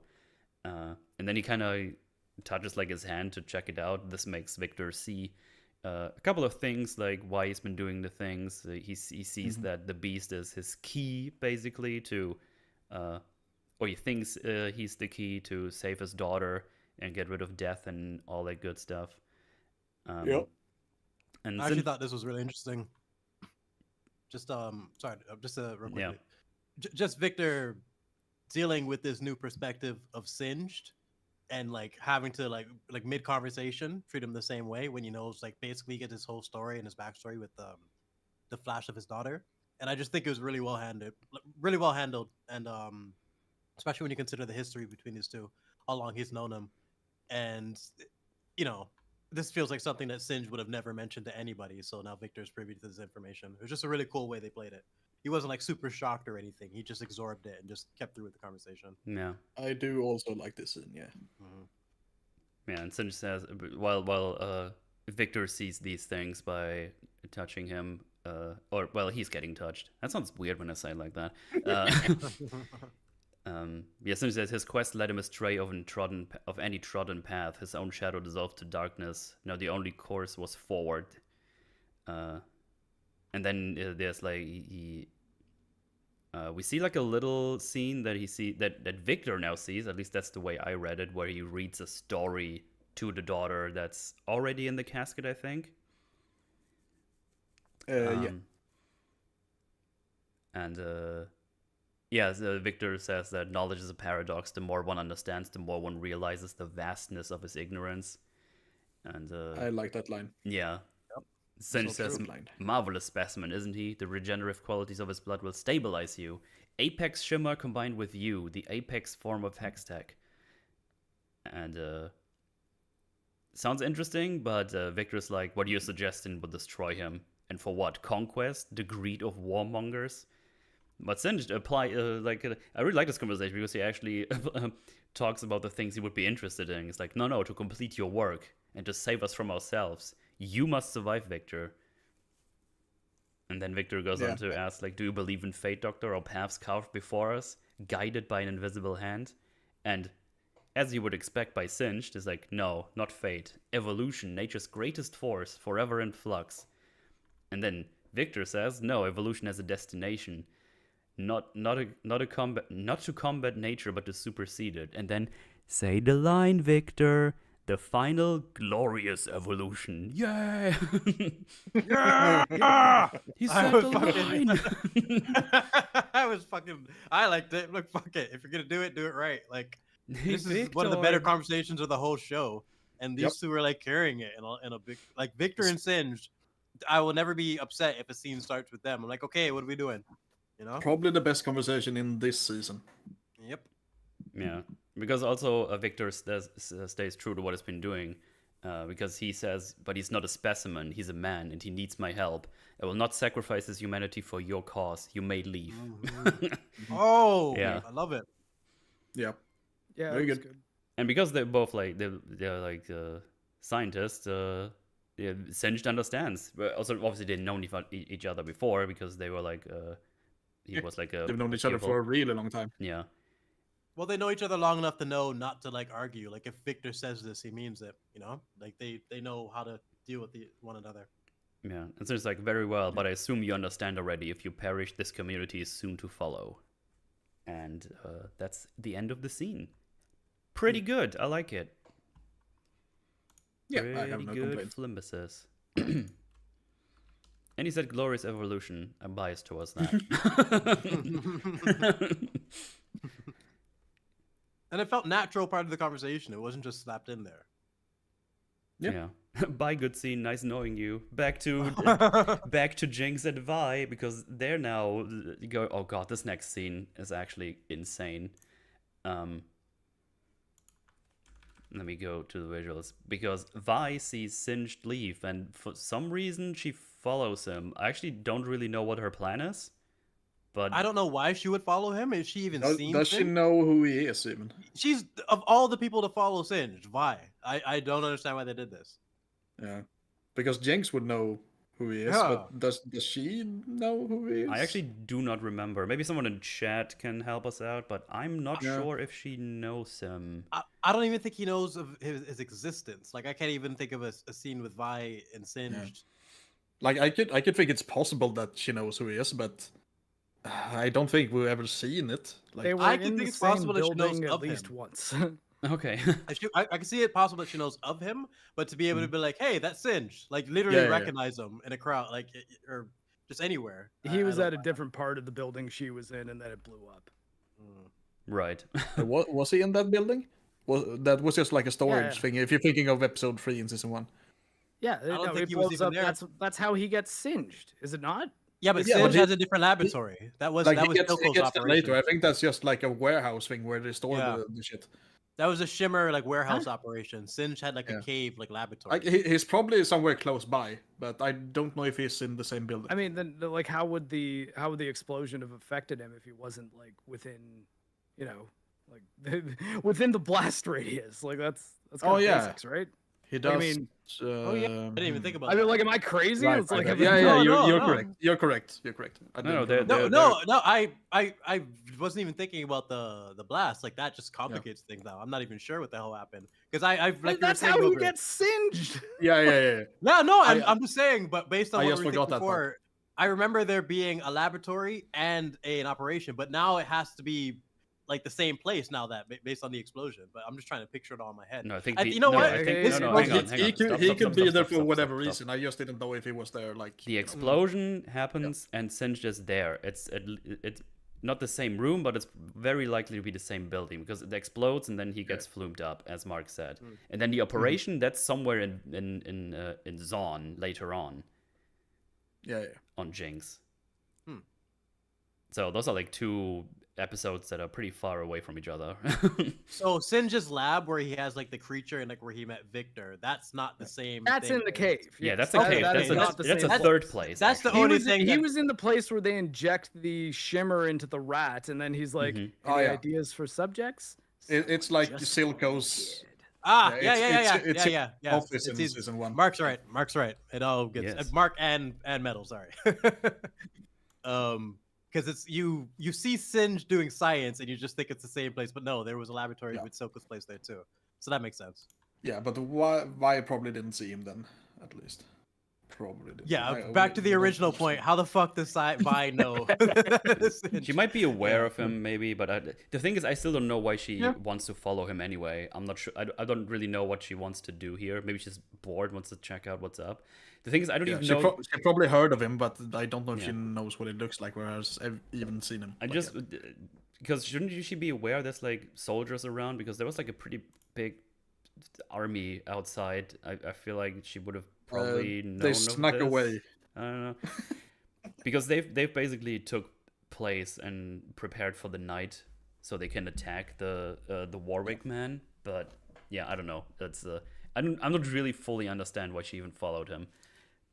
They weren't exactly stealthy. They like marched up in formation with a big wagon thing.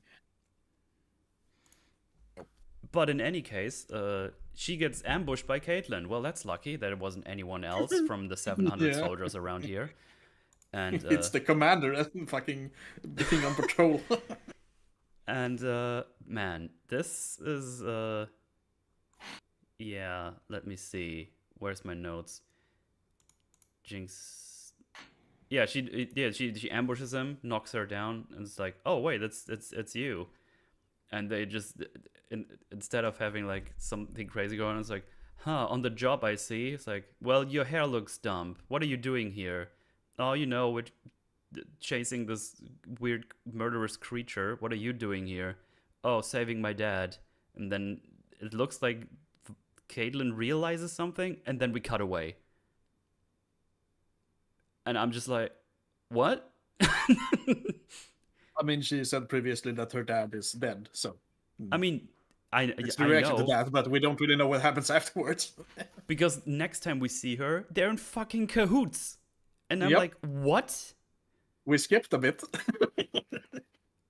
What is happening? Because the next time we see her, it's like, okay, so they have patrols here, here, and there. We just do this, punch me in the face. We just ambush Ambessa, and then, I'm just gonna betray my whole country, basically. Huh? Did she immediately... Because the way they even show the little flashback where they do the big plan, I guess, it just seems like she immediately was like, oh, the big creature that killed everybody is your dad. Okay, I'm gonna help you now. Mm-hmm. It's like, what? Okay. I just... it's another conversation that's just skipped. This is not even a conversation. This is like a thing that should be happening like after a while and not just in one random encounter. Well, in terms of at least convincing her that this is my father, not some crazy fucking monster. Like, if for what we have with that scene, we could have used a little bit more. Yeah. But like Caitlyn's character just goes 180. Like, she is a pinball. Like, I think she was one of the best. I think we decided Heimerdinger down, Caitlyn up from the first one. Now I don't even know because she's all over the place. It's all pretty. Caitlyn is just whatever the plot needs her to be at this point. Like, it's Singe rising to the top, only to be rivaled by Punish Jace. Hopefully, if his fucking arc makes sense. I think he's fucked as well, dude. I hope. I'm praying for Jace. And as Nick the Greek in chat just mentioned, isn't she in charge? Can't you just tell them to fuck off? Yes, she should be. I assume Ambessa wouldn't agree with this, but they're like in a partnership. But yeah, she is the higher up of the two in the this god area. Emperor of Piltover currently. Yes. Yeah. I don't know. She just did a complete 180, but we do like a fake out first because we cut away. We go to Ambessa and Singe. Singe's like, yeah, Victor is gonna try to heal the guy, but if he does that, he's of no use to us for weapons or for me. And Ambessa's like, well, then we gotta force their hand and just go attack. And then Caitlyn just arrives here. Ambessa's like, yes. And everyone looks at her, and it's like kind of awkward. And it's like, well, I found Vi. It's like, oh, okay. Yeah, we like, it's a bit weird. Why would it not be of any use for Singe anymore? We don't know exactly how that shit works, obviously, but he would still have the same like build up, right?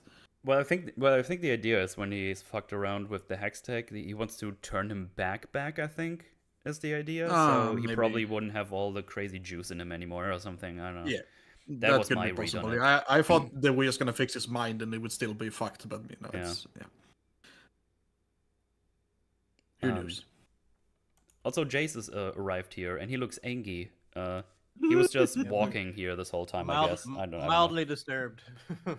Yeah, a bit So- annoyed. I have again questions like, where is this elevator? Like, did someone upstairs see him? It's like, holy shit, Jace, you're back. What is happening? It's like, hang on, I need to kill Jesus. He teleported, it's fine. Yeah, because we don't really get to see where this elevator is. Because I think they go from like the underground council meeting to this thing. No, wait, not from there. It's Jace, Echo, and Heimerdinger. So they go from his lab to there. Yeah, I have no idea where this elevator is. They're beneath the big teleporter thing. Like that's where they are. And then he goes up and Yeah, we don't know exactly where all the entrances are or anything, but I don't know. he basically just teleports over here and skips all the fucking patrols and checkpoints again with all the police. Yeah, it's off-screen magic. Don't worry about it. Yep. But yeah, they take Caitlyn here and capture her. And it's like, they do like the things like, oh, you captured me, and then they spit in their face, and it's all tense-ish. I don't know. The Singed activates his Warwick radar. It's like, it's ready, and they hang up the thing. The Caitlyn leaves with Rictus, or Rictus leaves shortly after. There's like a lot of cutting back and forth right now. I'm just trying to get this all in place, I guess. They hang up the concoction that Singed brewed to rile up Warwick to some degree. In the meantime, Isha is getting Jinx's pistol from somewhere, wherever they moved it, but they make a deal out of it that they have to sneak it up to her, but she has that now. Because she has a lookout. Do all things. Sorry? Oh, no, I was just saying she can do everything, man. Like just ultimate plot device. With Oh, this yeah, little yeah. child. It's just late. Like at this point now, it's just whatever. Yeah, because Singed and Caitlyn, they just walked in here into the colony and just made their way to Warwick, which, I mean, I guess no one cares about that because they're all super chill, but I feel like Victor should be a bit of on alarm here because he knows Singed has some kind of ulterior motive with him. So, and he basically is omnipotent. I think that's the word I was looking for. He can just... Omnipotent is how you pronounce it. Omnipotent, thank you. Is he omnipotent? I mean, he can just look Means through everyone. all-powerful. It feels like he can just see everything. Oh, that would be omniscient. But I mean, I guess if, okay. if you, that means knows all. Okay, I guess that's like what... he knows a lot. He's probably, but yeah, he should definitely suspect something and maybe not to go to fucking sleep. Yeah. Certainly within the realms of omniscient at this point. Yeah, like he can see, he can just take control of everyone he wants to, and it feels like he just knows the things they know as well. That's the read I got. Yes, I'm not entirely sure. But it's still limited to the people he touches, so it's Yeah, not yeah, you know yeah. he doesn't know fucking everything. Oh yeah, I mean the all the Hextech people he has like in his base. Yeah. But yeah, he could Jinx... probably like see through them and shit, so he would be able to figure shit out. Highly knowing, maybe not all knowing, but highly knowing. Yes. But yeah, Jinx has the shot on Singed because she's looking out for Warwick, and now has the pistol. Ambessa is talking to Vi, and she just like it feels like a very cookie cutter the discussion here.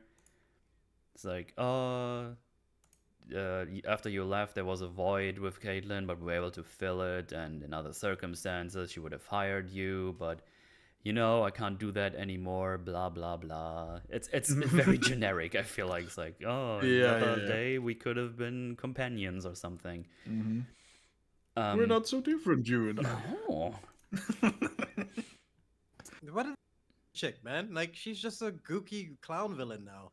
It happened so quick. It really did, because I thought... I was excited for her. Yeah, it's like, your resilience is undeniable. Of course, that won't be possible. You cause too many complications. Caitlyn must not be distracted. And then Vi says, you know, my father taught me about trust. He told me if I wanted it, there were 3 things I needed to do. Be honest, even if it means sending a self-righteous windbag that her breath smells like a cesspool. Ha, got her.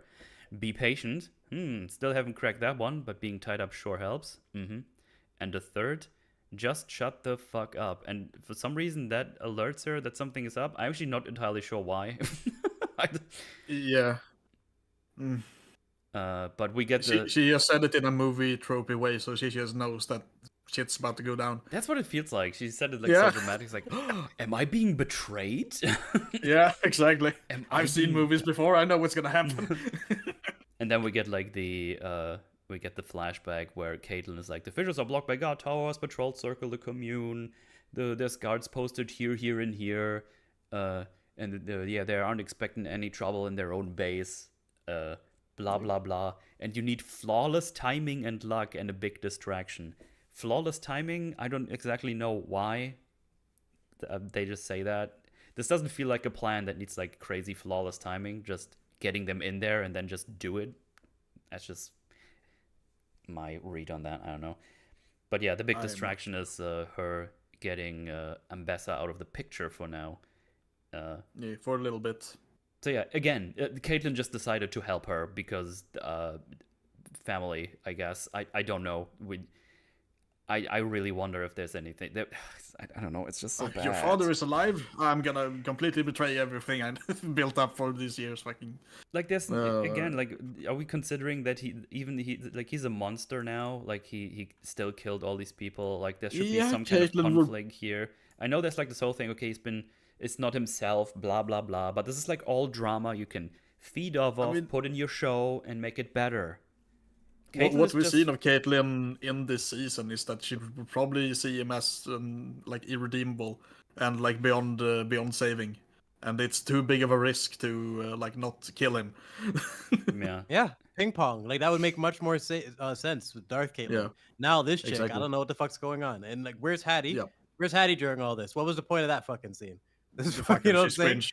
Yeah, like, but she should definitely be here for sure. Yeah, it was like, if you're gonna do that, she should be here up Caitlyn's ass. And they even clarified in the next scene, literally, that, yes, eating her ass during this scene. Like they even said in the other scene that Ambessa saw her with Hattie and said, "I want to talk to Caitlyn alone," and basically implying that Hattie is always with her. And then poof, she's gone. What was the point of her, man? There was no point, I don't think. And Caitlyn is a fucking retard. She doesn't bring any forces that specifically loyal to her.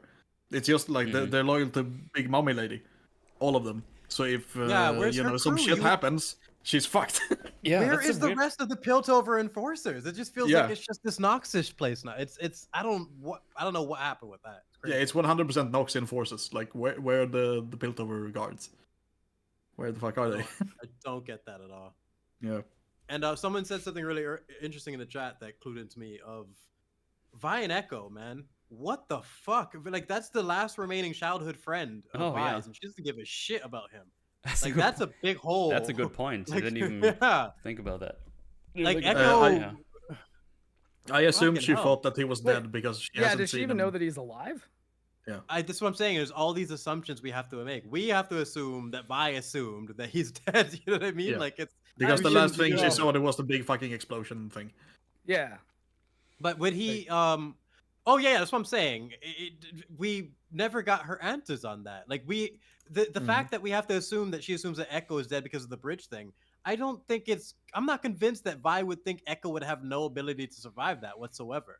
Like, it was an explosion. She doesn't know where he was. I mean, I think the assumption was that both of them were dead, and that the only reason Jinx is alive is because she comes back as like a half shimmer zombie thing. Yeah. That's our assumption. That she doesn't know the specific of what happens when the explosion went off. Like, he could have been like far away from there for all she knows. She has no, from that alone, I don't understand why Vi would be confirmed that we needed a scene of her like. This is true because she wasn't even close to the place when the explosion went off. Yeah, we're talking about her last childhood friend. It's something really important to be able to fit in. And we know that. Wait, hold on. No, wait. Doesn't Echo say that he's going to fight her? Like, as she carries Caitlyn off?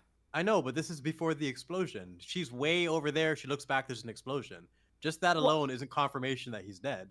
I mean, I guess it is if you go over there and you see no bodies. And like, she didn't. She left. I guess you're right. I guess even if you see no bodies. Yeah, we don't see her go there. You see a shitload of blood. He doesn't go back, and he escapes after. So he hides by like a trash can or something later on.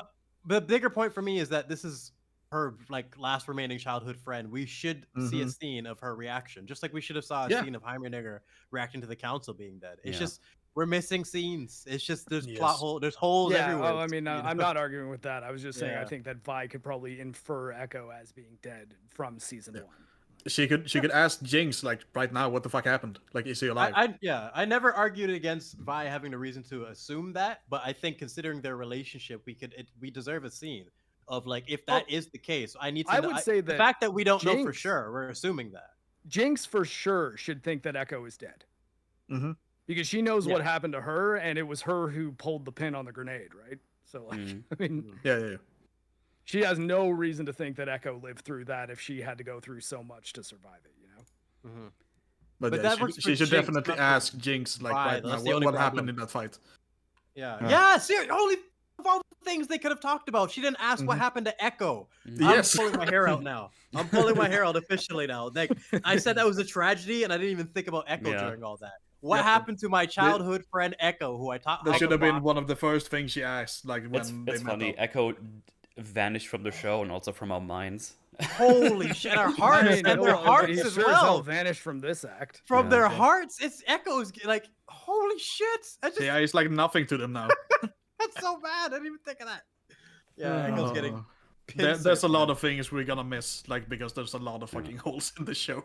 So we're not gonna be able to. One of my favorite moments in all of season 1, in terms of like hitting home with the heart, is Echo and Vi's reunion. Of Vi, like, how long do you have the cuffs off? How long have you been complaining? And then they get hugged, and then he cries. Vi turns him right back into that little boy, because no matter how many years has passed, you can't Vi fucking taught you how to fight. You can't bully her. This is your big sister. Shut your mouth. That hug, you know what I mean? That hug melted him, and I just know, like, I get that. And where the f is that this season? How do you not ask where the fuck is that? I'm pissed now thinking about that. Oh. Fuck, you ruined the hug. It's all fucked. It's all fucked. It's all fucked now. I changed my vote. Yes. Yes. Hate, embrace the hate. Fucking hell. I'm actually like heated, like taking my like sweater off right now. Like, that's fucking Let bullshit, the hate flow through you. Yeah, it's actually like literally like flowing through me at the moment of just like fuck, that's so bad. It's compounding now. Yeah. Yep. Fuck. This is what podcasts are for. This shit right here. To hate. To hate. Well, I mean, to be fair, there have been times that I was like lukewarm on something, and going through a discussion on it made me appreciate it a lot. Yeah, I wasn't saying it's for hate. Yes. They're joking. It's for I just want to put that out there, Yeah. just so people don't say, "Oh yeah, they're just like CinemaSins. They just want to find reasons to hate it." It's like, no. We would prefer to love it. Like, get that straight. Absolutely. I was so ready to love this season. 100%. This is the one thing I wasn't expecting this. Like, you break it down so we can elevate the good or highlight the bad for whatever purpose that may be. You know, it's just basically truth seekers. Is it good? Let's find out how good. Is it bad? Oh shit, it's fucked. Yeah. It's completely fucked, and I didn't even think about that. I was expecting a slight downgrade, and this is not what I got. Yeah. I was looking forward to pre-ordering my season 2 collector's edition 4K Blu-ray when it comes out, and now, like, God, no. I'll just watch it on Netflix if I ever feel like torturing myself again at this point. Unless, hey, you know what? They might still bring it home. There's that little bit of faith. Anyway, it's not gonna happen. So how do we let the faith stand? How do we get rid of Ambessa? So Caitlyn put her gun on the side, and you think, oh, she probably is gonna take the gun. It's like, no, she got the net thing she shoots in the games, and she throws it into the. Before that, she unshackles her thingies, her shackles. She breaks those, or she didn't fully close them. She wasn't fully cuffed when they walked in. Like, okay, wasn't fully cuffed. Okay, I wasn't sure about that. Okay. And she throws it into the air, punches it, and activates it like that. She just to punch everything. Just like very strange design. Just have her punch it. Why? She's Vi. By the way, she punches everything. I feel like that was the discussion. That's also very hard to do, just to hit it at the exact time. So it would have been easier just to throw it. The gun is right there. She grabs it after. You could have just done the gun thing from the get-go. Yep. It's just weird. You could also do that, after she's entangled, or like stab her or do something. Hold on? What's the movie where like the knife gets thrown up in the air and then the guy like roundhouse kicks it and it kills the bad guy? Is Wait, that wait. Showdown in Little Tokyo or something like that? Oh, really? Is it that Dolph Lundgren movie? I was thinking might Blade be. with the needle. Shit, with that's a deep cut. Maybe, yeah. I almost felt like it was a reference. Like it seemed like one. Are you thinking of because- Blade? Is it Blade? Blade I ends guess, with yeah. him kicking. Yeah, he kicks the fucking syringe. Oh yeah, into, it kicks the vials inside of it. It's Right, Pepto Bismol, yeah. man. Like I feel like I remember that happening with a knife in another. Film. Apparently, it's an Expendables 2 probably- as well. Someone said It's probably happened in a lot of shitty endings. Like Showdown in Little Tokyo is a movie with Dolph Lundgren and Brandon Lee. Tia Carrere does not get naked in it. It's a body double. Sad. Yeah, I know. When I found that out, my whole childhood was ruined. that's a weird one to do body doubles with because like you have like a whole generation of people thinking those are your tits or that's your body or some shit. Yeah, like I that. know. Just to find out it's all a lie. Like it's a strange thing. Like imagine like that wasn't Arnold's dog in T1. To He be actually fair, fucking- you know what I'm saying? Like, it was the most cheesy of like early '90s sex scenes. Like it's not good, and it's just like when you watch it with a bit more awareness of how movies are made, you're like, oh yeah, that's definitely not her. It Her is an face and body are entertaining never movie, in though. the same shot even once. Yeah, it is an entertaining, very strange movie though. It's a lot of fun. Yeah, it's very cheesy, but there's some fun to be had. Jeez. Yeah. Anyway, while they pull that off, Caitlyn is with Singed, and Caitlyn chokes out Singed. So Yep. that's sorted out for now. Sure. I'm sure nothing's gonna. No, come out of this, the plan worked perfectly. Don't worry about it. Yep. Mm-hmm. No, that's sorted out. Jace is going around the camp and is tweaking out on Hextech or something. He's like Sweeper having a Jace, let's go. Punished Jace is having PTSD from Hextech Nam or something. I don't know what the fuck is going on. He when he has those like flashes, he sees the Hextech people as like weird void creatures. Is how I think that's giving us insight into what he saw. Basically, Yeah. it's like him flashing back to that. Like he's not the same person anymore. like they Jace look is gone. much more alien. Let me see if I Yeah, can yeah. get a shot here for chat. Hang on. Yeah, there's one at like 26:15 around there. I'm almost. He sees the child as one weird alien Yeah. thing. Yeah, There you yeah. go. See, this is what he sees when he's like having like these flashes, like some void creature thingies. So when he has those, he sees those as weird cursed goop alien creatures, like they have goop on them, Hextech Flimbus. Either that or imagine is this those- something he saw within the Hextech thing he was in? Yeah, that's Yeah. what I think. I think he experienced with these like whatever he experienced with them really changed him fundamentally. And like I think he's a completely different person. Like we can't Yeah. even treat this as the same Jace of the past. Yeah. Well, I guess the My- question my, is though: um, is it something pulling his strings, or is this Jace making choices? That's I think a it's good Jace question. making choices. Well, it's we're only Maybe. theorizing at this point, but It's He could have kind been- of a toss up with both him and Victor, right? Yeah. Like he could have been like fairly manipulated. Like it might not been like truth that he was shown, And right? now he has a piece of Hextech integrated into his actual physical Yeah. body, which like Yeah. And also, if you look saw at the hammer, the core in there, it's not blue anymore. It has it's like more hex techy now. It's like a little blue in it, but there's also like red and orange. Like it's also corrupted by the arcane or hex tech, like the rest of his hammer. So yeah, yeah, Well, I think Victor- even just the Victor- design of the hammer proves something happened to that in there. Oh, absolutely, yes. Unless he Victor literally just bought the new hammer skin. Victor mentioned that there was a voice of some kind. Yeah, he did so hear it could be something. potentially like it could be potentially a puppeteering situation. But like in my mind, just for me personally, I hope this is Jake with all his faculties and like this is full agency because I would find I want him to commit to this and then figure out why. You know what I mean? he's Like I want also- an explanation. He's also hinting to some kind of deal being made with something Mhm. later on. But So yeah, we we'll shall see. I assume he got shown a version of the future. Something. He needs yeah. to do. I'm getting Sarah Connor killing the fucking what's his name? Like shooting up the dude's house. Yeah. I remember his name Similar right vibe. now. Miles Dyson. Miles Dyson. So, Yeah. yeah, I'm getting that type of vibe of like he just knows what needs to be done. If you got That's a why I'm cyborg hoping- movie questions, I'm the yeah. guy to answer. The thing is, whether he gets shown the truth or not is a different question, I feel. But yeah, we'll see. We shall see. But yeah, because Jace hasn't killed a child in a couple of hours, he almost does that here. I like that's become a meme. I think it's funny. Oh fuck. But because these people have like this weird thing where they forgive immediately because they're all Jesus or something, I have no idea. They're weird, okay? They're just fucking weirdos. Yeah, they just don't give a fuck about him walking around with a big Yeah. hammer that blows. Yeah, it's like, take my hand, I'm gonna get you to Victor because you look like you need healing. One of us. I thought you couldn't carry weapons in this place. Yeah, The greeter is Yeah, on break. they dropped that pretty quick. Well, I guess, They gave him a but to be pass. fair, he snuck in here, and I guess now he's in here. I don't think you wanna.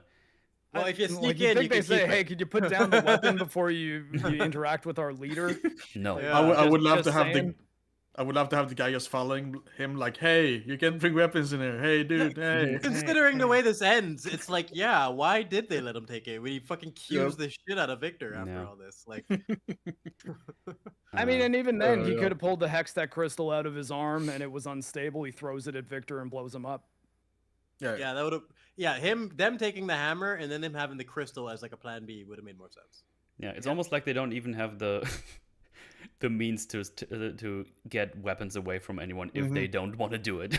It's like, Yeah, exactly. Which why I want the guy to just follow him around, Yeah. just like, hey, I told you to. No, stop. yeah, stop it, no. But yeah, it's things are about to hit the shitter.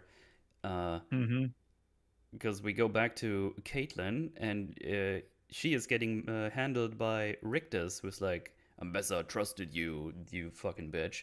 This is your death is gonna be a deep cut. And he has a little fight sequence with Jinx, and Rictus gets a proper fight sequence. It is short, Yeah. but it's complete. It's a fight sequence, and it made me happy. It actually is somewhat good. It's really cool. It and I want explains more the of this. power of. It explains the power of his tech too, or like magic. Yeah. Like that, he can just block bullets with it full out. Yeah. Yeah, I also really like the part when he grabs the fucking hair and slams her into the ground. Yeah. Oh yeah, That's a really he nice would have detail. annihilated Jinx here, obviously. Like, Yep. but yeah, Warwick is. Yeah, I mean, especially because Jinx's whole thing is getting away from attacks. Having braids that long is a tactical disadvantage. And Very stupid, yes. hmm And then he gets yeeted by Warwick. He's not dead though, so hey man, I can't wait Yeah. for the epic fight with Warwick and Rictus. It's gonna be so fucking cool. Oh, Man, it's gonna be so good. bro, he's a jungle monster. He's a fucking minion. I'm huffing Yeah. I'm huffing copium right now hard because I'm really fucking mad. He's a blue buff. I'm okay with like, granted, because I'm not a League player and don't kind of see it as Warwick the character. I see it as like the beast version of Vander in this show. I think that establishing just how overmatched Rictus was is okay. It makes less sense that Ambessa got away though. Yes. Yeah, back to that. Yeah, again, why didn't they explain how she escaped when we see him get insta-killed? Because he it would be a problem. He was a blue buff. Like, this guy was a jungle monster. He was like, they turned him into nothing. When it's so strange. It just makes it even more annoying that you didn't get to see what I mean, when you go 1-to-1 with the big jungle monsters, you tend to die though. I mean, I'm not even much of a League player. No, I'm talking about the little ones, like little tiny minions. They treat them like Okay. that's the art. It's the art form of jungling, you know. But I find it very strange that they chose to make an example out of Rictus without explaining how she got away when she was like, that was him in his prime, like, you know, like full of energy. I don't know. We missed out on something in that scene for sure, and I don't think we're gonna get back.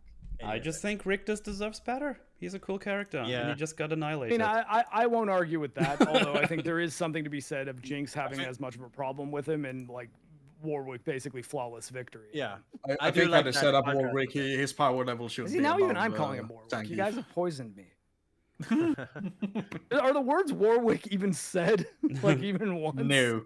They're in the No, but in the he's- subtitles. Okay. The subtitles say Warwick sometimes. Oh, seriously? Yeah, Oh well. Okay, Okay. that's acceptable. yeah. And but yeah, he gets yeeted away, and everyone is here. Caitlyn, Jinx, Vi, and looks like this this weird reunion. And This shouldn't be happening. dude, it's just so funny. Like the last time they were trying to kill Jinx together, and then she got angry, and now they're all here. There's this weird fucking big ass monster that they were hunting right now. Vi is back together with Jinx, which they were trying to kill together. There's this weird orphan child, which she doesn't even know who the fuck that is.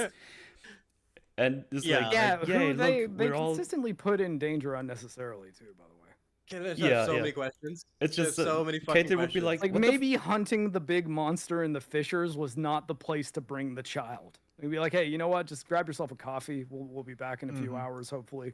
I just Otherwise, want to find know a what new goes home. through Caitlyn's mind right now. It's like, what are you back with Jinx? You're hanging out with Jinx? Yep. I thought we hate Jinx. What is happening? Time Like, to 180 again. speechless. She should be completely speechless, frozen, Yeah. and overwhelmed with how many questions she has right now. Doesn't even know where to Yep. start. And this fucking kid in his Ugh. Teemo hat. I didn't forget to mention that. The little Teemo hat. Yeah. It's so annoying, man. Go away. Like Uh, I hate Teemo's Timo guts, being but, a like, he serves champion more of a in purpose. League, I'm assuming. Yeah, Because I know yeah, there's like a he- guy with like that minor hat, but yeah, I couldn't He- tell you the name. He's one of the most annoying characters in all of video games, probably. Not to be confused with the hat that you can buy from the website Team. Mm. Dude, it's oh god, Oh, I'm no, just seeing this scene here again because they're trying to make this tragedy thing happen again. Because look, they're all reunited and they're gonna be a happy family while Jace is starting up his fucking nuke. He's loading up his cube. Yeah. That's it. he That's just it. the needs to fact put down his fucking gate so it goes faster and does more okay, damage. And So here we Caitlyn go. just watching this, This so funny. You this mentioned kind of earlier. comedy of errors, or like a coincidence, or oh my god, if only they'd talked to each other and known. I mostly have a problem with because I don't know that Jace is acting in character right now. Yeah. I have don't no even know idea that he's if he is acting or out of not. character. Yeah, I don't Yeah, know we what have he's no idea. doing. I don't know what the fuck what his problem is right now. He just goes up Like to I his can't say, friend and oh shoots man, him. like if only they'd been able to like get to Jace before, they would have been able to talk to him. It's like I don't know that Jace is in a state where he can be reasonably spoken to at all. Like, So I don't know if honestly, this is just a nothing matter of you like can say to Jace that. not We knowing what's know going absolutely on. nothing. Yeah, We know honestly- Jace's I know, mom, and, like, that's what Jace's makes- mom would get slapped right now. There's nobody who could talk Jace out of this. Like he is on board. And for me, I think they obviously, because of how like committed he is to this, they're gonna have to explain it. For him to just murk Victor of all Of people course, like that, Yeah. yeah. Yeah. Like they have to start 100% needs to be a fucking explanation for That's this. why I'm saying it's the one episode- area I kind of have faith that they will fill in. Like you can't fuck that up. Come Next on. I think they will episode- fill it You in, know, whether it will be good or not. That's the other I'm question. at the point now that seriously, I think they might have actually done better if just we didn't see Jace at all up until right now. He comes in and just shoots Victor, and that's his Right. reveal. See in part 3, because then I'd be like, okay, well at least I know they're going to have to Maybe. explain that. That would be Because there's so no- jarring though if he's just there like this, like I think I will- needed the other scenes. I mean, think to be did. well, to be fair, but like it's like if you're going to like kind of not give us the context and then have him perform an action like killing the only person other than Mel that he seemed to care about for the entire series, like I just like it's almost like I think that having that be the twist that happens at the end was like, wait, what the fuck? Where did Jace come from? And have us wonder for a week. I think that might have been a way to do it that at least like, well, I'd have confidence that they're gonna explain it somehow. Whereas now it's like, well, are they just gonna say, yeah, I got out of that thing and you don't want to see what I have seen? It's Oh, bad though, fuck. and that's why I had to kill Victor, and that's it. I'm gonna be furious. yes, that would be insane if they don't have any explanation for what happened in there. I I'm do at the think there will point- be an explanation, but we'll see. The next episode has to be the explanation. The full episode has to show us Yep. what the fuck is happening with Jace. They have to Red do Red it. Gauntlet got me though. That was bad faith, but at the same time, this is the scene that bothered me the most. This is the one that I'm having a lot of trouble being good faith on. Yeah. You remember this season begins with what? Jace rushing to save Victor's life, and this episode ends with him fucking murking him. Like they need to be aware of that when they do this. So I just really think that this explanation is so key to how this season plays off. Like we need they have so many things to tie together. Like how are we gonna get a payoff for all of these characters in one? I don't know. I don't think it's possible. It's gonna be. There's gonna I be think they need more episodes, or these episodes need to be way longer than any of the other episodes of this series. phenomenal 1 hour episodes is what And, we like, would honestly, need. I think just to hour and get- 20. Like, I think each Yeah. of these needs to be its own little movie for them Yeah. to have a chance at bringing this home in a way that's like, okay, most of these problems were If solved. that would Not happen, all- we Yeah. wouldn't need to not all, move the Goger, don't Forge a worry, week. not Yeah, I mean, Yeah. maybe. Yeah. Yes. Man. If they I would mean, yeah, actually well, make like- like almost 4 hours, I would be like, we Yeah, need to move like, it now a week. if it's substantial enough that it's like, hey, we need to actually like kick episode 3 into another Forge episode next Yeah. week, like that's good news, really. Oh yeah. Like I think many of the problems are just unfixable though at this point. Like Yes, I They- agree, which is why I Yeah. said that Yeah. like it's Can just- not possible to fix everything at this point, but Mhm. if you can, like, I guess to reference at least my enjoyment of that Death Note finale, that it's like, well, Yeah. at least that episode kind of brought it home and made good yeah. on a few different characters in a way that was semi-satisfying at least. Yeah, if you Yeah. tie things together and get a proper conclusion, you're going to be willing to overlook some of the flaws towards the end if it gets a little Yeah, rickety. like as long as let you this stick be the landing, middle right? of the middle of Twin Peaks season 2.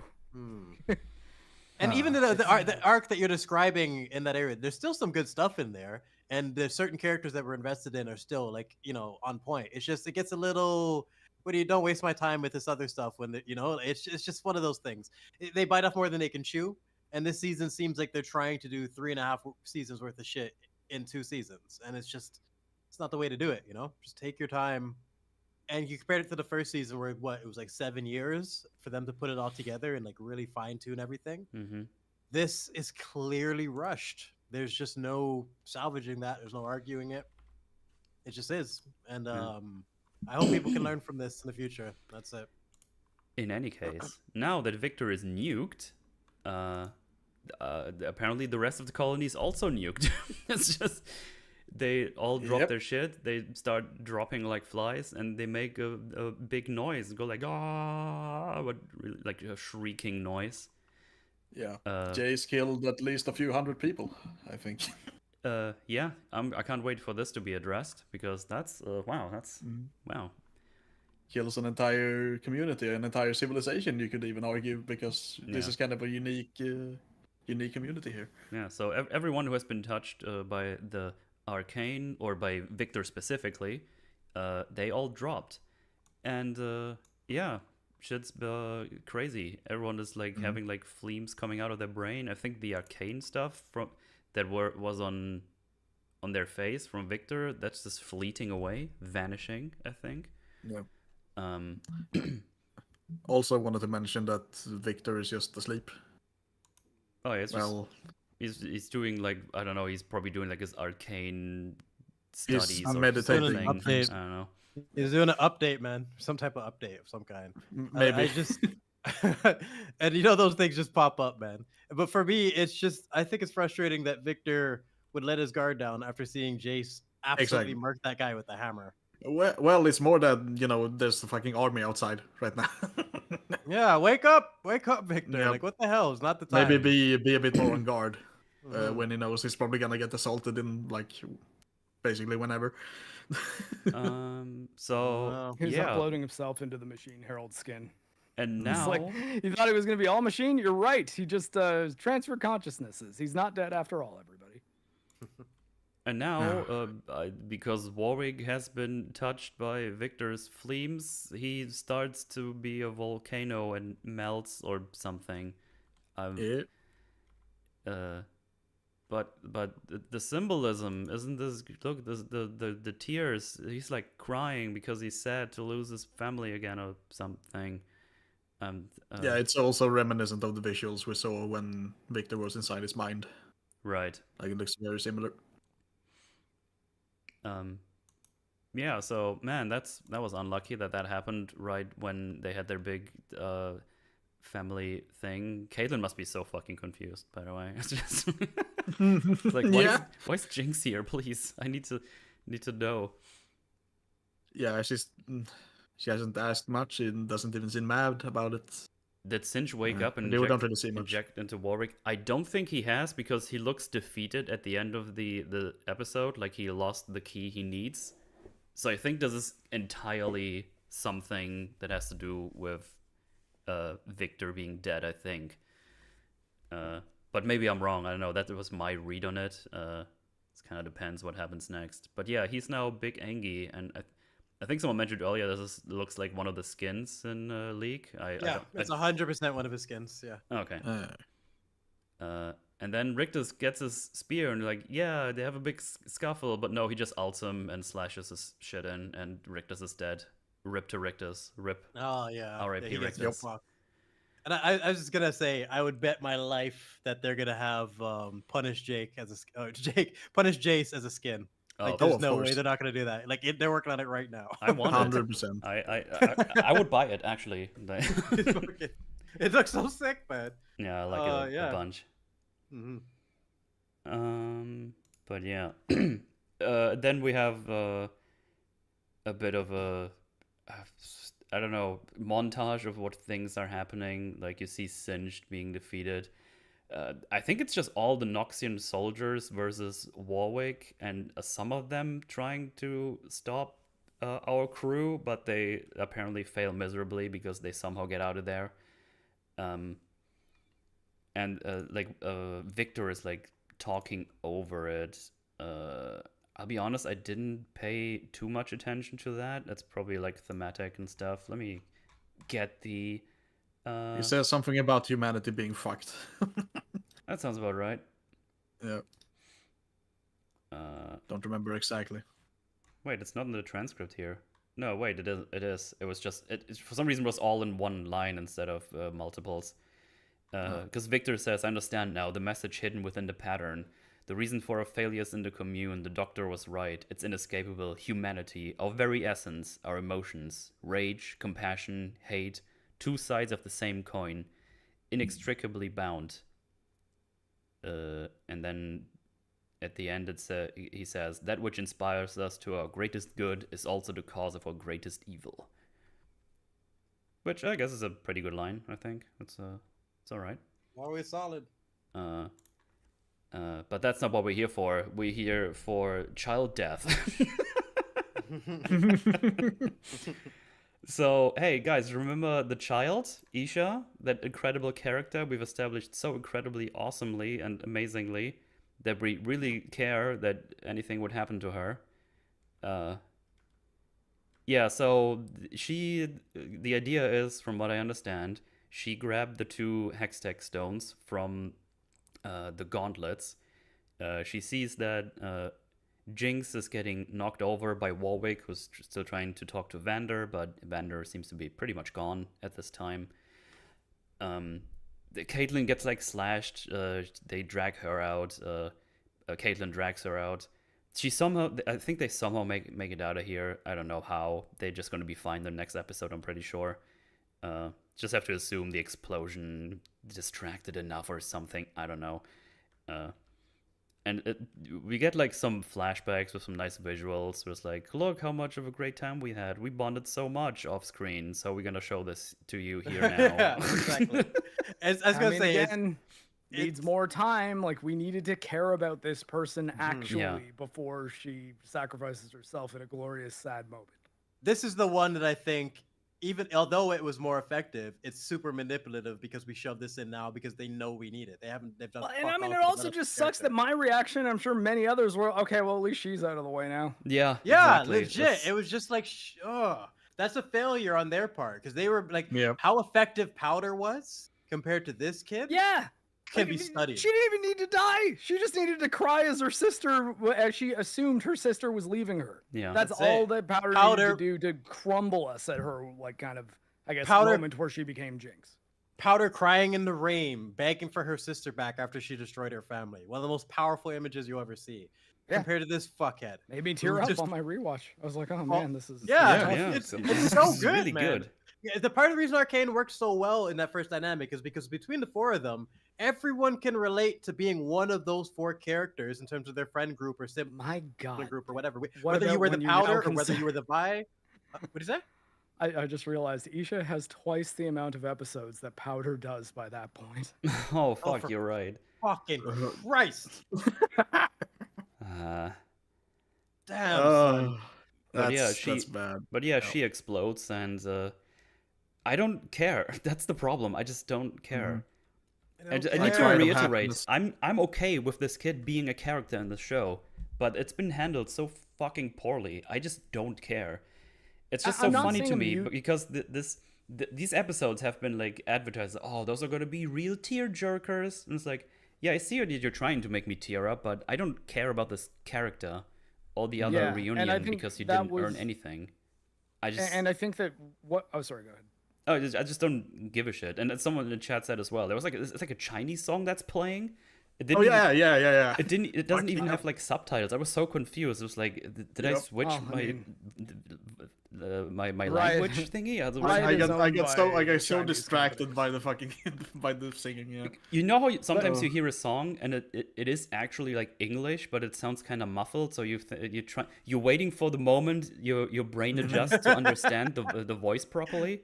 And That it never happened to me happens. twice, like on both watches. I was like, no, this is just a different language, and I don't know which one. Click. Yeah. Like, The song I guess- is so weird, and it took me out of the scene completely. I was so confused. I don't have many thoughts on the song. I didn't really like track as something I needed to really be analyzing because I was more upset about the other stuff happening.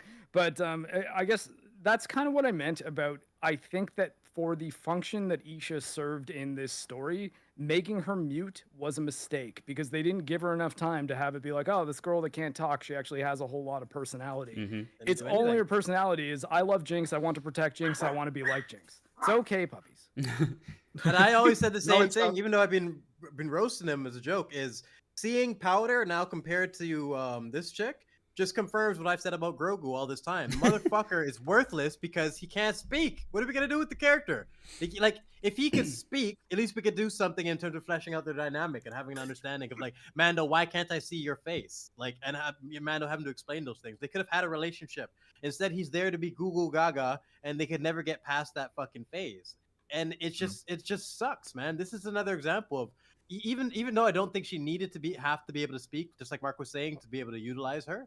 It just highlights how much little we got because of that. They didn't have the talent to fill it in with everything else. Like Yeah. I like the idea of taking on challenges. Mahler said something a while ago on a podcast that stuck with me because I thought it was interesting. Of if he was to make a story, one of the challenges he would want is to have a character that doesn't have a head, because then you have to just emote based. Like you have to be able to explain what they're thinking and feeling just on their body language, right? So it's like a challenge for a writer. And the same thing for a mute character or a masked character or anything. But they were not up to the challenge of making like, you know, a different interpretation of Powder, but with this muted character. Like they just didn't do anything with it. They didn't utilize it in any way. And I don't know. I've seen it done done better so many other times. Just frustrating to look at. I just realized this would have been a good thumbnail picture actually. Which one? Warwick just being bewildered with what is happening. Yeah. You went with the Yeah, perfect yeah. one, Jace. Jace is perfect.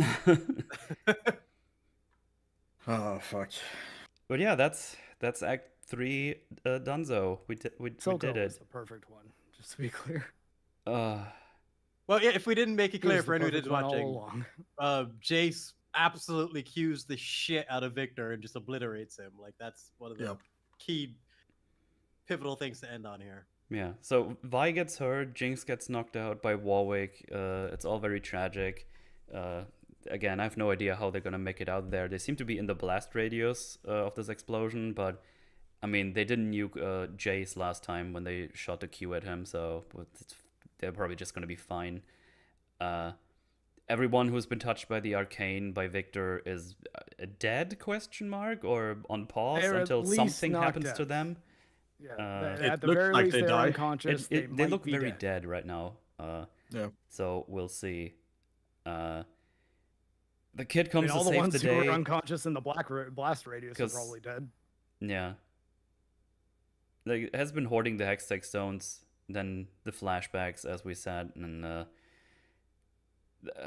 yeah, it's just to see how nice she had it with Jinx, and man, isn't it sad that she's about to sacrifice herself, and Felt nothing. looks good. And the thing is, if these characters would have been, this character would have been properly established, and we would care about it, I think the scene could have worked the way it is. It could have been very sad. But as it is now, I'm just like, yeah, the kid is gone. Good. Yeah. It's just around anyway. I don't think we lost anything significant here. No, I'm glad she's dead. Everyone So is. yeah, good job. That was well, apparently Warwick is still around from the next thing, the teaser. So I have to rewatch that because I missed him being in that. I didn't watch it at all. So I know Jay seems to be back in Piltover, and they're gonna discuss the next thing. It looks like there's gonna be big war with Noxus. Yeah, I don't know how this season is gonna end. I just have no idea. We need to tie up whatever Jinx and Vi are gonna do, whatever Vi and Caitlyn are doing with each other. We still have the Black Rose stuff to do. We have if Warwick is still around, I don't even know what the fuck we're gonna do with him. Because Kill him again in the last act. Sure, why not? It's just Victor is dead, but I have a feeling he's not dead. He's probably no, he's gonna be back for he's sure. probably gonna be I hope he's repaired not by dead. Singed or something, and then we get proper Victor from the game. I can imagine. That's probably what will happen to really take Yeah. his humanity out now. Yeah. This was the last.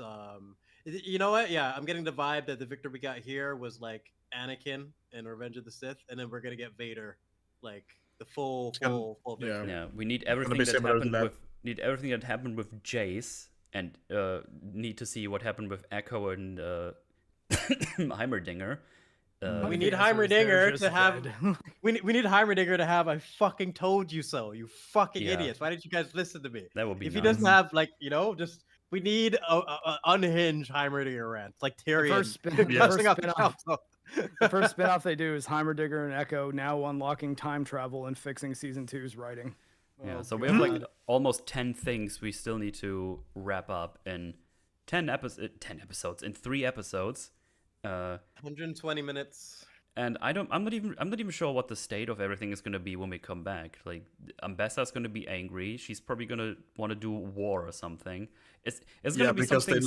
they didn't kill her for whatever fucking Yeah, reason. it's gonna be something like, oh, now we need to just all bond together up the top side and lower side because we need to fight Noxus or something, and that's how they become buddies or whatever. I don't know, but it seems to be the way that Noxus is gonna be the big evil for Act 3, and then And they haven't built it all. Probably. I feel like we're gonna have the big battle, and then at the end, something crazy is gonna happen with the Arcane or the Void or whatever, and this is just gonna be our tie-in to whatever is next. That's my prediction, at least. You know, the whole there's a bigger evil now we have to face. It's like some bullshit. I don't know. A setup for the Bill other Thorns seasons or or something. Mbassa, or God, I did it again. Or wait, no, Mbessa, Ambessa. There we go. Jinx is gonna get a seat on the council. Oh God. Echo is going to do a time travel and send Jace back in time. I could actually see them do that. I think someone in chat earlier said they predict this is a Jace from the future, or who has seen the future and see what the glorious evolution is, or something like that. I mentioned that before as well. Oh, okay. Sorry. Yeah. Nice one. But yeah, I don't know. It's yeah, we did it. That's Act 2. Yeah, disappointing. Again, so many things we haven't talked about, and we definitely won't get because we're way past these conversations now. Yeah. Guess we And have just to add see some of what the- we do in season. I say season all the time. In chapter or Act I know. 3. Will one We've got thing be fixed? we've Just got answer someone in the chat because he's mentioned this. We've had 5 episodes of Jinx and the kid bonding. How much time do you want? I don't care about how many episodes. It's about the quality Yeah, of the it's- scene. yeah. You could have did it in It's 5 what they minutes. do We with could have that 5 time, not minutes, the not time 5 itself. episodes. Yeah, like I can't believe that needs to be explained. I mean, that's kind of why I pointed out that we had 3 episodes with Powder at her Yeah. big emotional moment, and Mhm. this one felt much more hollow, despite having double the amount of at least individual episodes, if not probably screen time. And I think that again, it's her being mute isn't necessarily the deal breaker there either. But then we need a lot more time of her showing personality that is more than just, oh, Jinx is taking care of me. I look up to Jinx. I sure want Jinx to be safe, because that's kind of it's the only thing we know about her really. And yeah, Yeah. that's what I'm saying. It's not because she's mute. I don't know why people are saying that. Her being mute is a writing challenge that they were not up to achieve. Like you can do things with that. There's still I'm saying it's a challenge that they certainly did not overcome, but it's one that they didn't necessarily have to do. You know, like they could have made it so that this kid just had a personality that was pretty engaging, and we wanted the kid to live by even episode 3. You know, that's why I was saying like if she had dialogue just like Powder did, it'd be way more effective. But still, that doesn't mean you can't write a mute and do a good story here. Like there's so much more they could have done in terms of fleshing out. Like you mentioned before, we had 3 episodes with Powder before she, you know, what happens to her, and we have 5 episodes with this kid. Well, there you go. We did it. Yep. We did it. Yeah. If you can't tell, I want to wrap this up because I have to get up early tomorrow. Yeah. I need to take care of around here too. But let's do our soups. We'll give our final thoughts on the season next week. Oh yeah, we shall do that, of course. But yeah, lots to wrap up, and of course, I'll be retreading all the stuff next week as well, and I'm sure it's gonna be getting worse because there's more people and more heads to talk about. But yeah, let's go through the super chats. We got 5 Canadian by Darth Gene Cream Vader. Thank you very much. So, what's the situation here? Is season 2 starting to look really bad? Well, yes. Yeah, sadly, yes. Unfortunately so. I was softer on it 3 hours ago. Now, yes. Yes. The Vi Echo connection genuinely pissed me off in real time, like realizing that. Yeah. We got $5 by Mr. Taco About It. Moment I saw the screenshot of our main characters burying the hatchet, I checked out. I cannot watch the show anymore. The writing ain't it. I get it. Yeah. Again, I think you could get there eventually. It's just it was way too fast. Oh, for sure, yeah, you can. But the way they did it was not sufficient whatsoever. We got $10 by Beard. Thank you very much. My summary of season 2 so far: convos that needed to happen didn't. The creators assumed we knew what we couldn't and told us what we just saw. Yeah. Yeah. That's right. a very valid criticism. Well, good. So many untouched conversations. Another $5 by Beard. Person would say what the other should have, and the elephant in the room was never addressed. Everything was style over substance, and everyone is dumb. And then another 5 by Beard, just to tie this up. I do my best to not yell woke at anything, but I was worried season 2 wouldn't survive the pathology of modern character writing, and here we are. It's just bad writing. It's just bad. Yeah. I don't think there's a lot of like quote unquote woke shit in there. I mean, I guess not overtly so, at least, you know. No, the revolutionary force that was inspired by the previous terrorists from the previous season, all of a sudden being the like downtrodden people that like are just they're just being mistreated by the rich people above. Kind of, it sort of goes against a lot of what they established about the complexity between the relationship between Zahn and Piltover. So because you get both sides in season 1 for sure, and it's it's a complicated thing. It's a lot of the plot directing the like characters, and that's kind of what sucks. Like it's like, well, these things just need to happen, so they're happening, and the characters are on board. They're along for the ride, just like you should be. These are details that weren't overlooked in season 1. Like they just wouldn't overlook these things. We don't have a good look, like you mentioned before, but we have no idea what Piltover thinks right now about the gas attack. It just happened, and now we just follow around our characters. We actually don't see anything. How the status? Are they just cleaning up? Is there more repercussions happening up there for the gas? How many people? Kill count? Whatever. But yeah, we talked about this. $5 by Nick the Greek. Thank you very much, and also Beard for the super chats. Thank you very much. I haven't heard a German sound this disappointed since 1945. Oh god.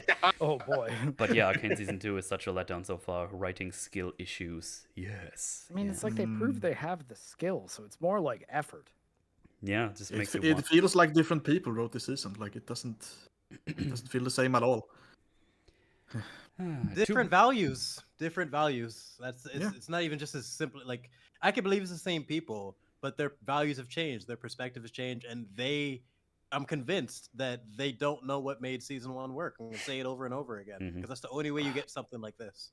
Yeah, I don't know. They think this is what Arcane season 1 was, just the Flash and the Vision. No, watch it, you fucks. Watch it. Yeah. Like they might have been like different. Arcane's good, but it's really slow. So they're like, okay, so we gotta like step More on the gas action, more pedal. this, more this. We need more fight scenes, Like- more this. Forget all the character. We don't time for Yeah, that. like it might have been different people at the helm, like guiding the overall story or whatever, than it was in season 1, and that could have changed a lot of things, but Yeah.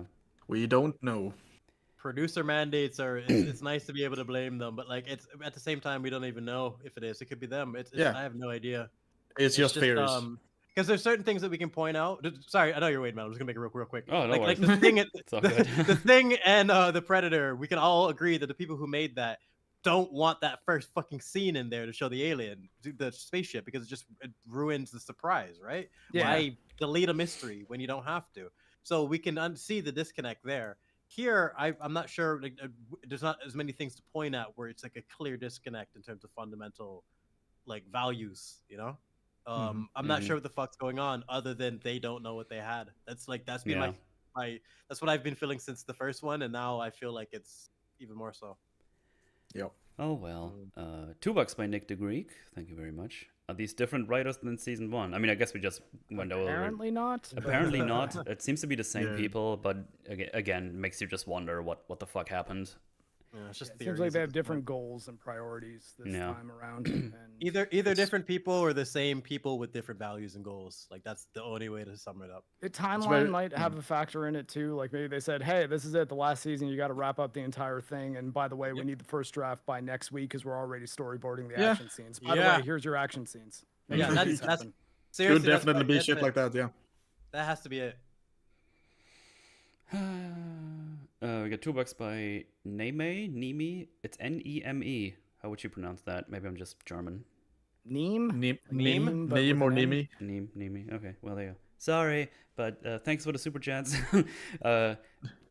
I'm amazed as to how the show just lacks scenes. Yeah, that's true. Yeah, It's got a lot Yeah. of sequences, not a lot of scenes. yeah, it's like scenes where they talk to each other because Yeah. again, there's so many important conversations to be had between characters that had crazy things happen to each other, and they just overlook this and just go ahead and do the thing. Yeah, it's annoying. We've had one potent conversation between Yeah. Singe and Victor, and that's it. When we used to get them every episode. Another 5 by Ning. Thank you very much. I'm late to the forge. Did you guys talk about how Civica just disappeared? Actually, we didn't. She does just disappear after Yeah, she she tells just poofed. Yeah. Jinx to wear things. She's in. building herself a new arm, I guess. I Yeah. don't know. Fuck you. Where is she during the Warwick Mountain Mordor scene? Like Yeah. I don't even know. The fuck you are part was me assuming the writer's perspective there. So I am not telling you Yeah. to fuck off. Jinx somehow I gets just Isha realized that after might the be misinterpreted. Jinx somehow gets Isha after the Vander encounter and then go finds Vi. Yeah, I don't know. She goes to get Vi, then grabs Isha, and then goes to yeah. It's I don't know. She just goes into the prison and gets her. It's I don't know. I think I mentioned it when this the episode ends. Like, how the fuck did they even get out of here? But in between episodes, so it just happens. Yeah. Rings of Power vibes. I mentioned Boba Fett season 2 on Right, Open yeah. Bars. Yeah. That's the vibe I'm getting of like this. Yeah. Fuck this story because we need to rush the other things. And the chat started fucking coming from my head, and then here we are. Here we are, and I think I was right. So we do. Critically Chibi with the 10 Canadian, thank you very much. Good fortune today, boys. Well, thank you. Sad to see how season 2 is shaping up. There's so many holes and questions to answer that 3 episodes isn't even close to enough to wrap up in satisfactory fashion. Yeah, I would think agree all with of that. us are pretty much there. Yeah. Could be, maybe we get something cool, but I'm It's gonna take a miracle. Masterpiece tier is on a table. not holding my. I am breath. also sad, my dude. I've said it. They've already lost their opportunity to be great, and that was from the first Oh, yeah. arc. And I stand by that. I think that's the perfect way to describe it. No. Yeah. So now we're just praying for like any type of like, Enjoyable, yeah. yeah, give me Like, something salvageable. We're praying for acceptable. And we got another 2 Fuck. by Neem. Should have played Black Betty by Spiderbite during the Yes. kid dying. Well, Absolutely. Whoa, Black Betty. Thanks, Neem. Yeah, thank you very much. Sir Marhouse with the $2. Thank you very much. Let's go, felt it, etc. Yeah. Let's go. Kino Let's Gazoo references. Yeah. And then we got 5 bound by Seiki Jokes 451. They tried to give Jinx the Kratos treatment, but failed hard. Yeah, yeah. Each act should have been double the episodes with more efficient writing for these payoffs. Yeah, I mean, we said it which kind of before. brings up the, With missing more season. with better writing decisions, you could have pulled something off pretty good still here, but they didn't. Oh, absolutely. There was a bunch of like a lot of potential from season 1 going into this, and they completely fucked it. So much, man. And you know what's starting to occur to me? All the payoffs that you mentioned, like if we could put a list to it, 10, 12 things that need to be wrapped up, I wouldn't be surprised if they don't give us anything at all, and they intend to do them in other shows. Like Mel's payoff might come in another series. We might not get anything from that. That will honestly piss me off. Because I mean, honestly, if they're gonna do new shows in this world, having some Easter eggs that tie back to Arcane, I think is fine. But I don't know, like saving closure for an entire other show is like they that's literally a dick move. They literally had Mando and Grogu break up at the end of season 2, and in another show they brought them back together, and they have a Grogu. They have Grogu in this show. You know I'm not holding like Dave Filoni's current output up as any kind of example that should be even acknowledged. Never mind followed. They both have a Grogu though, so I think it's like fair to at least they have like the balls to kill theirs in this show. I'll give them that much credit. Oh my goodness! Hopefully that bit maybe Warwick's dead and that chick's all right. Yeah, maybe they fused into one being. Oh my god. Oh boy. Well, I can't wait. But yeah, that's a super chat. Thank you very much for the super chat. Very much appreciated. But of course, before we get out of here, thank you, my homies, for hanging out. Been good times. Brooks, you got anything coming up? Any videos in the pipeline or something? Not I mentioned them last week. I'm gonna crank out one more stupid Rings of Power video just because I don't want to leave that trilogy left off. Got my big ass MCU video coming soon, and I'm gonna start doing more like top 5 formats. Like top 5 deleted scenes is something I want to be able to discuss. Like there's so many fucking deleted scenes that are just legendary that it doesn't make any sense to be removed from the movie. So certain things like that. Sweet. Well, link down below as always. Very good stuff. Goger, you put out a May. It was fun.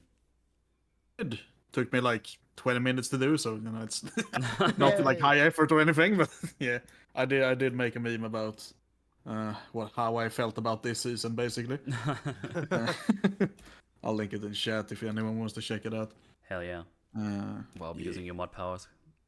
Yes, I would too. But yeah, go check out the May. It's fun. It's fun. It's a nice, funny little May. Good times. Yeah. Good times. Mark, you doing any Strumblesteins? No, I mean I did one last week, but my real life stuff that I've been trying to sort out is throwing me another couple curveballs, so I gotta kind of put 100% effort on that again. But who knows? Maybe I'll be back sometime. But I will not miss Forge unless it's an absolute emergency. Hell yeah. Good stuff. Good stuff. Yeah, I mean, as for me, as you can hear, I'm at least I hope I sound better than last week because I'm not ill anymore. So I'm not snorting and huffing and puffing. So I hope to do a gaming stream next week, do some more Veilguard probably. But I also have like 2 long weekdays where I'm probably going to be back home late, so those are pretty much blocked off. But yeah, I think after the next week, it should be pretty normal again for me, so I can fucking finally finish up the Rings of Power episode 5 review, which has been half done for like 3 weeks now, just because I couldn't do anything, and it really annoys me. Because like, it's just visual, it's just visual editing, and I want to get to the next episodes. I don't want to drag Rings of Power into the next year. I hope I can somehow pull it off to get it all done this year still. But I will finish it. This is going to be a project I want to finish because that's just going to be a nice, satisfying thing. But yeah, I'm just getting reality checked by real life. It's like, hey, this is how much you can do when things are getting really busy. And turns out it's not a lot. So at least I'm definitely focusing that the forges are still a thing, that they happen. So here we are doing that, of course. But yeah, still content coming your way, of course. Just working. Obviously, I'm going to be in the EFAP next week, retreading this arc. And then we do the final chapter on Sunday. So yeah, that's what's all been coming up. And yeah, as someone says, pace yourself. That's the lesson of the stream. Yeah. This goes for everything, even real life. Pace yourself. Yes. But yeah, things coming your way. Should be fun stuff. Yeah, I think, as I said, it's probably going to be a Veilguard stream, and the next big game that comes out is going to be the Indiana Jones game, and I'm definitely going to hop on that one and play that. So, let's hope it's going to be like fun or cringe or both. But yeah, you're going to see me play that. I should probably try to rewatch the movies. It's been like a year or two since I've watched the old movies. So, the what? There's the Indiana Jones adventure game coming out. Yeah, the Great Circle, Indiana Jones and the Great Circle. It's Machine Games, the guy who's made the Wolfenstein games. I hear it's more of like a stealth kind of immersive sim type deal, shooter. It should be. There is like a very, very old like PC game for Indiana Jones that's kind of stealthy. Yeah, and I'm getting pretty hyped up because I just see we're only 27 subs away from the 10K. So just do the subscribbles then if you haven't already. I want to see that number. It would be pretty cool. Hopefully, and it makes me sad. And then Ty Robs, 89 for chat. $1.99 says, "Is Arcane coming what we expected a League of Legends show to be?" Fuck, you're right. Actually, yeah, that's what we In expected hell. it to be. God, guys, No, the answer why'd isn't you put no. it that way? Why'd you have to put it that way? It just burned me. God damn. Because one of my biggest things I always like to mention about season 1 is how I was like, "Yep, this is gonna be shit," and then within 30 seconds, it really shut me up. Listen, and I just like, there's a reason why we watch it like a year late. Because we're like, League of Legends show? I don't really care. I played a game once in a while, but that's it. But everyone kept saying, no, it's really, really good. And then we watched it, and I was like, holy shit, what the fuck? This is amazing. Yeah. Like, how are you gonna get me to like exceptional. Jace? This is impossible. And then they fucking, like, it's just such an achievement, man. And yeah, this is what I was expecting. Season 2. We'll give our final thoughts next week, though. We've already done our we goodbyes. need the superior Dota show. I feel like that's. Thank you, though, Tyler. Appreciate the support still. Anyway, guys, thanks for hanging out, everybody. It's been a blast, and we shall be back next week with the finale. Woohoo! Yay! Bye, everybody. Goodbye, everybody. Bye-bye. Pray for Echo and Heimer.